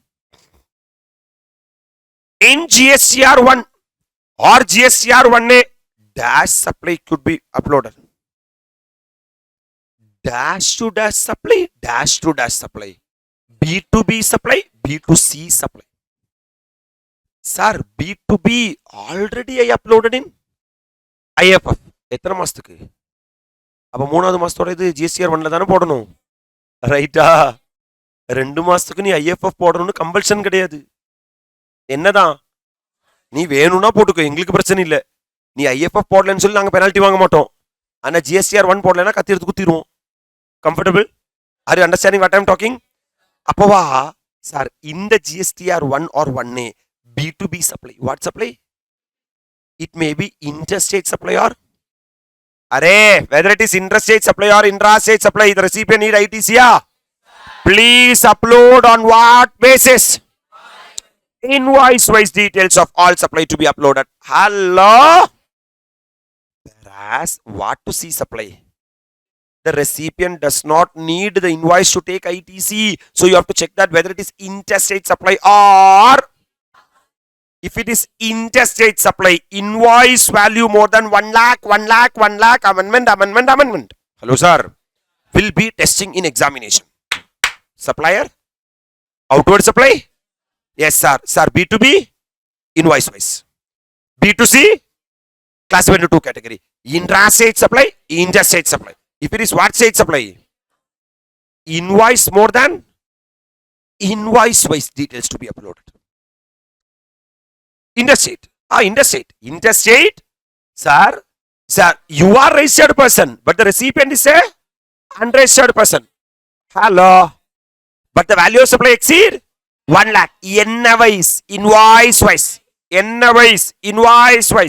Sir, but the invoice is less than or equal to 1 lakh. Will be tested in exam. Hello. Dash wise. State wise. Rate wise. Tell me. State wise. Rate wise. That means, I will tell you, very important amendment. I am in Tamil Nadu. I am supplying to Kerala. In Kerala, there are unregistered persons are there. Sir, there are so many supply less than or equal to. Hello, sir. Into the Kerala, I will club everything. Adila 5% evlo, 18% evlo, 12% evlo, 28% evlo. That means, sir, rate wise, I have to consolidate the details to be uploaded. Clarity? Next one, sir. Dash state supply. I am situated in. I supply to the people of who are unregistered person. So it's a dash supply to me. Outward supply to me. Those outward supply has to be uploaded in GSTR1 na. Is it B2B or B2C? B2C. Then dash wise. Adilane state wise. Near or state ladane. Yes, sir. Consolidated details of all invoice to be uploaded. Hello. So come on. Are you a registered person? Do you have outward supply? What are the different format or form in which you have to upload the outward supply? Number 1. GSTR1. GSTR1. IFF. GSTR1. Number 1. GSTR1. Number 2. IFF. Number 3. GSTR1. What is GSTR1? Outward supply. Section 37. Yes, sir. B2B, B2C. If it is N to B, B2B, whether it is intrastate or interstate, upload invoice wise because recipient want ITC. That's it, game over. If it is B2C, classified into 2 categories, interstate, intrastate, right, sir? If it is what state, check the value of supply more than 1 lakh invoice wise, less than or equal to 1 lakh, state wise, rate wise, able to appreciate? Sir, it's a dash state supply, intrastate supply, only what wise? எதுக்கு state wise ஒரு state தான் இருக்கு, நீயே அந்த ஸ்டேட்ல தான் இருக்க. Clarity. I am coming to the most expected question of this attempt. GSTR1A amendment of GSTR1 for the what period? Current period. Earlier and all know, once you furnish GSTR1, any mistake in that, you have to forget that mistake. யாரு தான் தப்பு இல்லாம return file பண்றா? Yes, sir. So after you furnish the GSTR1, sir, it is a dash facility. There is no need that after every month GSTR1 you filed mandatory, you have to file the GSTR1A. Yes, sir. Nothing. Section 139 subsection 5, sir, revised return is equal to GSTR1A. That is after you furnish the GSTR1, if there any revision, omission, wrong statement, revise the return.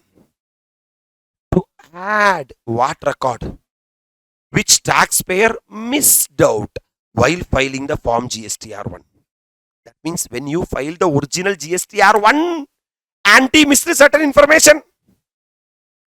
After you furnishing GSTR1, ante is coming and saying that ethnic information I missed.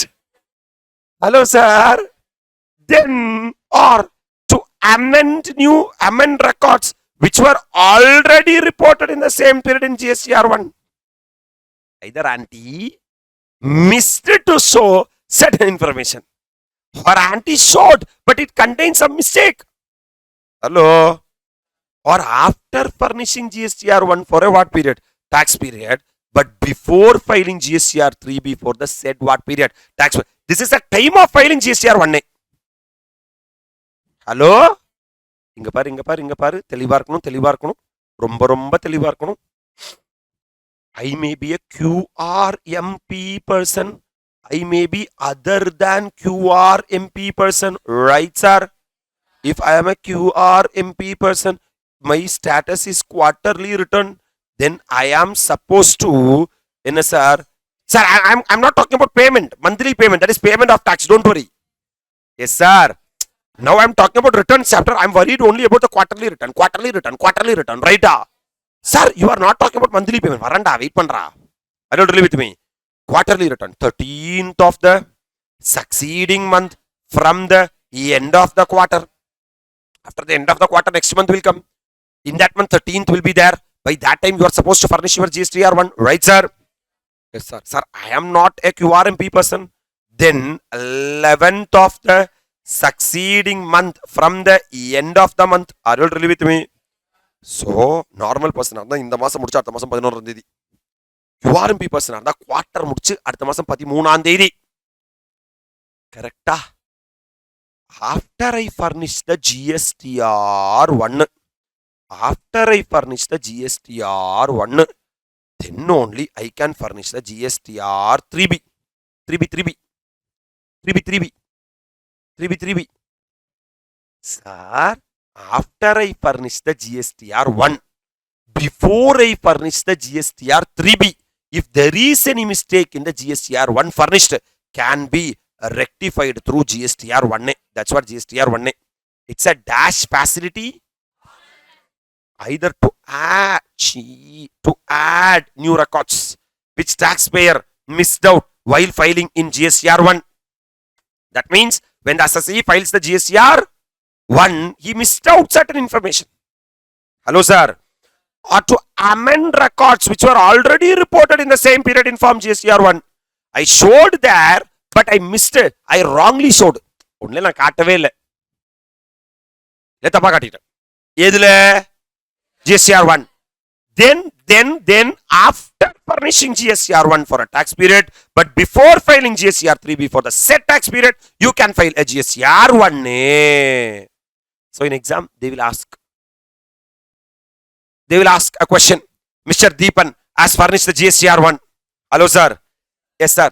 Since he is busy with, not she, since he is busy with his personal, sir, commitments, he was, sir, not able to furnish the GSTR1 properly. Is there any option available to him for 2 mark? Yes, sir. He can furnish GSTR. If yes, what is the time limit to avail that option? After furnishing the GSTR1, before furnishing the GSTR3B, he can furnish the comfortable. Sir, rectification of errors in GSTR1 filed for what period? Previous period. Sir, very clearly understand. First, I have to file the GSTR1. I have to file first GSTR1. Sir, mistake. Omission. I can file the GSTR1A. Is GSTR1A lifelong open or only till filing the GSTR3B? Only till filing the GSTR3B. After filing GSTR3B, I came to know that, there is mistake in GSTR. That can be rectified. So, even after filing the 3B, if there is a mistake in GSTR1, I can rectify. And the cycle gap na 1A. If that cycle gap over na, that is within 3B na, GSTR1A. After 3B na, this provision. Come on. Particulars furnished in GSTR1 of the prior period can be amended. Can be by way of amendment table given in GSTR1 of the what period. So first is GSTR1. Then any mistake in GSTR1A, file the GSTR3B, go to the next month's GSTR1. At that time, old month GSTR1 can be amended. But what is the maximum time period? Sir, after 5 years, I am coming and saying that there is a mistake in GSTR1. Sir, with such amendments are permissible is the earlier 30th day of the November of the succeeding financial year or date of filing the annual return, whichever is earlier. Somewhere we have heard this time limit. Brilliant. Time limit for availment of ITC, section 16, subsection 4. Section 16, subsection 4 is the time limit for availment of ITC, 30th day of the November of the succeeding financial year or date of filing the annual return, whichever is. Hello. Clear? That means, sir, current month mistake, I want to, sir, rectify in current month itself. Before filing GSTR 3B, don't worry, you can file GSTR 1A. First put GSTR 1, outward supply details, mistakes are there. File GSTR 1A, file GSTR 3B. அந்த டைம்ல எனக்கு புரியல sir mistake இருக்குன்னு இப்பதான் sir எனக்கு புரியுது mistake இருக்குன்னு after furnishing GSTR 3B you can amend the GSTR 1 of the earlier period, but for that is there any time limit? 30th November of the succeeding financial year or date of furnishing the annual return, whichever is. Sir, during this current period, sir, I don't have any outward supply at all. Sir, in the what எனக்கு business நடக்கல sir. Still, whether I am liable to file GSTR 1? Yes. What GSTR 1?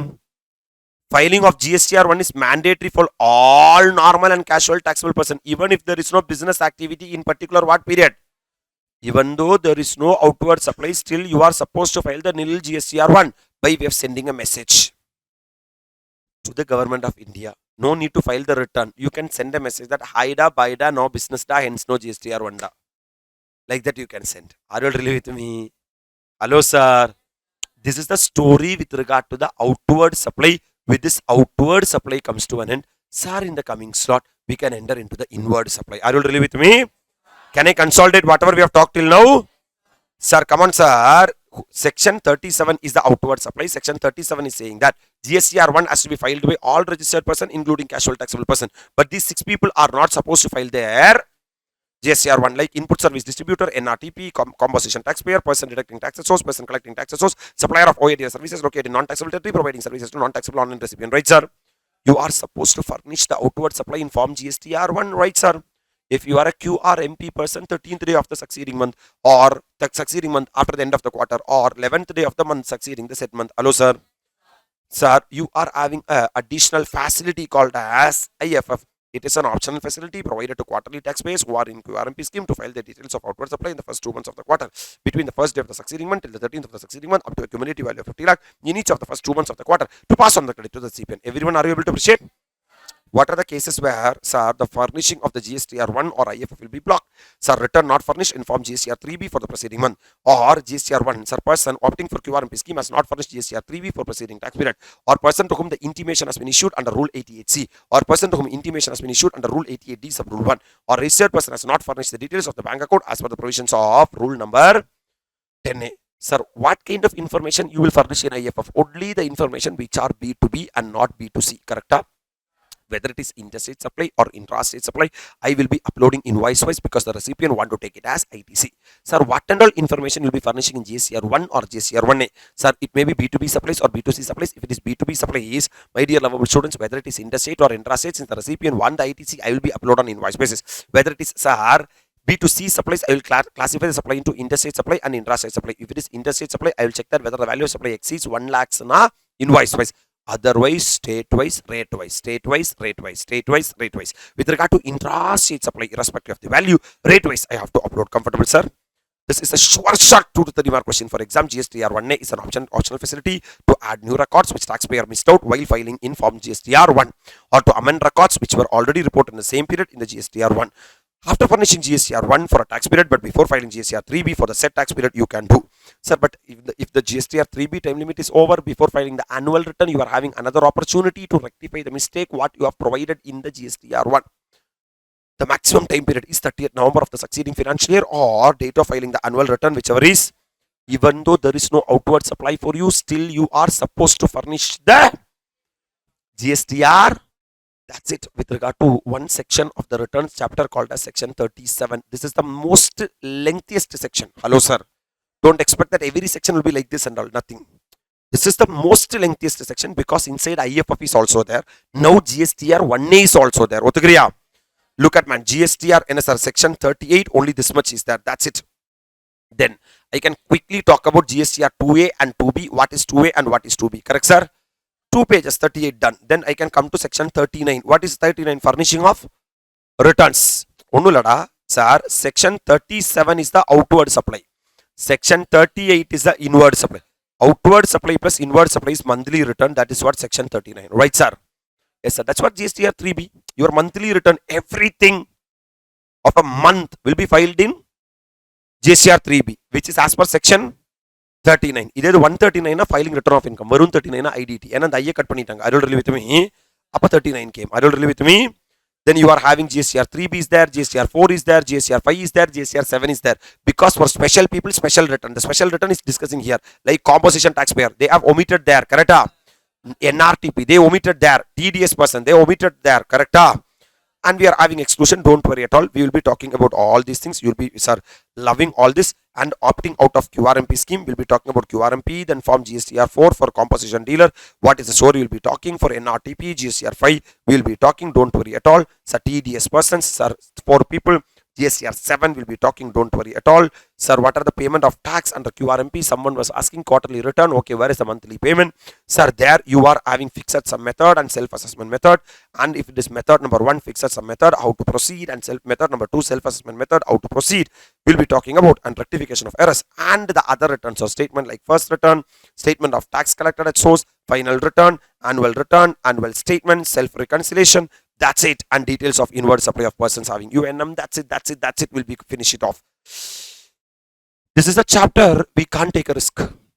This is a chapter where you should mandatorily learn, because with God's grace, if you clear CA Inter, the next step will be articleship. In articleship, you will be filing the returns. At that time, I don't know, sorry sir, outward supply means GSTR1. What are you going to do with your life? Your life will be so much miserable. Don't make it so much miserable, already it is. Learn this chapter properly. I'm with you from your heart. Anybody is there? Where is a grand clap? We'll come for another one more session to do the another one part of the returns, and with maybe 1 or 2 we'll finish it off this part. Comfortable. Sir, very happy morning to all. Sir, in the last slot, we started talking about the chapter returns. Sir, return is a document, is an information submitted by the taxpayer to the tax authorities, saying that this much is my outward supply, this much is my inward supply, and also you are saying to the tax authorities are there, this is a tax collected, tax payable, eligible ITC, ineligible ITC, everything. So, what we have talked only also about the outward supply under section 37. Section 37 is outward supply. What supply? If you are a registered person, including a registered casual taxable person, please file the outward supply. Please file the. But these people are not required to file the outward supply, such as input service distributor, non-resident taxable person, composition taxpayer, person deducting tax at source, person collecting tax at source, supplier of OADR services located in non-taxable territory, providing services to the non-taxable online recipient. Right, sir? These people are not liable to file the GSTR1. Right, sir?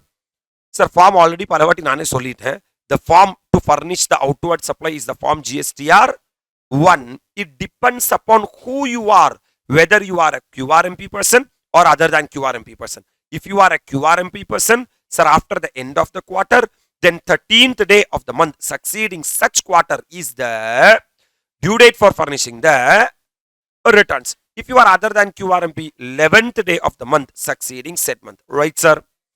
Sir, since the QRMP person will file the GSTR1 only on 13th of the succeeding month after the end of the quarter, the recipient will be disturbed because of non-availability on the pass on the ITC credit. So there is a concept called as IFF. IFF stands for Invoice Furnishing Facility.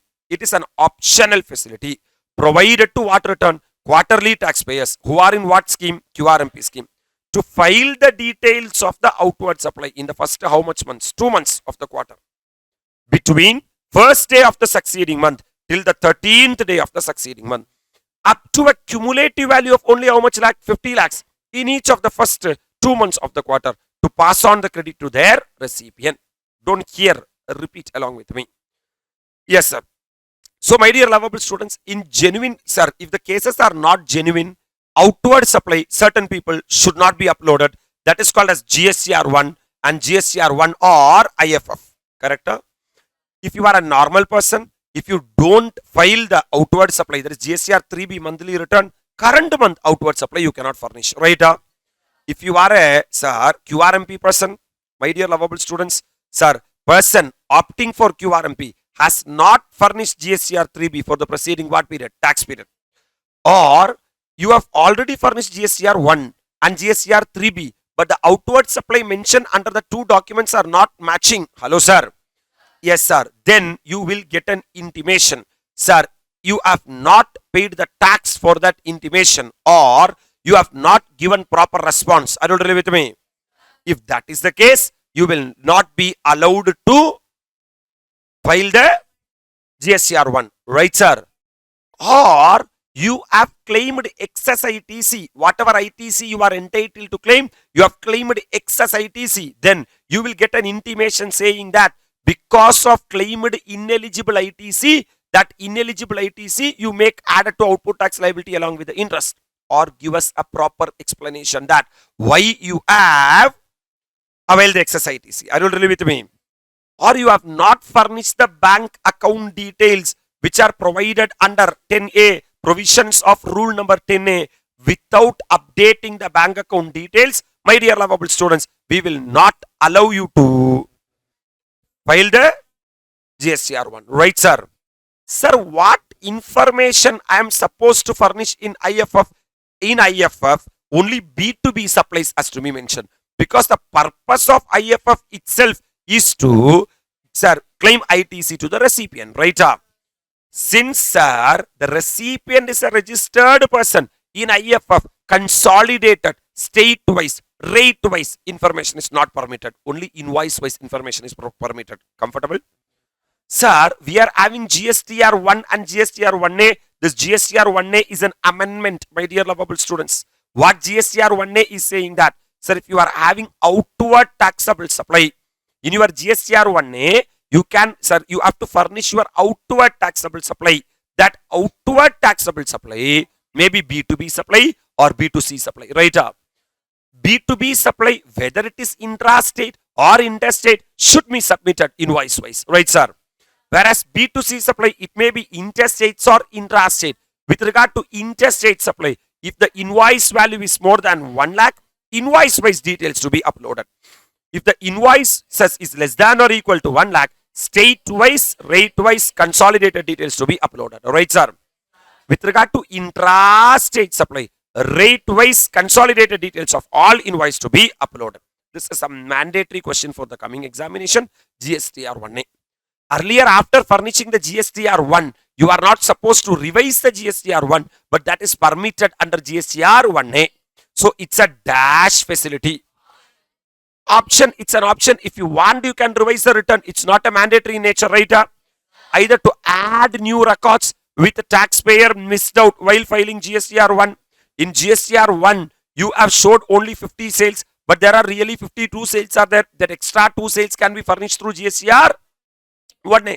Or to amend the records, you already shown 50 sales or 52 sale. In that 52 sales, sir, 10 lakh rupees sale, you have shown it as 1 lakh. So there is a short, sir, information of 9 lakh. So you can amend that. Were already reported in the same period in form GSTR1. After furnishing GSTR1 for a tax period, but before filing GSTR3 before the said tax period, that means after you furnish GSTR1, before you furnishing GSTR3, in this cycle gap, whatever amendments are there in GSTR1 can be made in GSTR1A. Right, sir? If you miss that bus, my dear lovable students, if you want to rectify any mistake, what is there in GSTR1, then it can be rectified within 30th November of the succeeding financial year or date of filing the annual return, whichever is. Sir, even though there is no outward supply, still you are supposed to furnish nil GSTR1. That facility can be adopted by sending a message instead of filing a return. That is also permissible. We have to move into section 38 because section 37 is the outward supply and section 38 is the inward supply. I will come to section 38, that 1 or 2 pages discussion after I discuss the remaining section, because section 38 is a connected section. Okay? You should know certain background That's why I'm doing the remaining part. I will come to the 2 pages of section 38. So 39 is what my target. Come on. Return form under section 39. Understand very clearly. Be with me. Just you listen. Repeat along with me. That is what your duty is all about. Section 37 is outward supply. Section 37. Section 38 is inward supply. Section 38. Section 39 is the return. Section 39 is the... Sir, we are having various forms of returns are there. Under section 39, depends upon person to person, return form will change. If you are a normal person, GSTR 3B. If for a normal person, for all registered person, GSTR 3B. For all registered person, GSTR. For composition taxpayer, that is section 10 root, GSTR 4. GSTR upon 9 root, GSTR 3B. 10 root, GSTR 4. Sir, I am a non-resident taxable person. I am a non-resident taxable person. GSTR 5. GSTR 5. Sir, for TDS, tax deducted at source, GSTR 7. Sir, tax deducted at source, GSTR 7. Are you really with me? My dear lovable students, tell me, sir, normal person, GSTR 3B, composition taxpayer, GSTR 4, NRTP, GSTR 5, TDS, GSTR 7. Repeat once again. Sir, normal person, GSTR 3B, composition taxpayer, GSTR 4, NRTP, GSTR 5, TDS, GSTR 7. Right, sir? Sir, even though you are a normal taxable person covered under section 9, sir, these people are not supposed to file GSTR 3B like input service distributor. Number 1. NRTP, tell me. Composition taxpayer. Because for composition taxpayer, GSTR 4 will be applicable, right, sir? Person deducting TDS, because GSTR 7 will be applicable, hence 3B will not be applicable, right? Person collecting tax at source, that is what commerce operator? E-commerce operator. Am I right, sir? Supplier of OADR services located in non-taxable territory, providing services to non-taxable online recipient. Right, sir? My dear lovable students, these people are special people. These people are special people are not supposed to furnish GSTR 1. Special people are not supposed to furnish GSTR 3B also. For special people, special return. Special people, special return. You have to get who are the special people. Number 1, input service distributor. Number 2, NRTP. Number 3, composition taxpayer. Person deducting TDS. Right, sir? Next one, sir. Person collecting tax at source. Then supplier of OIDAR. These are what people? Special people. These are what people? Special people. Special returns. Special people. First person. Tell me. Yaar, enna person? Special paper. Number 1. Input service distributor. Are you able to see? So this is number 1. Input service distributor. Number 2. 2 people, man. TDS bar TCS. Tell me. TDS bar. Are you liable to deduct TDS under section 51? Let me ask you a question. Who is liable to deduct TDS under section 51 of the GST Act? Government or local authority? Central government or state government? Local authority? Governmental agency? Any other notified person? These people are the people liable to deduct under the GST Act. Who is the person liable to collect TCS? E-commerce operator. Comfortable? So these people don't file GSTR 1, don't file GSTR 3B. Are you really with me? Number 1, input service distributor. Number 2, TDS bar TCS. I'm moving to the next third one, man. Sir, NRTP. Tell me. NRTP. Tell me. Sir, next one, sir. Composition taxpayer. Fourth one is what? Composition taxpayer. Tell me. Fifth one, sir. OIDAR. Anjavadal Anjuvartha. Are you really with me? Apa number 1? Input service distributor. రెండవది రెండు పేరు TDS bar TCS. Right sir. Next one sir composition tax payer. Composition అయ్యో NRTP. Okay, I'll change the order man. I'll change the order for better understanding. Number 1 ISD. Number 2 composition dealer. Composition రెండవది రెండు వార్త. Composition మూడు వార్త. That is என்னன்னா TDS bar TCS. నాలుగు వార్త NRTP. అഞ്ചు వార్త OIDR. I don't with me. Yes sir, I wrongly said. Number 1 input service distributor. Number 2 composition dealer. Number 3 TDS bar TCS. Number 4 NRTP. And number 5 OIDR. I don't with me. For these people, no GSTR 1. For these people, no GSTR 3B. Can I proceed, sir? Okay, sir. Sir. What is the due date for furnishing form GSTR 3B, sir? GSTR 3B can be filed either monthly or quarterly, sir. This quarterly is called as QRMP, sir. Quarterly return, monthly payment. And due date for filing as follows, sir.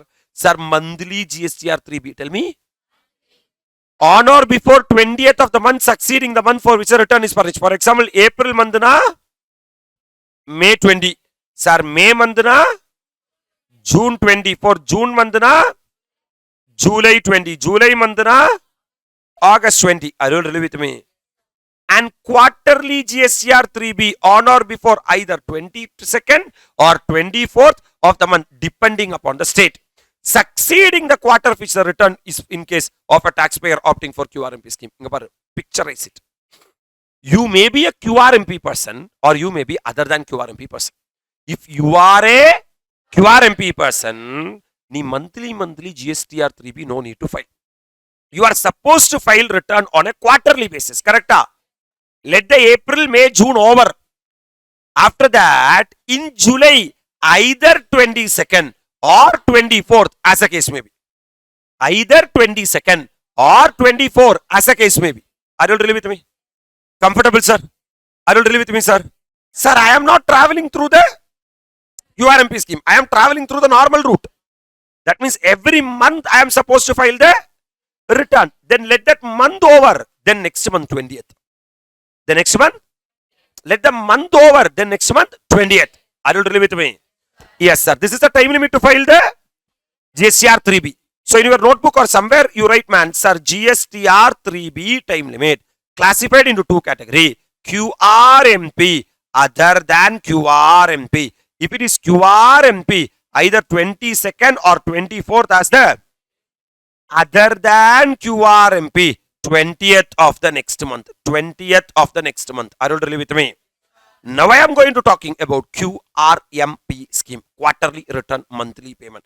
Till now, we have not talked about the QRMP. We are going to talk about QRMP. Important, very important for examination from the return chapter. Pakka? Very easy only. Sir, it's an optional return filing scheme. After you taken registration, if you are feeling that filing returns is very headache, sir, following procedure aspects monthly is very headache. I just want your help. You just, sir, come here. Sir, this is the month of April. Be with me. For the month of April, I can travel as a normal person or QRMP person. Correct? I am going to travel as a normal person. Then first section 37 will be applicable. Am I right, sir? As per section 37, my dear lovable students, first I am supposed to file GSTR 1. GSTR 1 under section what 7? 37. This is my primary responsibility. Is there any time limit to file GSTR 1? Yes, sir. Sir, I am talking about normal person. Okay, for a normal person, what is the time limit to file? 11th of the. So, if it is April, after April, this April is going by here. From here, 11th of the succeeding month, na May. By 11th May, every next month, 11th, you are supposed to furnish the GSTR 1, which is what supply? Outward supply. Right, sir? Once I file my outward supply is your inward supply. Your outward supply is my inward supply. That means one party furnishes the what supply? Outward supply. Automatically it will become inward supply. Right? So that will be reflected in GSTR 2A, GSTR 2B under section 38. Under section This we have not discussed. What is 2A, 2B? We have not discussed. Right? It's a auto-populated statement. It's a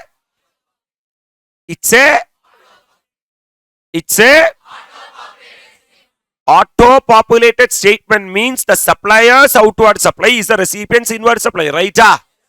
Yes, sir. Repeat pannunga. Hello, sir. My dear lovable students, it's a auto-populated statement. What statement? That means the supplier's outward supply is the recipient's inward supply. Right?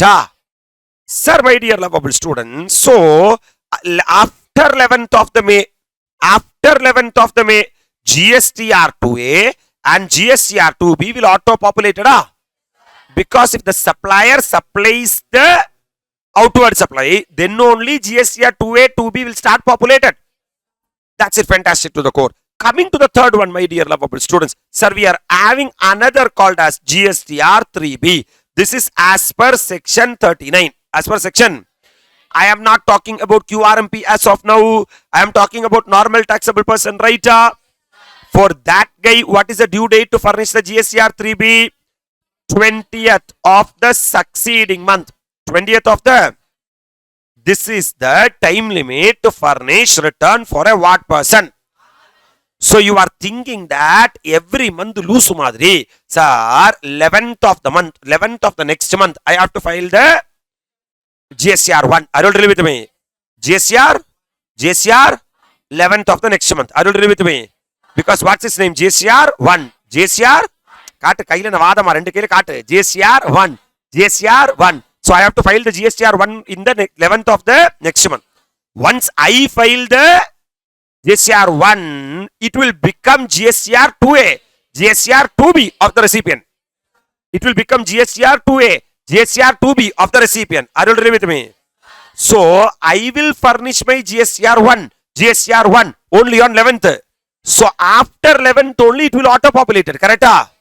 Which will be your inward supply under section 38. That's why after 11th till 19th, hello sir, that auto population will be happen.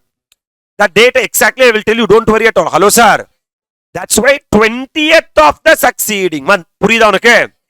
Yeah, for example, if you have to file the GSTR 3B, I have to file my GSTR 1. Because my GSTR 1 is the dash supply, not outward supply. It is your inward supply. Are you really with me? So I will file my GSTR 1 only in 11th of the succeeding month. If I file on 11th of the, it will be auto-populated in GSTR 2A or 2B after 11th. Or from 11th onwards till particular date. Once you finalize your GSTR 2A and GSTR 2B, you would have already furnished your GSTR 1. Now you got GSTR 2A, 2B. Mixing of 1, 2A, 2B is called as 3B. Are you really with me? Are you really with me?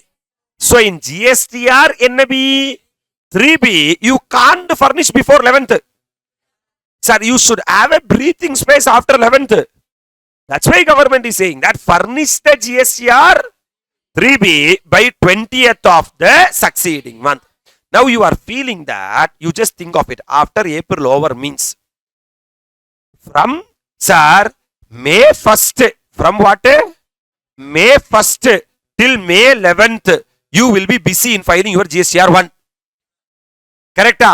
By May 11th, you will get GSTR 2A, 2B. Yes, sir. And on May 20th, you have to upload your GSTR. That's it. Next month, 1 to 20, swaha. Then businessman is asking one question that, sir, next month, 1 to 20, I am busy in filing the last month return. After May, June month will come. Yes, sir. In June, what return I will file? Because I have not done business at all. Whether I will file the return or will I take care of the business? Because I am very busy in filing what? Return. Nil return. Understanding? So, 11th of the next month, 15th of the next month, 28th of the next month. Hello, sir. I am filing GSTR 1, 2A, 2B, 3B. Then, where is the time to do that? I don't want this scheme. I want quarterly return. That's why they introduced quarterly return and monthly payment. Correct? Businessman got loose return system. Hello, sir. Sir, the businessman said that my problem is filing what? Return. Government said that my problem is tax. Hello, sir. So government said that pay the tax monthly, file the return quarterly. Sir, if you are traveling through for the month of April, if you are traveling through QRMP scheme, my dear lovable students, hello, sir, whether so April, May, June, correct? After the end of the quarter, on July only you are supposed to file the quarterly return, correct? This is what quarterly return. You will file the quarterly return after the end of the quarter. Right? So in July month, I have to file GSTR1. July month, it will be reflected GSTR2A, 2B. July month, I have to file GSTR3B. Am I right? For this period and all, I will not file any return at all. Comfortable? If that is the case, what is the due date for furnish the GSTR1 if you are traveling through the QRMP scheme? 13th of the succeeding month. It is not GSTR1. GSTR1, that is a normal time limit. But if you are traveling through the QRMP scheme, there is a little bit delay. Hello, sir. 13th of the what month? Succeeding month. That means GSTR2A, 2B is there. It's it what populated? Auto populated. You are not supposed to file GSTR2A, 2B. Panna vendiya? Now, just now we talked about GSTR3B, which is either 22nd or 24th of the succeeding month. Sir, it depends upon which state you are situating. Certain state, Tamil Nadu is saying that file on 24th. Sir, Kerala may say that 22nd. Hello, sir. Sir, like that the state has to decide that whether it is 22nd or 24th as there. Have you understood? Sir, but I furnish my GSTR1 only on 13th of the succeeding month after the end of the quarter. My recipient will get affected. That's why there is a concept called as IFF, Invoice Furnishing Facility. Correct? That I will be filing immediately after the end of the month of April. That means 1st of May till 13th of May. Hello? After the end of the May, from 1st of June till 13th of June. Hello, sir. After the end of June, from 1st of June till 13th of July, I will file the GSTR1. Here I will file the IFF. I will file the IFF. Right? In order to match with IFF, they made everything as 13, 13, 13. Clarity? If I am not traveling through the QRMP scheme, for me, GSTR1, 11th is the due date. If I am traveling through the QRMP scheme, 13th of the succeeding month. 13th of the succeeding month. 13th of the succeeding month. Have you understood why I said 313? 3.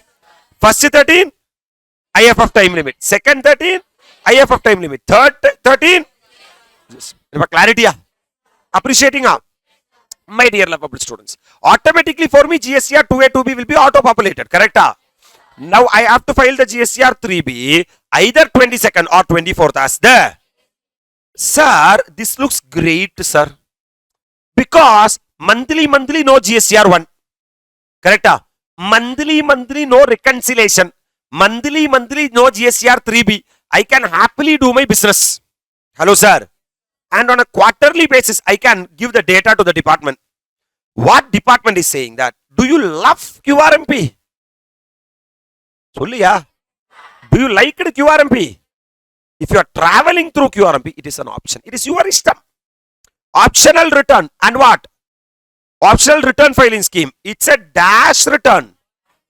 There also the return is 3B only, GSTR 3B only. There is no doubt about it. Don't file the 3B on a monthly basis. File the 3B on a, but make the payment on a monthly basis. Right? First of all, for whom this QRMP scheme will be eligible? Taxpayer having aggregate turnover up to 5 crore in the immediately preceding previous year. Look at the immediately preceding previous year. Look at the immediately preceding previous year. Right? Sir, if you see the immediately preceding previous year, if my aggregate turnover in the immediately preceding previous year does not exceed 5 crore, I am a chota wala. Then I am entitled to travel through QRMP scheme. Right?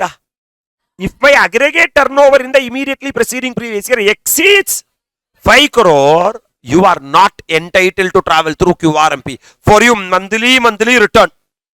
Monthly payment of tax. You are saying that, sir, it is a very disturbance. Close the business then. Don't do the business. Hello? So, in order to travel QRMP scheme, in the immediately preceding previous year, our turnover should not exceed. Sir, composition levy 1.5 crores or 75 lakhs as the right registration 20 lakh or 10 lakh or 40 lakh as the case may be. Sir, now QRMP scheme 5 crores in the immediately preceding previous year. Sir, e-invoice 5 crores. Next one, sir. QR code, QR code 500. Oh, boy. 500 crores. Yes, sir. This will be applicable to 1 or 2 SSC in India. Maybe 10 SSC, 20 SSC, 30 SSC. Correct, sir? These are various limits. I just want to ask you one question. I don't know which brilliant student is going to answer this. Look at these two things. One is composition levy, 1.5 crores and 75 lakhs. Registration, 10 lakh, 20 lakh, 40 lakh. Coach kade. Okay, I will change it to order. Sir, I know you don't like that. Sir, 10 lakh, 20 lakh, 40 lakh as the case may be. Right.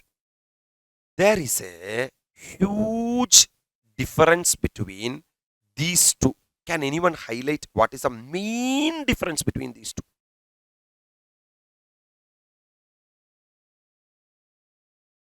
Input output tax collect பண்ண மாட்டாங்க sir. எதுல? Commission. நான் எதிர்பார்த்த difference அது கிடையாது. Return, they won't file return. Where? Composition levy. No sir. Withdrawing. Bill of supply. Super sir. Sir, a registered person has to issue tax invoice, whereas composition dealer has to issue bill of supply. That is not the difference I thought. Fantastic. A major difference. Rate. Super sir. Composition levy 1%, 5%, 1% as the case may be. Whereas regular taxpayer 18%, 9%, 9% as the case may be. Hello sir. Yes sir. That is not the difference I thought.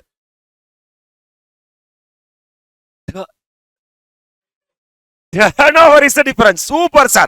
I have a booklet எழுதி வச்சிருக்கேன். 1. Sir, இது 1.5 crores or 75 lakhs sir. Is 10 lakh, 20 lakh, 40 lakh sir. After some time, one student will say that this is 2 letters sir, this is 3 letters sir. Good difference.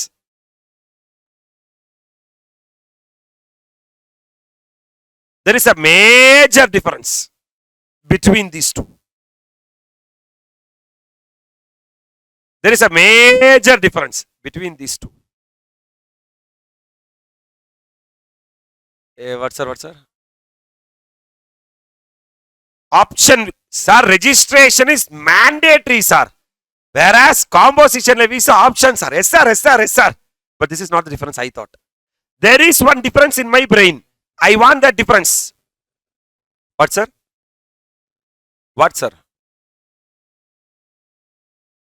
Composition levy preceding year. Upper registration? 1 second, when one person is talking, no, just listen, man. Composition levy preceding year, sir. Upper registration? That is the difference I thought, sir. That is the only difference between composition levy and the registration. Sir, whether I can travel through the composition levy or not, I have to see the aggregate turnover, not the current year aggregate turnover. If the aggregate turnover in the immediately preceding previous year, sir, does not exceed 1.5 crores or 75 lakhs as there. But I will check the same aggregate turnover in the current year for registration. One clap she deserves. Sir, that is a difference between the composition levy and the registration. Right, sir? Can I proceed, sir? So, in the immediately preceding previous year, if my aggregate turnover does not exceed 5 crore, then I am entitled to travel through the QRMP scheme. Now, we QRMP ki varlama? Come on. What is the conditions to be fulfilled to become eligible? Taxpayer must have furnished the last return as due on the date of excising the such option. That means if today, if you are going to adopt what scheme? QRMP scheme, my dear lovable students, all the pending tax returns should be submitted. Purida? If you are having any pending tax return, you are not supposed to adopt the QRMP scheme. I'm coming, man. What is a manner of exercising the option? How you have to opt? Important, very important, very, very important. Understand. Taxpayer can opt in for any quarter. Sir, either quarter number 1 you can opt, quarter number 2 you can opt, quarter number 3 you can opt, quarter number 4 you can opt, from the first day of the second month of the preceding quarter to the last day of the first month of the quarter for which the option is being exercised. This is the time limit for entry into that quarter. Sir, come on, sir. Sir, be with me, sir. Pin drop silence, sir. Sir, first quarter comprises of April, May, June. Correct, sir? So this is the quarter details, sir. First quarter details, sir. April, May, June. Okay, sir. First quarter will get over. Then July, August, September. This is the details of the second quarter. Sir, when you can enter into the composition levy? See, when you enter into the QRMP scheme. Hello, sir. Sir, the date is first day of the second month. Tell me. First day of the, sir, first month, second month, third month. That means what is the second month? Sir, first May. What, man? First May.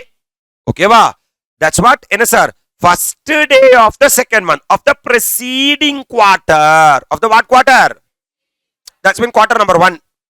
To the last day of the first month. Last day of the. What is the first month here? July. Hello, sir. Yes, sir. Last day of the July means 31, 7, something. Are you really with me? Yes, sir. Of the quarter for which the option is being exercised. For which the option is being. For example, sir, I want to exercise the QRMP scheme for the second quarter. For the Sulle. Then I can exercise that option from the first day of the second month of the immediately preceding. So in May itself, I can go and say that, sir, from next quarter onwards, I want to travel through the QRMP scheme. First May itself, your window is open. Purida. Sir, by the May over, June, I am in June month. I am thinking that from 1st July onwards, I want to travel through the. Today itself, you go and, sir, declare to the government that next quarter onwards, I want to travel through the QRMP scheme. Sir, next quarter also started, sir. Hello, sir. Sir, at coming here and you are saying that I want to travel through the QRMP. Not possible. Not possible. You have to take a decision by end of the first month itself. Yes, sir. The logic, the reason. After the end of this first month, you have not choose the option. You are a normal person. Then 11th will be the due date for GSTR 1. You will be having, sir, inward supply of 2A or 2B as the case may be. And you have to furnish GSTR 3B within 20th of the succeeding month. Otherwise, late fee will be applicable. Correct? That's why they are saying, in the second quarter, are you interested to travel through QRMP scheme? If yes, sir, you can start opting from the last quarter itself. Last quarter, epo? First May, that is first day of the second month of the preceding quarter till the last day of the first month of the succeeding quarter. Come on. First day of the second month of the preceding quarter till the last day of the first month of the second quarter. The preceding succeeding quarter. Hello. So my question, April, May, June, first quarter. July, August, September, second quarter. October, November, December, third quarter. My dear lovable students, October, November, December. I want to enter into QRMP for this quarter. When the window will be open, from what date to what date? From the 1st August till the 30th or 31st? 31st of, this is the window will be open to enter into the QRMP scheme for the third quarter. For the third quarter. Ipa solle, technically provision solle. First day of the second month of the preceding quarter till the last day of the first month of the succeeding quarter, whichever is earlier solirada, right? This is a period in which you can enter into the QRMP scheme. Now, validity of option 1 exercise. Once you choose the QRMP, taxpayers are not required to exercise their option every quarter. Once it's done, lifetime done. Right, sir? Where such option has been exercised once, they shall continue to furnish the return as per selected option for future what period? Unless they revise the what option? Said option. You are going and saying that from here onwards, I don't want QRMP. I want to travel through the monthly route. Then you can travel through the monthly route rather than QRMP route. Right? So, let me. Can anyone travel through QRMP? Only aggregate turnover in the immediately preceding previous year does not exceed 5 crore. Such people are entitled to travel through QRMP. Right? What is the primary condition to travel through QRMP? Sir, you are supposed to furnish your what return? Last return. Hey, all your pending return should be filed. Then only you can enter into the QRMP scheme. Monthly pending vechite enga varada. QRMP ku varada. What is the manner of exercising the option? Is there any time limit to exercise the option? Yes, sir. The time limit is first day of the second month of the preceding quarter till the last day of the first month of the succeeding quarter. That's it. Game over. Once you adopt QRMP, what is the validity? It's lifetime validity. I don't agree with me. Every quarter, you are supposed to just travel through QRMP. Right? Sir, opting of QRMP scheme is what wise? GSTIN wise. What wise? GSTIN wise. A person may avail QRMP scheme for some GSTIN and not for other GSTIN. GSTIN means what? Goods and Services Tax Identification Number. Right? That means it is not PAN based. It is not PAN based. PAN based. I may have one PAN, ANM. Right? Under ANM, I may have ANM classes. Hello, sir. I may have ANM Virtuals. Are you really with me?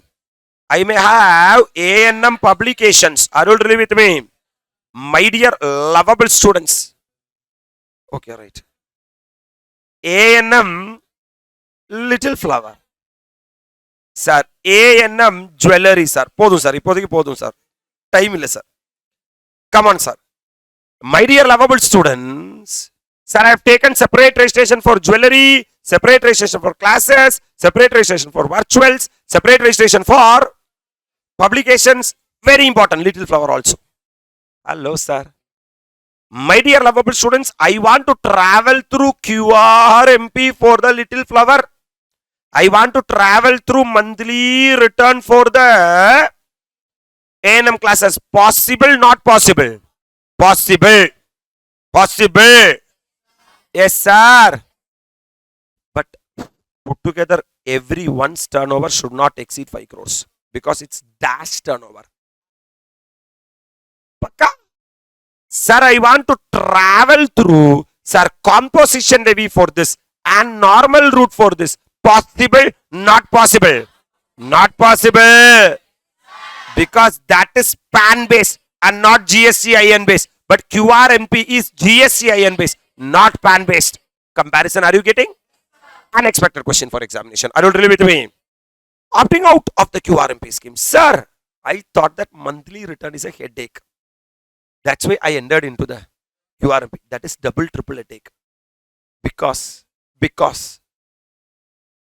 Yes, exactly. Sir, I can skip GSTR 1, but still I have to file IFF. Invoice furnishing facility, both are one and the same. That too, they are saying that in IFF, put together for the first month and second month should not exceed 50 lakhs. But my supplier, my outward supply is 1 crore. Hello, in a particular month. So to my business, can I say that, sorry pa, maximum only I can supply, I can upload only 50 lakhs. Balance you wait for 3 months. Then that recipient will say that, nee po pa, I will buy from some other person. So after entering into the what scheme, QRMP scheme, I am feeling that this is not convenient for me. I am going to shift out of the QRMP scheme. Hello? Taxpayers opting out of the scheme. Aggregate turnover has exceeded 5 crore in the financial year. First reason. That is in the immediately preceding previous year, my turnover was less than 5 crore. I was a chota wala. But didn't, since I enter into the QRMP scheme, and the time, all time, that year, sir, business. Badawala. I become a badawala. Then for Padawala, my dear lovable students, what department is saying that don't travel through the QRMP scheme. Hello, sir. Yes, sir. Yes, sir. So, availability of facility of opting out of QRMP scheme for a particular quarter. Sir, it is available from first day of the second month of the preceding quarter to the last day of the first month of the quarter. Entry also same time, exit also same time. Yes, sir. Sir, I am traveling through QRMP now, sir. Quarter 1 QRMP, sir. Quarter 2 QRMP, sir. But when I am in quarter 2, I am thinking that I don't want to travel through the QRMP in quarter number 3. When I have to exit? First day of the second month of the preceding quarter till the last day of the first month of the succeeding quarter. Right, sir? So, entry time also same. Yeah, appreciating, nil GSTR 3B. Filing of GSTR 3B is mandatory for all normal and casual taxpayers, even if there is no business activity in particular tax period. Even though in your business it is ICAI, still you are supposed to file GSTR 1, still you are supposed to file GSTR 3B, that's it, game over. So what is QRMP scheme? In case of a registered person whose aggregate turnover in the immediately preceding previous year does not exceed rupees 5 crores, they are entitled to travel through the QRMP scheme, right, sir? They can enter into QRMP scheme from the first day of the second month of the immediately preceding previous quarter till the last day of the first month of the succeeding quarter. Are you with me? But in the current year, if you are, or in the current quarter, if your aggregate turnover exceeds 5 crore, get out of the QRMP scheme, right, sir? QRMP is a GST-IN based and not PAN based, yes, sir. Once you are traveling through the QRMP scheme, every month you are not supposed to file the GSTR 1, instead you file the IFF, right, sir? And every quarter you are supposed to file the GSTR 1 for the third month, which is 13th of the succeeding month. Are you really with me? And you are supposed to file the GSTR 3B either on 22nd or 24th as the I'm coming out of the GSTR 3B, I'm entering into GSTR 4 and GST CMP 084 what dealer? Composition dealer. Have you heard about composition dealer? A composition supplier is required to file the GSTR 4 yearly and is required to pay the tax quarterly in form GST CMP 08. Opa. Even everyone won't be able to appreciate, understand. Don't miss this point. Don't miss this point. Come on, don't talk. Yeah. That means in the immediately preceding previous year, if your turnover, aggregate turnover does not exceed 5 crore, you can travel through the QRMP. That means here the limit is 5 crore. Who will travel through composition? Whose aggregate turnover does not exceed 1.5 crores or 75 lakhs. As the sir, 5 crore itself is chota wala. Correct? But according to 5 crore, 1.5 crores is chota wala. Are you all really with me? Are you all really with me? My dear lovable students, 1.5 crores only my turnover. Actually for QRMP quarterly returns, whereas monthly payment. But even for composition scheme, pay the tax what? Quarterly. Tax are you understanding the difference? Because government is saying that in an year itself, maximum your turnover is going to be 1.5 crore. You are a chota wala. Correct? So 1.5 divided by 4 if you put itself means 37.5 lakhs max. So in a quarter you are going to get a 30 lakhs, 40 lakhs in a quarter, for example. Hello? 40 lakhs into 1%. 40 lakhs into 1%. 40,000. So in a quarter you are going to pay 40,000 because for commission there only one person, man. That 40,000 divided by 3 means 16,667 odd something will come. Correct? Every month don't pay the 16,000 and all. Logic. You are a dash dealer. Your aggregate turnover in the immediately preceding previous year does not exceed 1.5 crores or 75 lakhs as the pay the tax on a what basis? That's enough. That knowledge like Urga Maringluk. So composition supplier is required to file the return GSTR for yearly and is required to, sir, pay the tax quarterly. GST CMP 08. CMP means composition person. 08. CMP. Getting it? Listen. Pay the tax quarterly. In what form? GST CMP 08. And file the return annually. No GSTR 3B and all. No GSTR. That means for a composition dealer, when they are supposed to pay tax? Quarterly. When they have to file the return. But when they file the tax, pay the tax, some challan should be there. That form is GST CMP 08. Right? So, composition dealer நாலே quarter தான். ஒரு வருஷத்துல எத்தனை quarter? அதனால தான் 4 GSTR 4 annual return. 4 quarters together it become annual.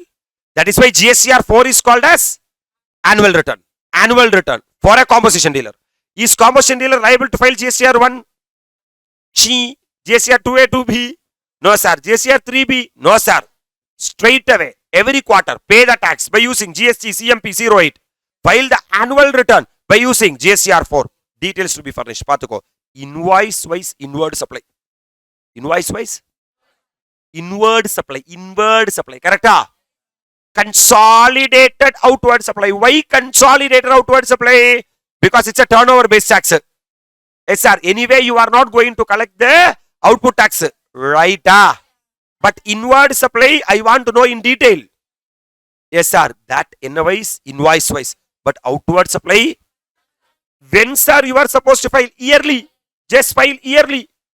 Don't file return on a monthly, even on a quarterly. What is the due date? 30th day of the April, following the end of such a year financial year. That means let the March over, man. After what over? March over. And you have to fill it properly.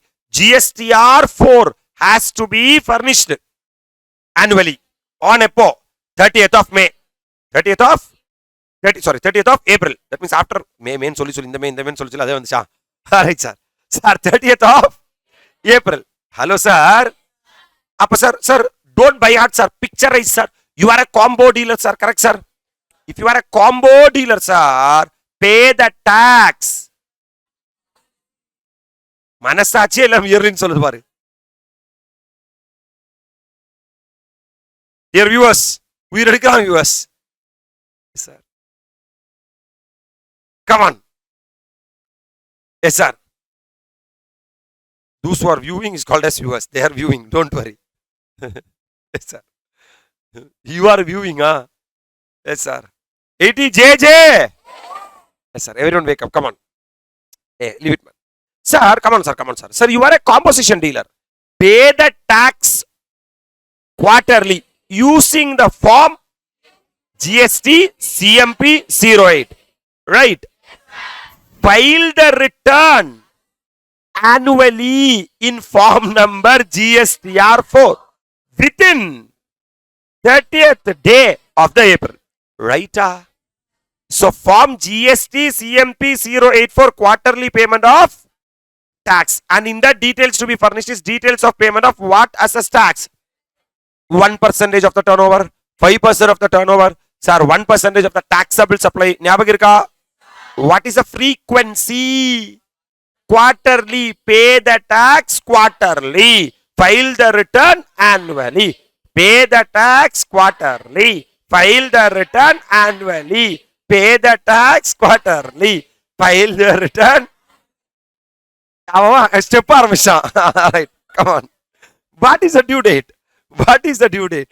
18th day of the month succeeding such quarter. 18th day of the month succeeding such quarter. Alright, sir? Yes, sir? Let April, May, June over. July 18th. July, August, September over.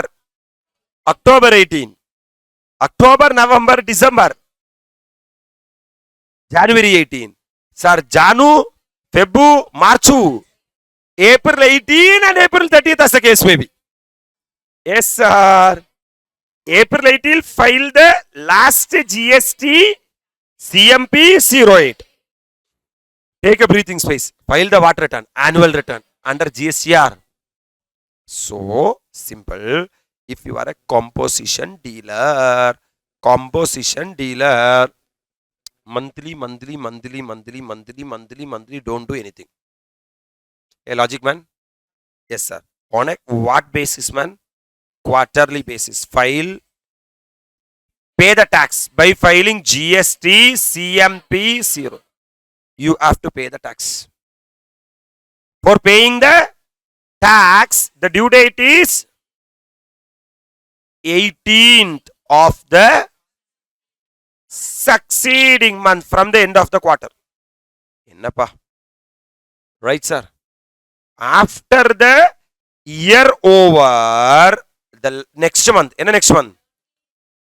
April, 18th of April, file GST CMP, 30th of April, file GSTR 4, which is what return?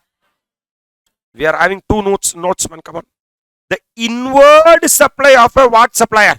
Composition supplier. Received from a registered person, filing what? GSTR 1, will be auto-populated in GSTR form for viewing. What they are saying? No, I am a composition dealer.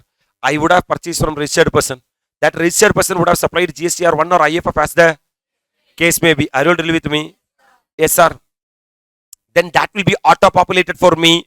Not in GSTR 2A, not in GSTR 2B, but in GSTR 4A. Correct?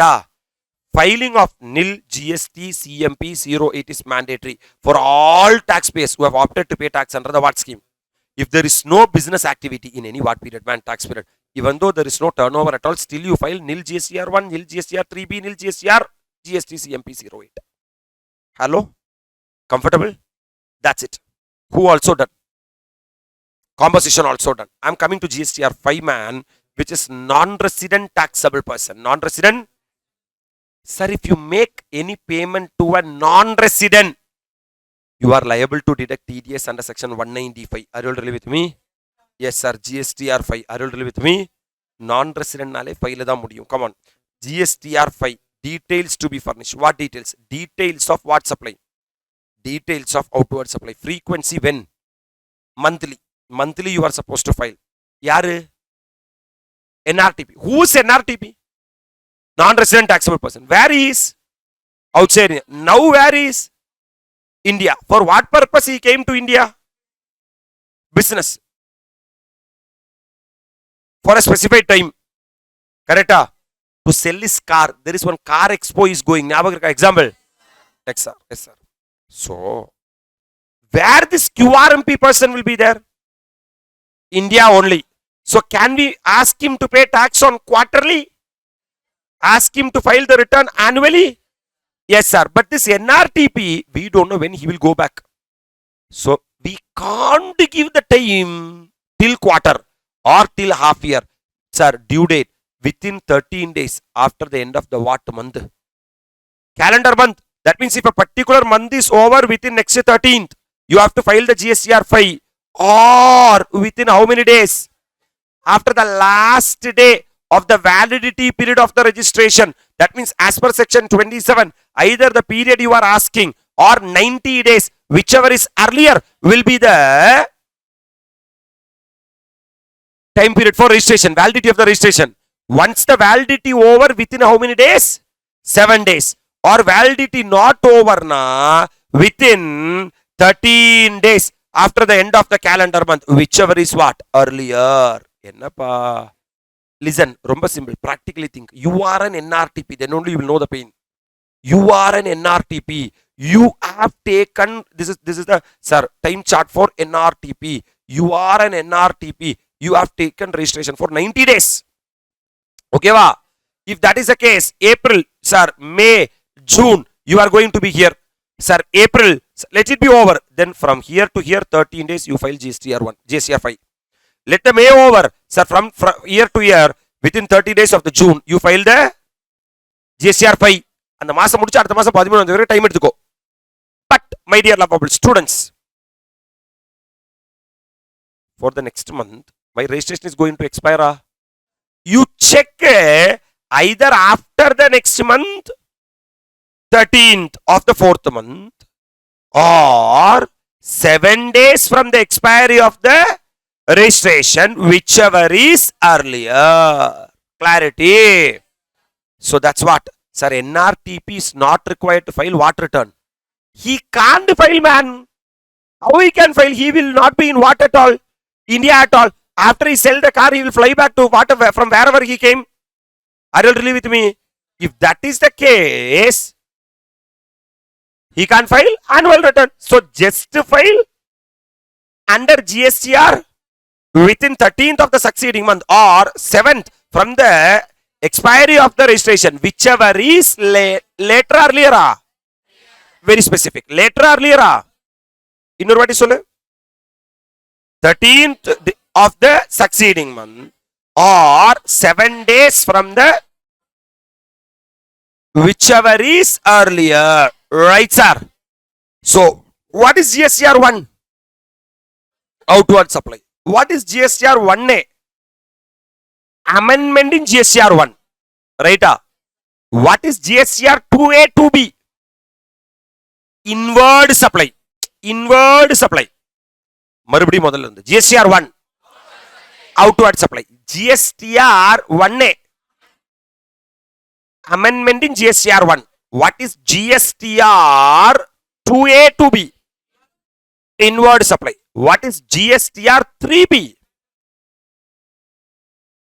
Returns. Returns under section 39 for both regular person and also QRMP. Returns, basically returns, right, sir? From start. மறுபடியும் தப்பே வரக்கூடாது. What is GSTR 1? Outward supply. GSTR sir 1A amendment in GSTR 1. GSTR 2A 2B inward supply. What is GSTR 3B? Returns. What is GSTR 4? Composition dealer, right, sir? GSTR 4A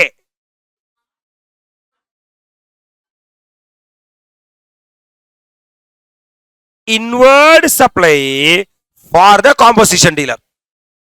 Yes, sir. What is GSTR 5? NRTP. Are you really with me? Sir, we are moving into GSTR 7. That is for TDS person. Whatever TDS you have deducted under the Income Tax Act should be paid within 7th of the next month. That is a due date for payment. Correct? That's why GSTR 7. Are you really with me? NRTP GSTR 5, TDS GSTR 7. Listen very carefully.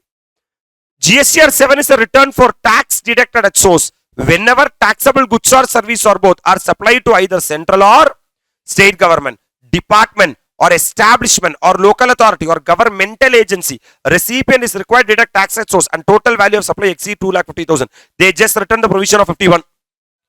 If the recipient is a central government, state government, local authority, governmental agency or notified person, then these recipients are liable to deduct TDS. Correct? Then GSTR 7A, form for issue of TDS certificate by the deductor to the deductee. Who is the deductor? Poor person. Who is the deductee? Any person. Correct? This deductor, GSTR 7 for TDS. Frequency, epo, monthly. What is the due date? On or before 10th of the month, succeeding the calendar month. This already we discussed in section 51 itself. Hello, sir. What is the due date for payment of tax? Be very clear, man.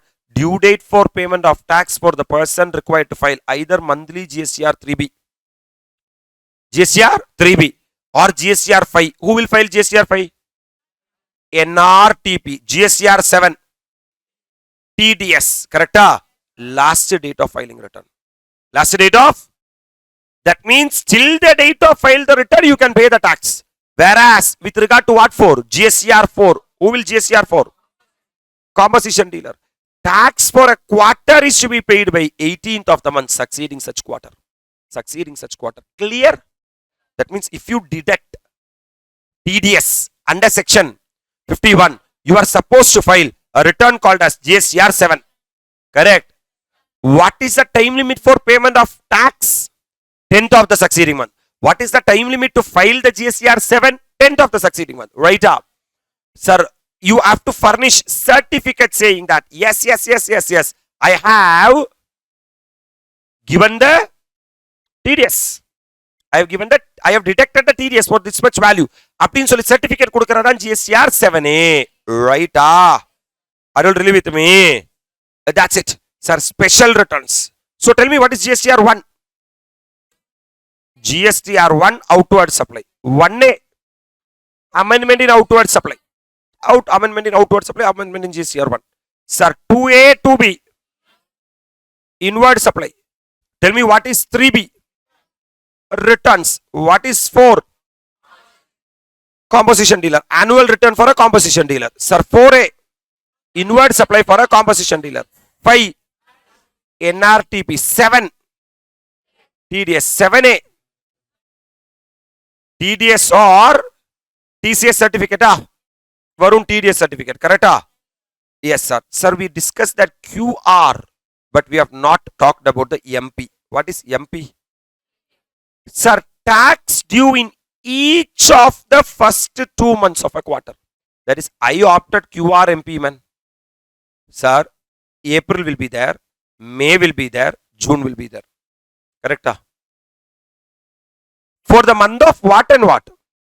April and May. To be paid by depositing in pre-filled GST PMT 06. Somewhere we heard some other number. GST PMT 08 for composition dealer. This is for GST the CMP. Okay, composition. This is GST PMT 06. Payment. Correct? Payment to be made by 25th of the what month? Succeeding month. What they are saying? Are you going to travel through QRMP? So QR already over. Now we are going to talk about MP. What is MP? Sir, April over.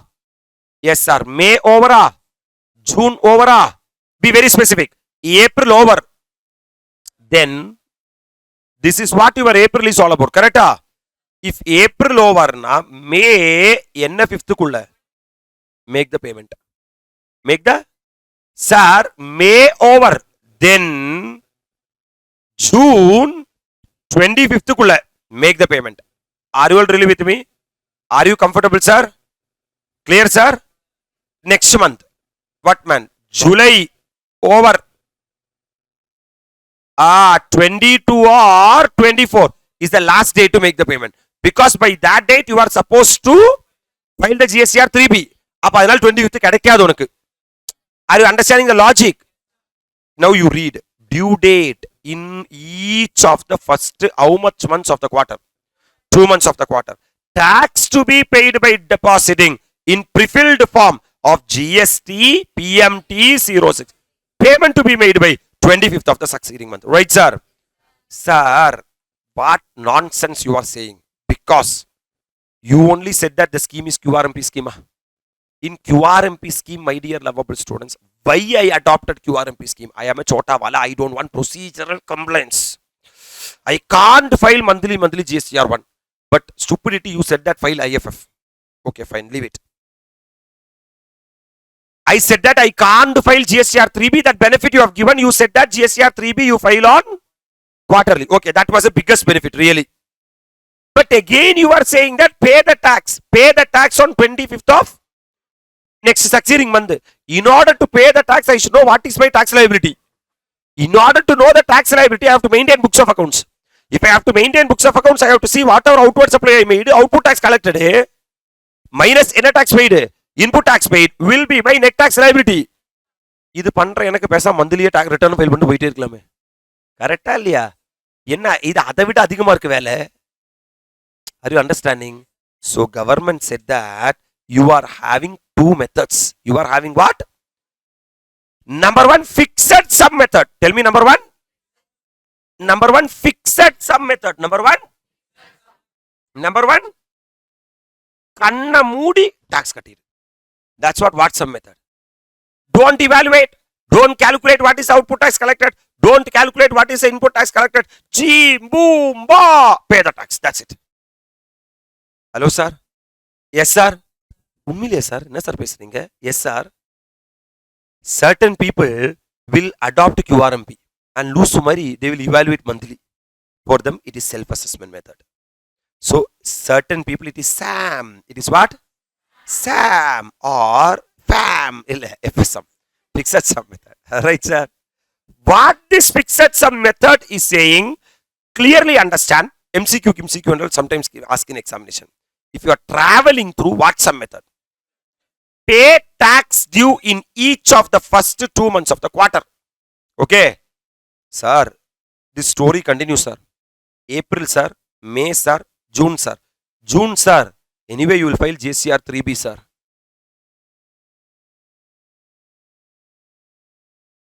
That's sir. June month, you will file JCR 3B, sir. Yes, sir. Meaning, sir. Deemed meaning, sir. For April and May, sir, you will not file GSTR 1, sir. You may file IFF, sir. But by 25th of the next month, you are supposed to pay the tax, sir.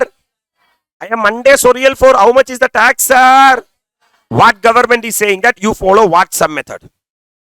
Now question arises, what is that fixed sum? Which is 35%. Tell me. Of the tax paid in cash in the return for the preceding quarter, where the return was furnished quarterly. Tax liability paid in cash in the return for the last month of the immediately preceding quarter, where the return was furnished monthly. Very good, fantastic to the core. What they are trying to say. Come on, listen very carefully. Don't deviate. Sir, I am a QRMP person. Ipadan QR over. I came to the monthly payment. Sir, be with me, sir. No deviation, sir. Sir, I am talking about April. I am talking about May. I am talking about June. This June I am not at all considered. Utigriya. Sir, for April and May, no GSTR 1, only IFF. For April and May, from to the next month, within 25th, I have to pay the tax. What they are saying is pay the tax of 35%. Pay the tax of how much percent you pay tax? 35%. Correct? You, sir, look at the last quarter. Before April, May, June, what is the last quarter? Jan, Feb, March. For the last quarter, sir, look at the tax period. Whether last quarter have you traveled through QRMP? Last tax period have you traveled through monthly return? For which month you want to pay the tax? Tell me. April month. So in order to pay tax for the month of April, just look back. Last it is quarter, that is last QRMP or monthly. Sir, this is the first quarter I adopted QRMP. இதுவரைக்கும் நான் என்னவே பண்ணல QRMP adopt. இல்ல sir, from last year itself I am traveling through QRMP only. Procedure there? Yes sir. Sir, already if you are traveling through the QRMP for the April, May, June, sir, for April I am going to pay the tax, right? Then for January, February and March, already are you traveling through QRMP? That means 35%. How much percent? Of tax paid in cash in the return for the dash quarter, where the return was furnished quarterly. That means if you traveled through the QRMP in the last quarter, take your calculator. Actually என்ன சொல்றாங்கன்னா last குவார்ட்டர்ல நான் சொல்றேன், last குவார்ட்டர்ல என்ன tax கட்டனியோ அதோட 100% tax இந்த குவார்ட்டர்லயும் கட்டணும். Last quarterல what tax, how much tax you have paid, the 100% tax you should pay in this current quarter also. Last quarter comprises of how many months? Last quarter, any quarter 3 months now. Correct? Calculator 100 divided by 3 comes to 33 point. That's what round off to 35%. So last quarter tax liability is 100%, ma. That have to be paid in the current quarter, pa. That you pay 33.33. Right? So government come up with a round off figure that if you traveled in the last quarter under QRMP scheme, you check in the last quarter how much tax you have paid. That into 35%. அப்ப 35% of the what paid? Tax paid in cash in the return for the preceding quarter, where the return was furnished எப்படி quarterly, right? Sorry, last quarter I have not traveled through QRMP scheme.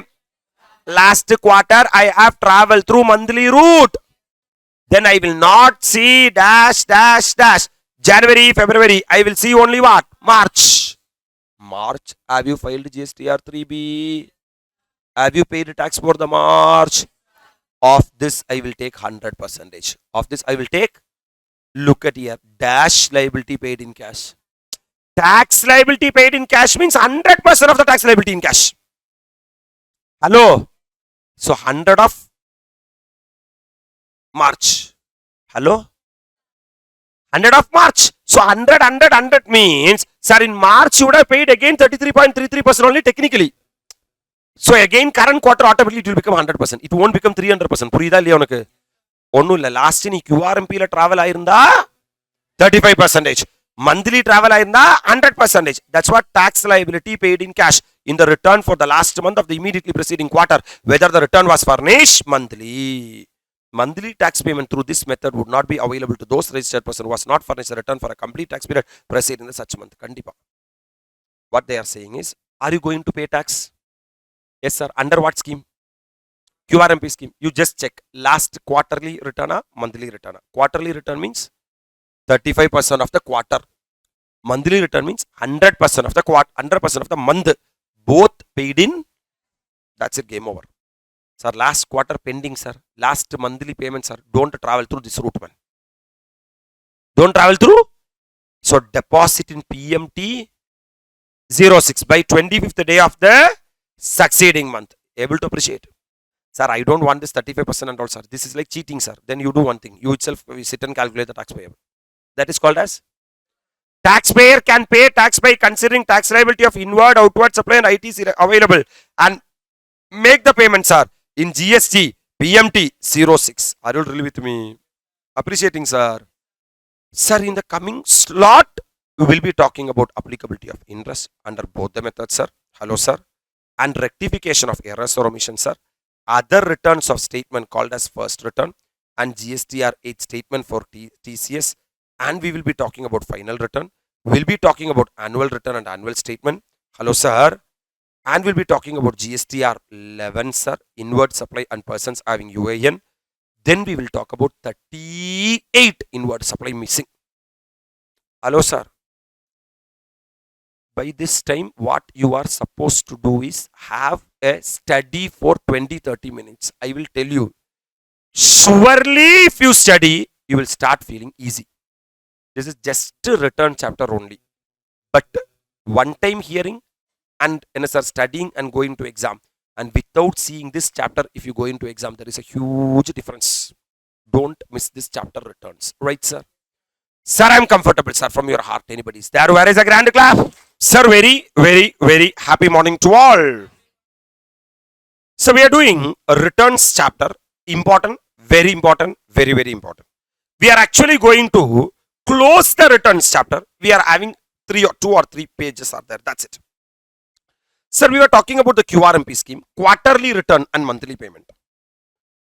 If I choose QRMP, I have to file the returns on quarterly and I have to make the payment monthly. Correct? Quarterly returns. Quarterly returns means, sir, no need to file GSTR 1 on a monthly basis. No need to file GSTR 1 on a monthly basis. But for the last month, third month, file GSTR 1. Instead of filing GSTR 1, in first 2 months, please file the IFF, that is Invoice Furnishing Facility. Correct? And for the last month, please file the GSTR 1 itself. The due date for filing the IFF is 13th of the succeeding month. 13th of the succeeding month and 13th of the succeeding month. Right, sir? Don't file 3B on first month. Don't file 3B on second month. Please file the 3B on third month, which is either 22nd or 24th, as the case may be. Correct, sir? And you have to make the payment of tax. When you are making the payment of tax, my dear lovable students, you have to pay either, sir, fixed sum method or self-assessment method. What fixed sum method is asking to you that you look back your last quarter or last month, as the case may be. If it is last quarter, my dear lovable students, hello, sir. If it is last quarter, 35% of the tax paid in cash. Cash. That is very important. I don't relate with me. That you have to pay it as tax for the current month. But if you have, sir, filed the last month, the last tax period is a what return? Monthly return. Then pay how much percentage? 100% of the tax paid in cash as a tax liability. Sir, I'm coming to the applicability of the interest. I have to talk about the interest, man. Very small, 3 to 4 pages are there. We'll finish it off returns. By that, the revision of the GST will comes to an end. For fixed sum method taxpayers, what taxpayer? What is fixed sum method taxpayer is saying? First month pay how much percent? 35%. Second month pay 35%. Third month pay the balance. That means you should make to cumulative to 100%. That is, it is 35, then 70, then 100. This is a cumulative proposition they are saying.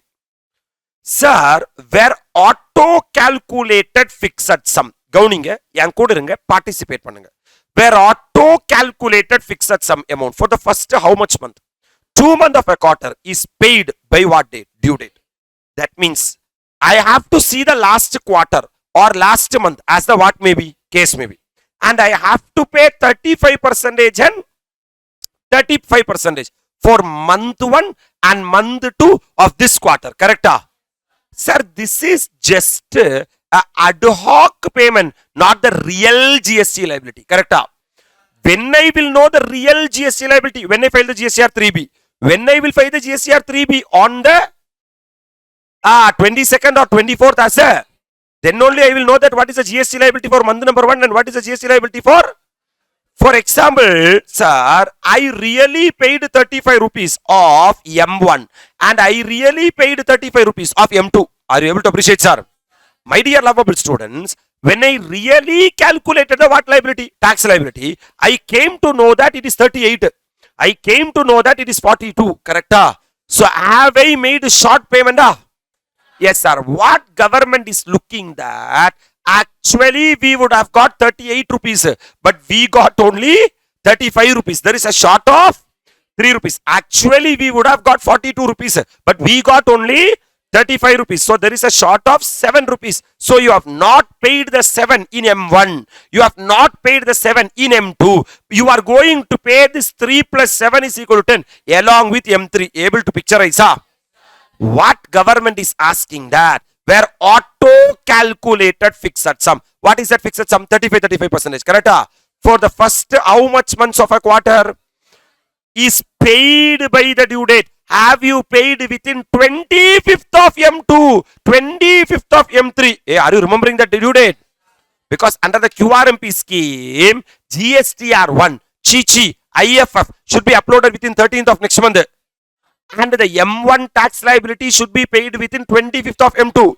M2 tax liability should be paid within 25th of M3. Able to picturize, sir? What government is asking that? Have you paid that 35% within 25th of M2? Have you paid the 35% within 25th of M3? If that is the case, no interest would be applicable. Even if liability for the set month was found higher. Even though in M3, real payment of GSTR 3, there is a short of 3 rupees. There is a short of 7 rupees.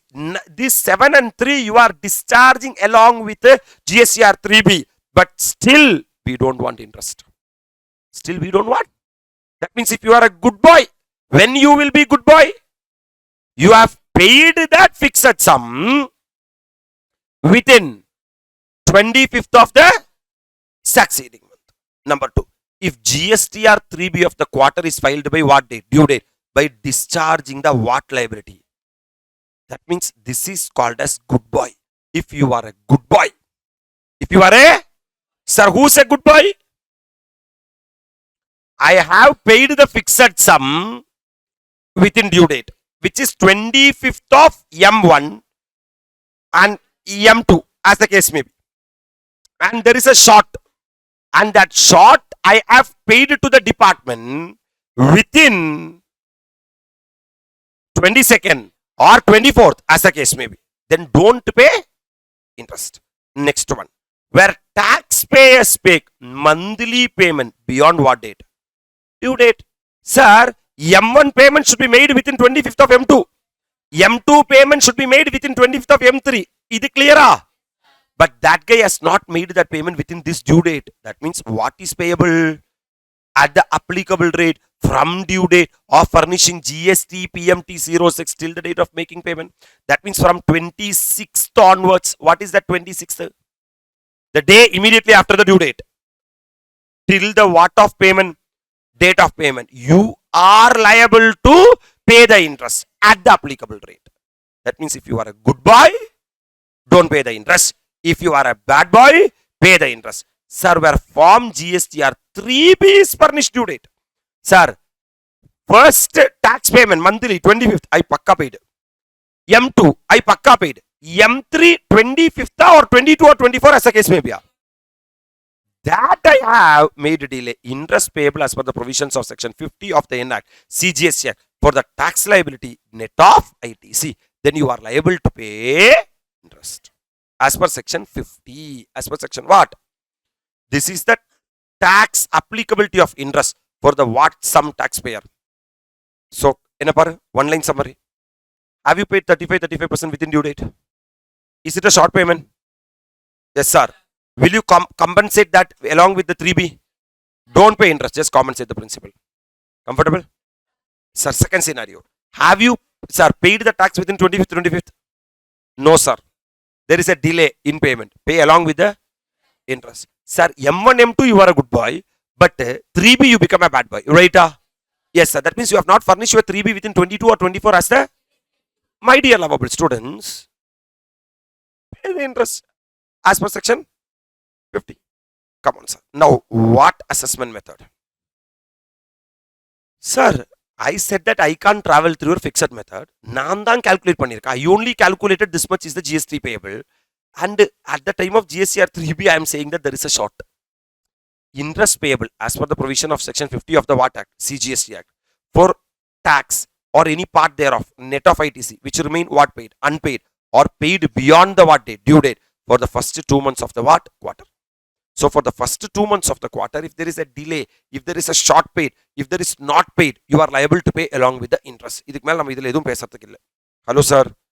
I am coming to the quick go through, man. A revision of errors or omission. Sir, revision of return.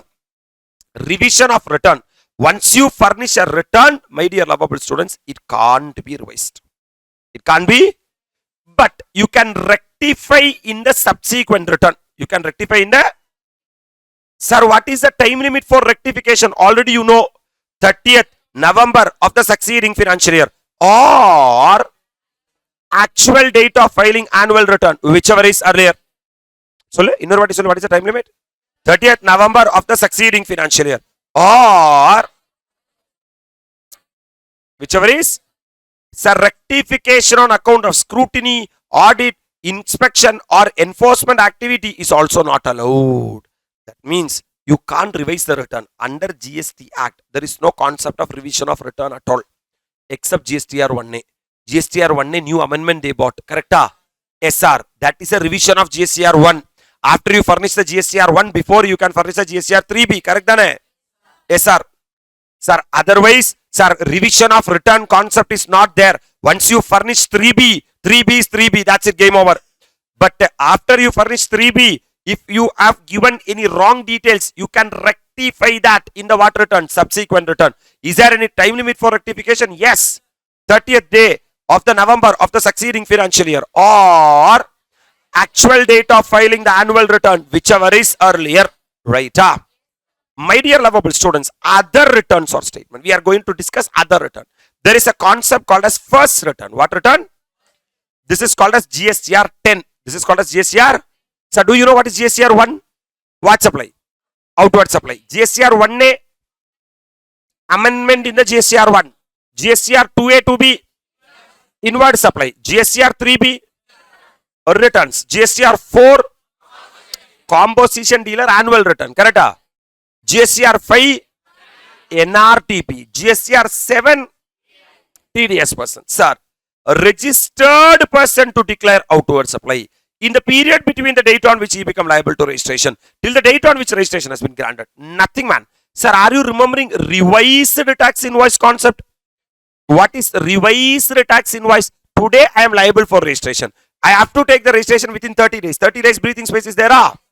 If I apply for registration within 30 days and if the registration has been granted within 30 days, my registration will not be applicable from the date of grant of registration. My registration will be applicable from the date of liable for registration. This concept able to recall. During this intervening period, I would have issued invoice. Correct? Whatever invoices I have issued, my dear lovable students, sir, sometimes that invoice may be to a registered person. I have to get back those invoice and I have to issue the revised tax invoice.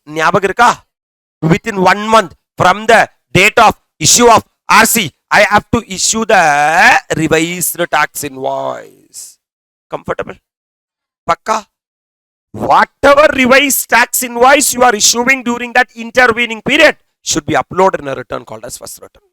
Should be uploaded in a return called as, that means after grant of registration. Now you got RC, my dear lovable students. After you got the RC, for that intervening period, whatever supply you have made, correct? You will be issuing the revised what invoice? That revised tax invoice alone you have to upload in a GSTR 10. That is a what return? Sir, registered person to declare what supply? Outward supply. In the period between the date on which he become liable for registration till the date on which registration has been granted after the what of registration. That's it, GSTR 10. Coming to GSTR 8, statement for tax collected at source. Are you remembering 7? What is 7? TDS. What is GSTR 8? Only one person is there for TCS. Who's that? Statement for TCS GSTR 8. Monthly statement for what commerce operator? Depicting supply effected through it. For example, actual supplier is there. Actual recipient is there. E-commerce operator is there. Hello, sir. Actual supplier will supply through what commerce operator? To the actual recipient, and actual recipient has to make the payment to the e-commerce operator. E-commerce operator will make the payment to the actual supplier. This is the flow, terima. If that is the case, e-commerce operator is liable to collect TCS, sir. CGST, SGST is there. CGST how much percent? 0.25%. SGST 0.25%. Put together total 0.5%. Comfortable? So every month e-commerce operator will be collecting TCS, right? Whatever TCS has been collected by the e-commerce operator should say to the department that this much supply has been made through my account. Hello, sir.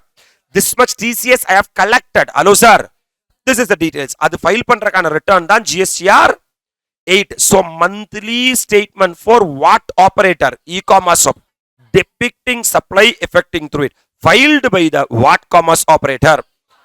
Due date 10th of the next month. Both the TDS and TCS returns are 10th of the next month. Are you really with me? I am coming out, my dear lovable students, called as final return. What return? I talked about the first return. That's what GSTR 10, right? Now I am filing the final return. Final return. Kadasiyana file pandra return. Okay, va? Taxable persons whose registration has been cancelled. Have you heard about cancellation of registration? Section 29 is talking about cancellation of registration, right, sir? Yes, sir. Sir, section 28 is an amendment of registration. Section 29 is a cancellation of registration. Section 30 is the revocation of cancellation of registration, right, sir? If my registration has been cancelled because of the application filed by the taxable person or on account of the reasons, sir, by the proper officer itself, I am not going to be a taxable person anymore. The final return, what I am filing to the department is the what? Final return, right?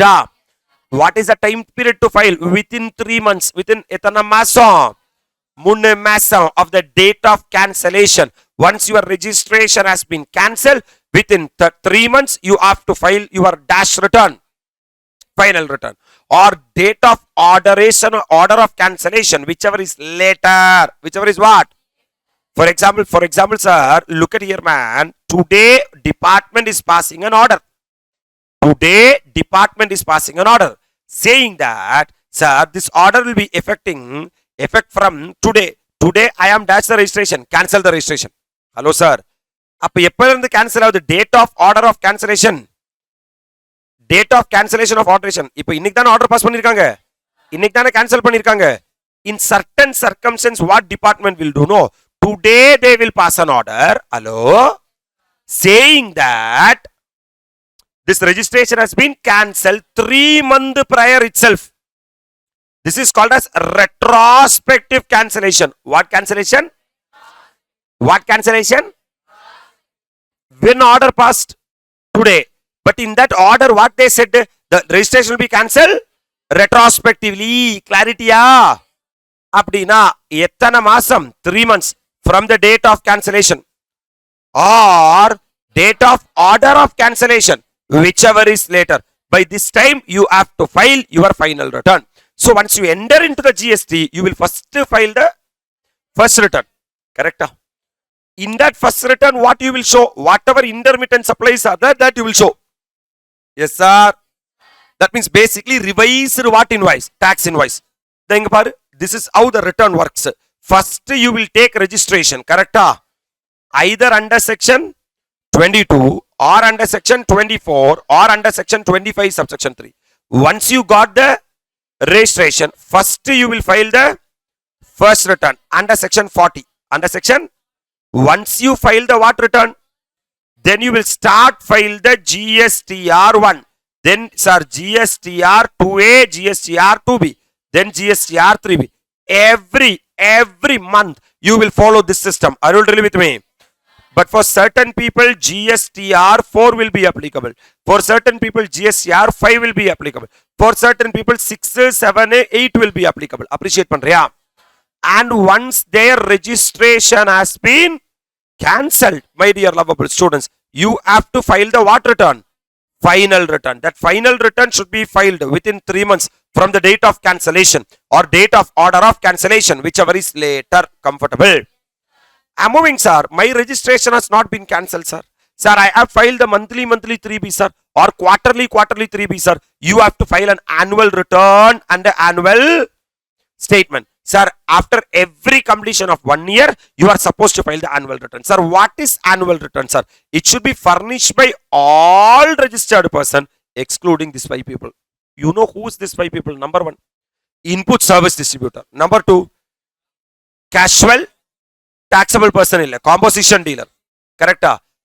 Is composition dealer given, not given? That means even composition dealer have to file the what return? Annual return. Right? Yes sir. Then next one, second one skip the composition dealer, TDS and person deducting TDS, person collecting TCS. Vanducha. Fourth one, NRTP. Fifth one, even OIDAR service is also required to, but casual taxable person is not required. That means every registered person should furnish the what return? Annual return, except number 1, ISD. Number 2, composition dealers should file. Number 3, TDS CCS. Number 4, NRTP. Number 5, OIDR kadayadu ana ISC undu. Arul with me. Whereas here, what is the prescribed form? Sir, for a general registered person, in form GSTR 9. Sir, for composition taxpayer, GSTR 9A. Sir, for the e-commerce operator, GSTR 9B. GSTR, sir, clearly understand simple concept, sir. Are you monthly filing GSTR 1? Are you monthly or quarterly filing GSTR 3B? Once you furnish, consolidate that details in a return called as annual return. Every person should file the annual return. Every registered person should file the annual return, except input service distributor. Correct? First one. Number 2, composition dealer, sir, file pannida agano. Number 3, TDS or TCS. This is exception. Correct? Number 4, NRTP. Number 5, OIDAR file pannida agano. Right? Next one, casual taxable person. Comfortable? Sir, that means excluding these people, everyone should compulsory file the annual return. Right? Sollunga. Appo who and all are supposed to file? Every registered person, composition dealer, OIDAR e-commerce operator. E-commerce clear தானே? இவங்க எல்லாம் வேற யாரா இருந்தா சொல்லு.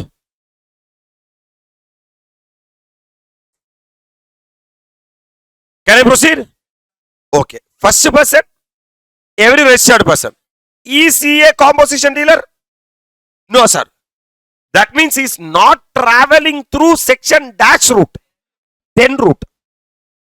He is traveling through section. அதனால தான் form GCR 9. ஏன்னா 9 ரூட்ல போனா 9 ஃபைல் பண்ணும். Hello sir.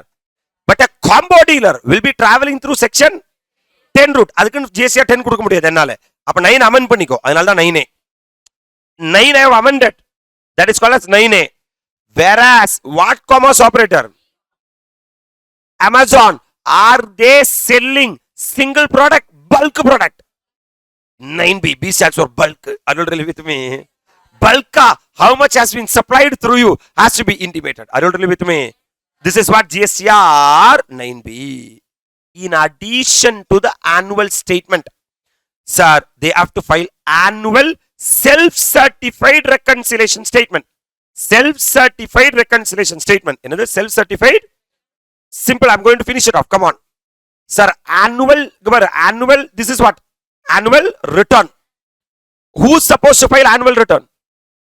Every registered person except ISG வராது. Composition dealer வரும். OADR க்குலாம் போக கூடாது. Third one. TDS CCS வராது. NRTP வராது. OIDR வரும். Casual taxable person வராது. Right? You may ask a question, sir. OIDAR in which form, sir? Hello, sir. Form GCR 9. For every N person, registered person. Right? But OIDR form is not available for or not there in our inter syllabus. Actually, it's a CA final topic. Are you really with me? We are having a notification from CBIC that even OIDR are not supposed to file the what return? Annual return. Even though you can exclude panni, OIDR is supposed to file the annual return, but there is a relevant notification not required, not at all required. Leave it. Okay. Syllabus unnecessary, don't. You come to CA final, I will talk at the appropriate time. Leave it now. Hello, sir. So, every registered person has to file the annual return. Except ISD, composition dealer file பண்ணி தான் ஆகணும். TDS CCS வராது. NRTP வராது. OADR file பண்ணி தான் ஆகணும். Casual taxable person file பண்ணுவாங்க. Right? In what form? Normal taxable person. GSR 9. Combo. GSR 9A. Sir, Eco. GSR. In addition to the what return? Annual return. This guy has to file the self-certified reconciliation statement. Self-certified reconciliation statement. Sir, நான் சொல்றதெல்லாம் உண்மை. உண்மையை தவிர வேற எதுவும் இல்லை. அதான் all what person? A registered person are required to furnish the statement along with the what return. If their aggregate turnover during a financial year exceeds how much crore? 5 crore. In prescribed form, form number 9C. Form number 9C.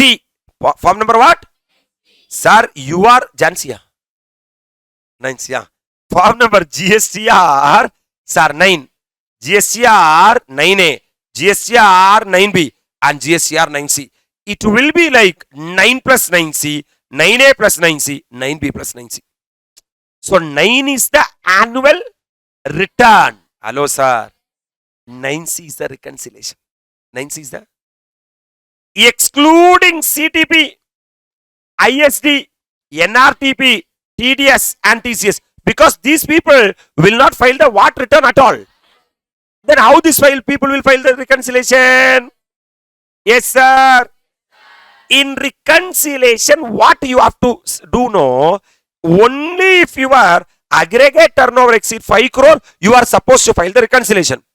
In that what reconciliation? In reconciliation, what you have to show that, sir, whatever is there in the books of accounts is exactly matching with the GST returns. இது ரெண்டும் என்ன ஆகுது? Match reconcile பண்ணி காட்டணும். ஏதாவது difference இருக்குன்னா புரியுதா? Reconcile, in order to do the reconciliation, we have to see 9C. Form GSTR 9, 9A, 9B, 9C. The last format GSTR 11. Details of what supply? Inward supply of persons having UIN. This we discussed in section 25 subsection 9. 25. This is GSTR 11. Person who has issued a UIN. What is UIN? Unique identification number. This will be issued to multilateral organization, embassy or foreign consulate, such people. Details of inward supply of persons having UIN. Why sir inward supply? Because service provided by foreign diplomatic mission is fully exempted. Only service provided to foreign diplomatic mission is taxable. So they will be having only inward supply taxable. Apo in GSTR 11, they have to submit the what supply man? Inward supply. Comfortable. We have to just go through one page called as section 37. Sir, what is section 38? What is 38 man? Details of what supply? Sir, my outward supply is your. It is what populated? It's a auto-generated statement. 2 minutes be with me. Details of inward supply in respect of which ITC may be available to the recipient. That means that auto-populated statement will show two things. It will say that for these and all you are entitled to take what? Details of supply in respect of which ITC cannot be availed, whether wholly or partly by recipient, on account of details of such supply being furnished by what person? Registered person. Either your GSTR 2A 2B, that is section 38, will show that for this amount and all you are entitled to take what? ITC. For this amount and all you are not entitled to take ITC. You know why? Why for this amount you are not entitled to take ITC? Because of 1, 2, 3, 4, 5, 5 reasons, 6 reasons. Reason number 1. Who is a what registrant? New registrant. Specified period from taking registration will be prescribed for this purpose. For the purpose of section 38, if you are purchasing from a particular registered person, if you are purchased from a particular registered person as may be notified by the government on the recommendation of the, then we will not allow the credit to pass on. இப்போ நாங்கள் சொல்கிறவங்க கிட்டேருந்து நீங்கள் என்ன பண்ணீங்கன்னா purchase பண்ணீங்கன்னா உங்களை ITC எடுக்க நாங்கள் விட மாட்டோம். எதுக்குன்னா some people started fraudulent registrations and they will just pass on ITC and they will close the business. Are you understanding what I am talking? So section 38 is saying that, understand panniko, there are two type of ITC are there. ITC as may be available, ITC cannot be available. ITC available means no classification. ITC not available to me. Why sir? Question arises. If you purchase from these people, who is a dash registrant? Just now I have taken registration. Hello? Specified period from taking registration will be prescribed for this purpose. Sometimes I have taken registration just now. You purchase from me. If you want ITC, I have to file the first return. Yes sir. Otherwise, ITC will not be available, passed on. If you want ITC, ask him to file the first return. Then we will pass on the ITC. Otherwise, ITC will be blocked. Number 2. Who has defaulted in what of tax? Payment of tax. In a what period? Prescribed period. Government, sama smart. Government is saying that you purchase from me, okay, by paying tax, value of supply, everything. But that collected tax, I have not paid to the government. I kept for myself. Correct? Government is saying that I am a fraud. From fraud supplier, we will never pass on the credit. That means, are you recipient? Purchase only from the good supplier, not from the fraud supplier. If the supplier is fraud, ITC will be swaha. Number 3. Whose what tax payable? Whose na yarodedu? Supplier odedu. Supplier's output tax payable as per the GSTR 1 or IFF. I will only file GSTR 1 or IFF. Exceeds the output tax paid in what? GSTR 3B for a particular tax period by a prescribed limit. Again, fraud supplier. First one, sir, just now I started business, sir. For certain period of time, we will not allow to pass on the credit. At the end period of time, we first return file. Concept clear. Number 2, I am a supplier. I have defaulted in payment of tax. Then ITC cannot be passed on. Third one, I am a supplier, sir, the balance as per GSTR1 or IFF is more than the balance available in the GSTR 3B. That means there is a mismatch in 1 or IFF and 3B pa. Then from such a supplier, we will never allow to pass on the ITC. Purida.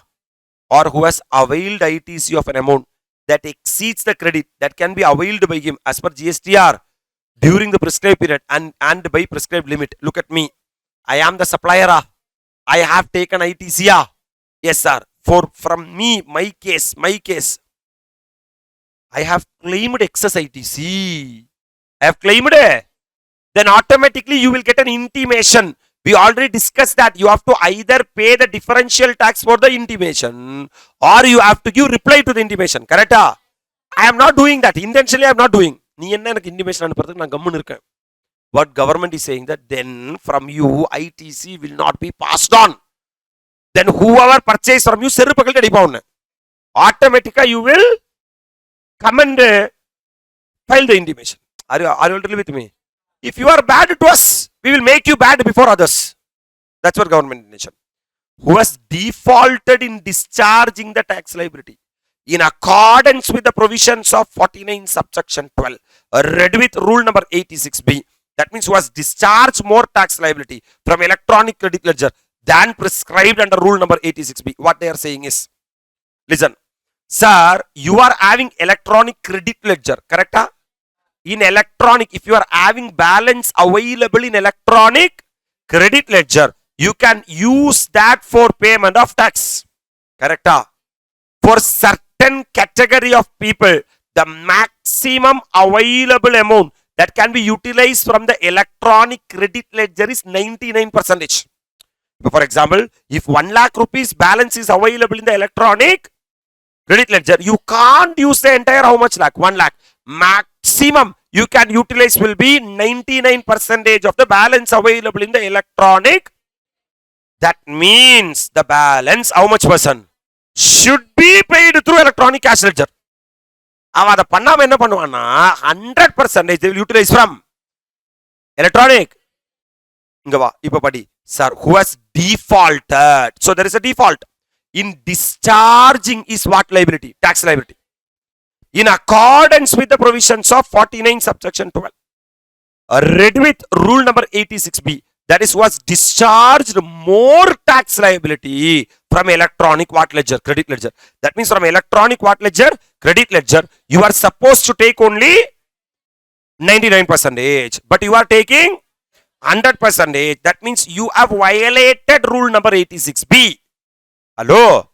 If your supplier is such a supplier, he is a fraud supplier. From the fraud supplier, we will not allow to pass on the credit. Purida? Or other specified class of persons. Government is saying, I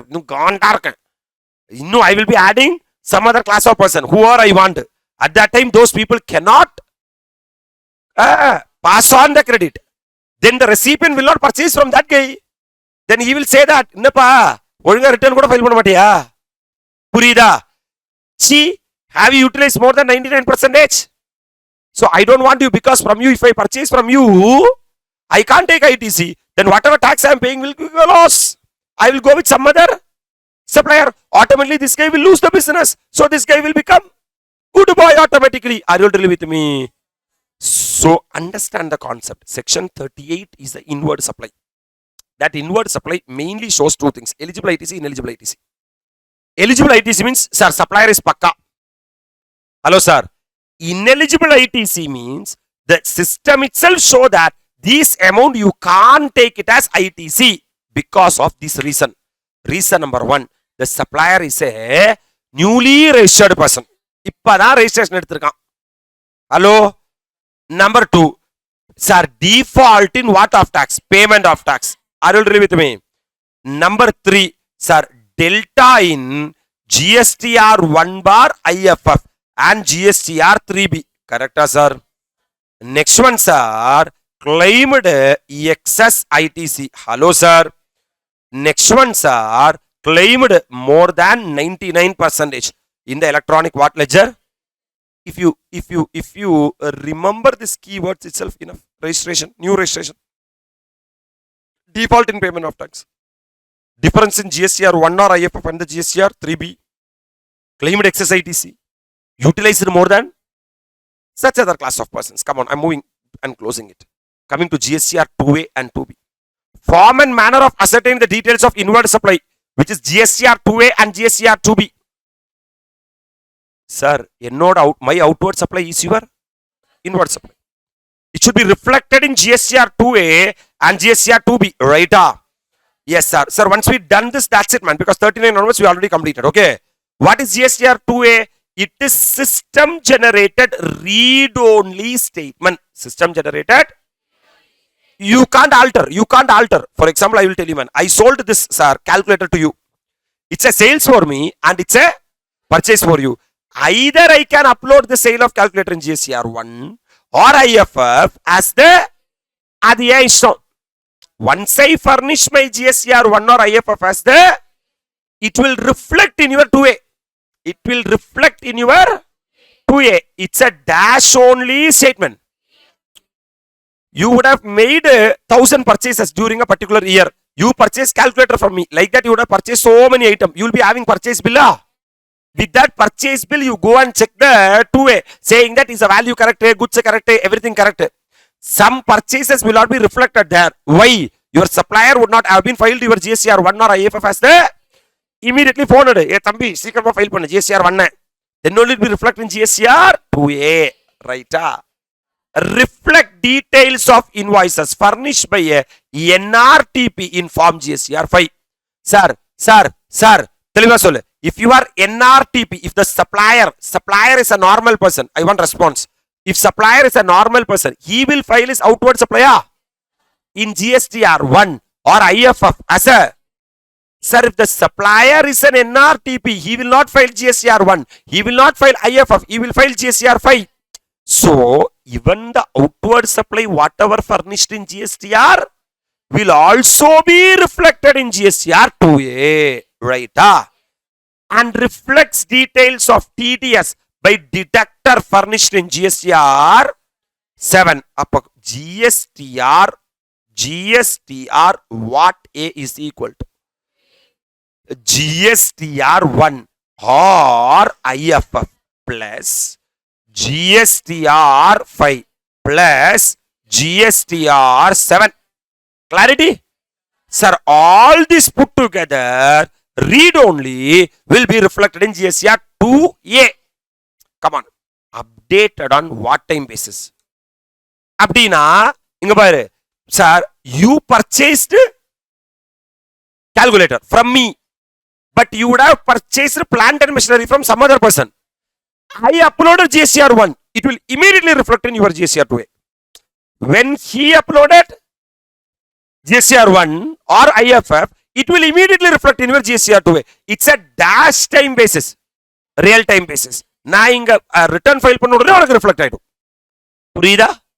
Sir, reflect details of what furnished plus the by the ISD in form GSTR அதுவும் இங்க தான் வந்து விடும் plus GSTR 6. Hello sir.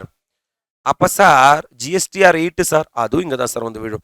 Reflects details of TCS by e-commerce operator furnished in form GSTR. அப்ப ஒண்ணும் இல்ல sir, all the outward supply will be reflected in the hands of the recipient under GSTR 2A.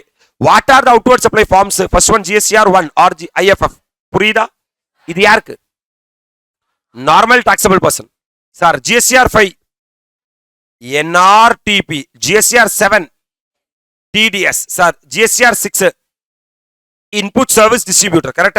GSTR 8 TCS person. Comfortable? Everything will be auto populated in GSTR 2A. Can I proceed? Coming to the last one, man, 2B and its features. Sir, one more. Auto generated statement containing the details of what ITC? Eligible ITC. I already told that there are two ITCs are there. Eligible ITC, ineligible ITC. Correct? All the eligible ITC you can see in the GSTR 2B. Appa purchase detail 2A. Sir, ITC detail It's a dash statement. Static statement means it's a read only statement சொன்னாங்க. Hello sir. Static statement means edit பண்ண முடியாது. We can't change. Hello sir. Yes sir. It's available once a month. But this is available on a what time basis? Update ஆயிட்டே இருக்கும்.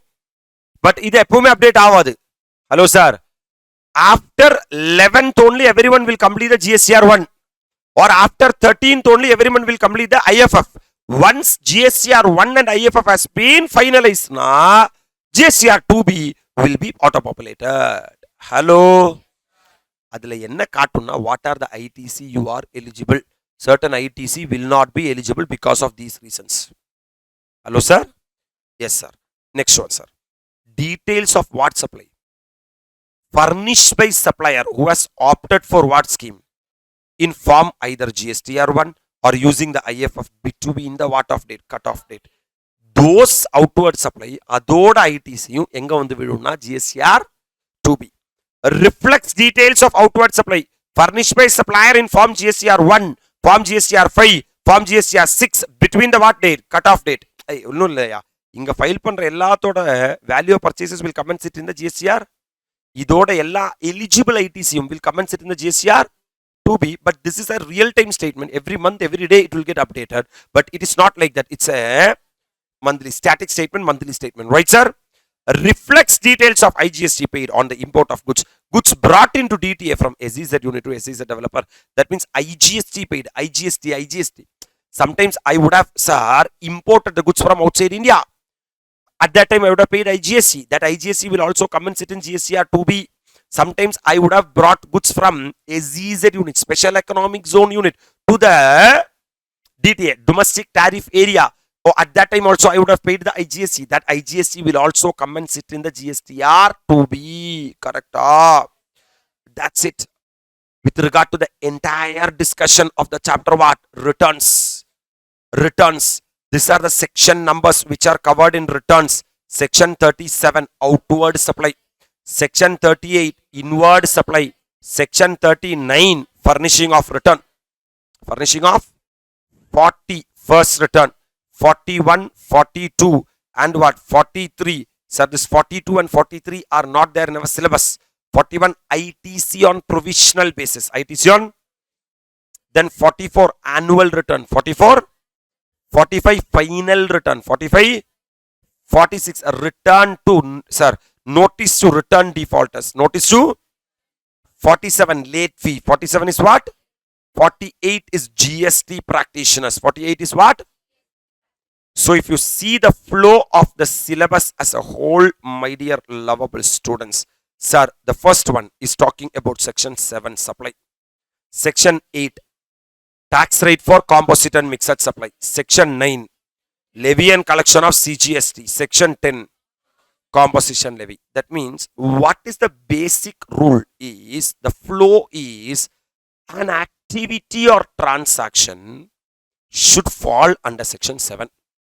And once it fall under section 7, it will become a either composite supply or mixed supply. So section 7 and 8 talking about the supply, composite supply, tax rate for composite supply and tax rate for mixed supply. Clarity? Then people will start love to fall under section 9 or 10 as the section 9 is the levy and collection of CGST and section 10 is the even though certain activities or transaction, it satisfy all the condition, it may covered under section 11. That's what exemptions. That's what section 11 or section 6 of the IGST Act. Then we have talked about the debit note, credit note, tax invoice. That is tax invoice, debit note and credit note. When a supplier is supposed to raise the tax invoice, debit note, credit note, then only we can finalize the time of supply. On what value you are liable to pay tax is the value of supply, and which tax to be paid to the government is what? The place of supply. Right, sir? Then who is supposed to take registration is what? The registration chapter. Correct, sir? Yes, sir. And what is the conditions to take ITC is what the ITC chapter. Then we are having procedural aspects such as returns, books of accounts, payment of tax, e-way bill, TDS and TCS. This is the complete package of the subject in an IDT. Are you all really with me? Comfortable, sir?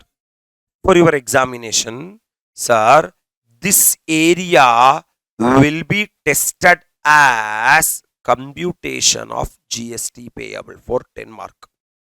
Are you all really with me? You will get time of supply a 4 mark, value of supply 4 to 5 mark, place of supply another 4 to 5 mark. This is a 12 to 15 mark area for examination, right, sir? From this chapter, sir, this ITC will be clubbed along with the computation of GST payable, and this registration chapter, a standalone question will come for 4 mark, right, sir? So if you see, computation of GST payable will be the first question, 10 mark. Hello, sir.